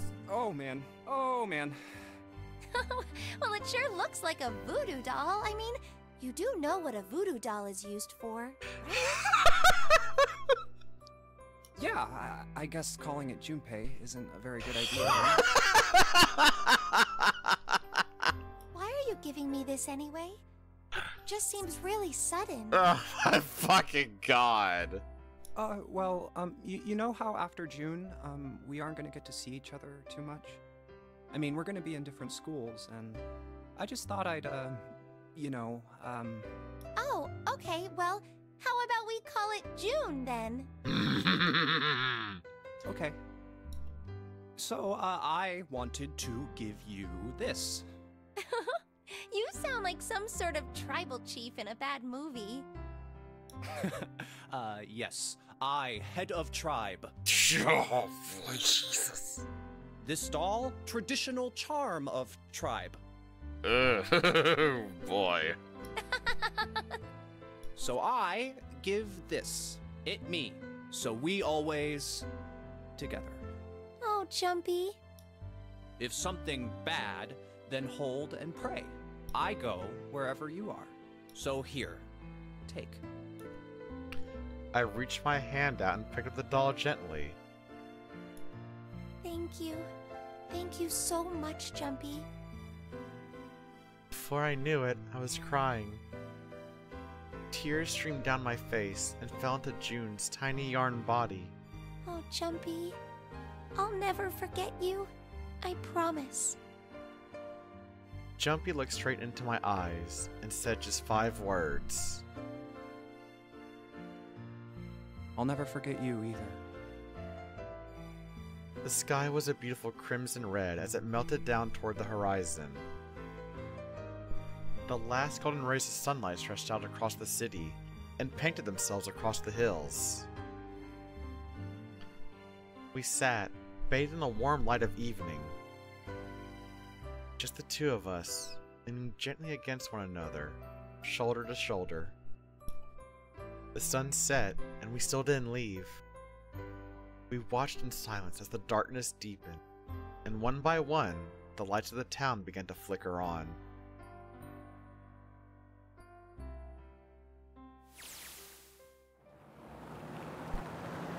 There's still one thing I don't get. To be honest, it's the biggest mystery as far as I'm concerned. And also the only one that's really important. It has to do with June and Akane. 9 years ago, she died in the incinerator on the Gigantic. But she's still alive now as June. But how? Was it because I tapped the Morphic field set and saved her 9 years ago?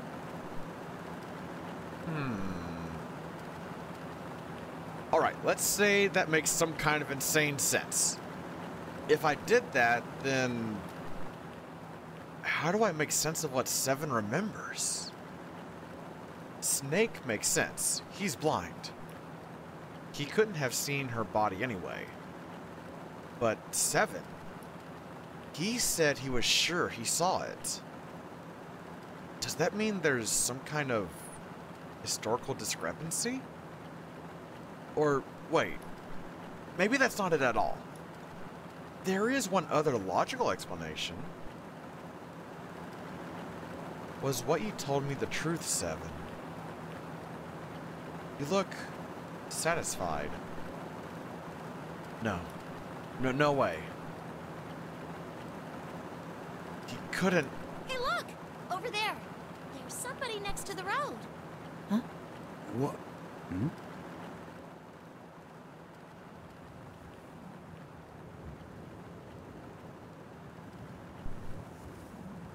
What? What?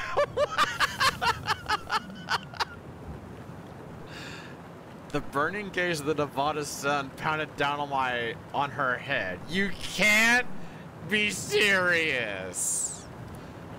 The desert around her rippled with heat. Standing there on that shimmering plain was a woman, her arm out and her thumb up. It would not be long before Junpei realized who she was.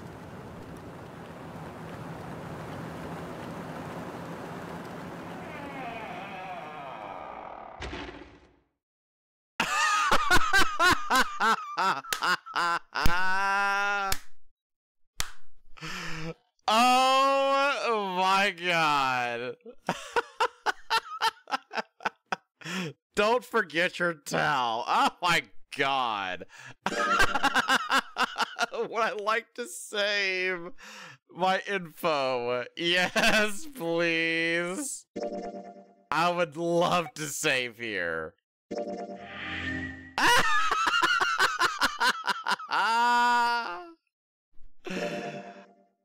Oh my god, that is everything accomplished. Holy shit. That is fucking crazy. Wow. That is absolutely insane. I just want to go back to the main menu. Are you fucking serious? Oh, I can just do... yeah, sure. Wow. Wow.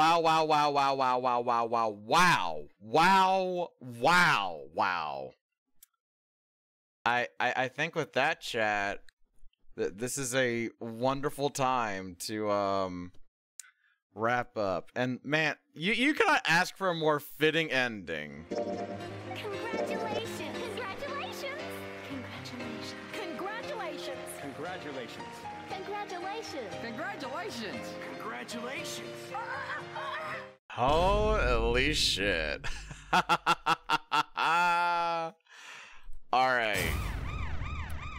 Oh my god, Drink. Holy fucking ending!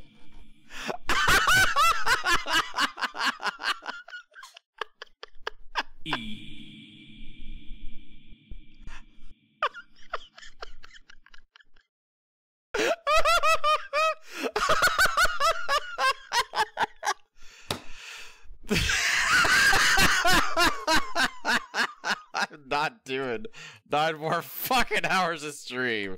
Fucking go take. I need to go to bed. Go check out Drake Magic. They're a great artist. I hope your stream went fucking well. I gotta get to bed. It is 1 in the fucking morning. No. Yes, Sleem. I'm wrapping up right now. Nah. If y'all want to keep up with me and the bullshit shenanigans or whatever the fuck, there's a link to the Discord and Twitter. So, but first, please do go check out Drake Magic. They're a very good bean. They're a dank streamer. They awesome as hell. They talented as hell. Because they're really great artists. So, go check out Drake. They're a really good bean. Anyways, there's the link to the fucking Discord, Twitter, whatever the shit. Keep up with me. Yeah. Anyways, if you have some feedback for the stream, let me know your thoughts, what you like and dislike about the stream, thoughts, comments, criticisms, whatever the shit. Yeah. Anyways, a raid tag. DJ Bouncing Beast. That's a great name, by the way. I love that name. Here's the raid tag. Get it copied. Put /me in front of it. Add your own fucking emotes. Do whatever. I'm not your goddamn dad. I need to find someone quickly, because I need to go the fuck to sleep, yo. Okay. I've been at this shit for 9 hours, which is fucking hysterical. I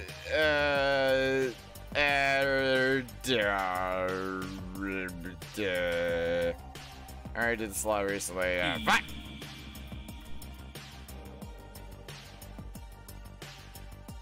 What the hell are you doing? You are playing Vintage Story. I don't know what that is, but I know you're a cool dude. So we're gonna go send the love over to a Salty Rat. They do a lot of story stuff as well. Alright, I'm done. I'm thinking maybe next week could be a one-off because I did get a key for a game recently, so I'll probably make that a, you know, maybe I'll do that like next Sunday. Maybe I'll do that. That'll be kind of, that might be a better idea actually. All right, I'm going to bed. Sail for Yakuza Like a Dragon tomorrow. Good fucking night.